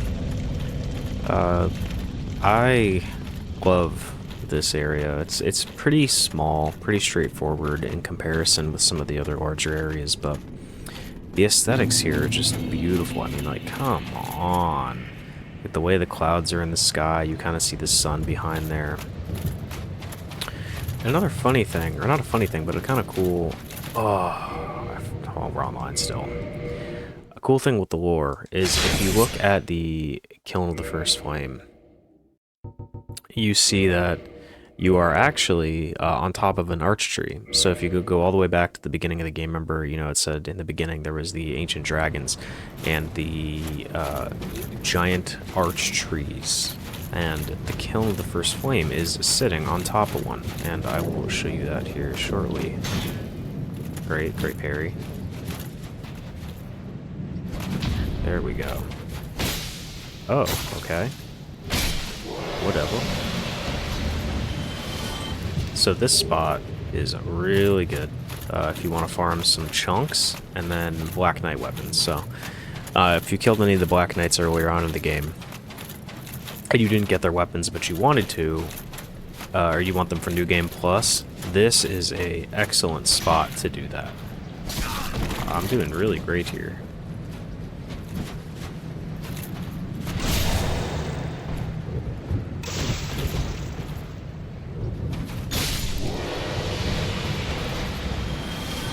We're not hollow, right? No, we're not hollow. Okay. Good. You don't want to be hollow when you go in here, and the reason why is because we can actually summon a good friend of ours to help with Gwyn.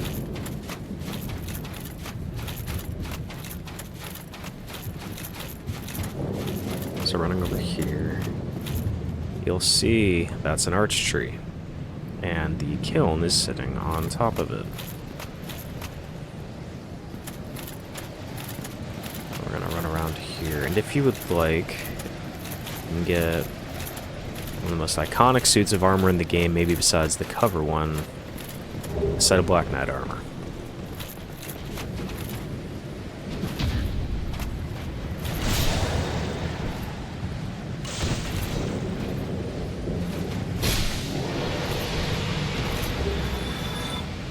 Like I said, if you need chunks, this is a good place to farm them. I believe our compatriot is up here. There we go. And who is it? It's our boy. So, one of the common theories, and I subscribe to this theory, is that the reason why we find Solaire at all these different points in the game is actually because the journey that he's on is very similar to ours, but in his own timeline and his own universe. And so, when we do this in Solaire's timeline, he actually links the flame, and he becomes the Lord of Darkness. I like that theory, because it explains why Solaire is at all these spots. Oh, great.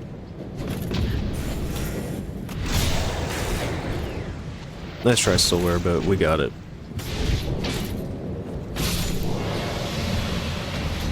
Great. Can we get... Oh, Black Knight Great Axe.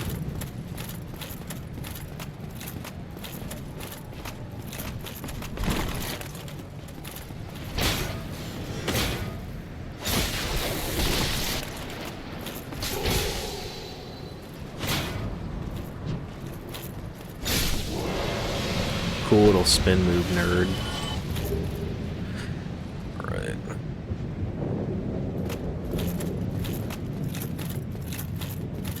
Alright.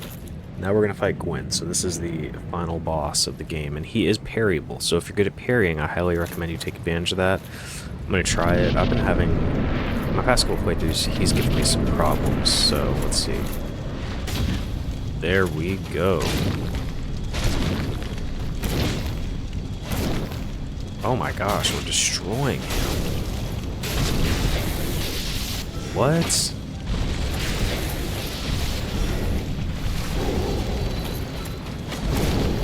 Oh my gosh, I've never ever had this easy of a time with Senor Gwyn. That is wild. Jeez. We absolutely, Solaire and I absolutely gaped that dude. That was not even fair. Alright. Thank you, Solaire, I love you. Now we gotta decide what ending we want. So, we link the flame, or we leave and become the Lord of Darkness.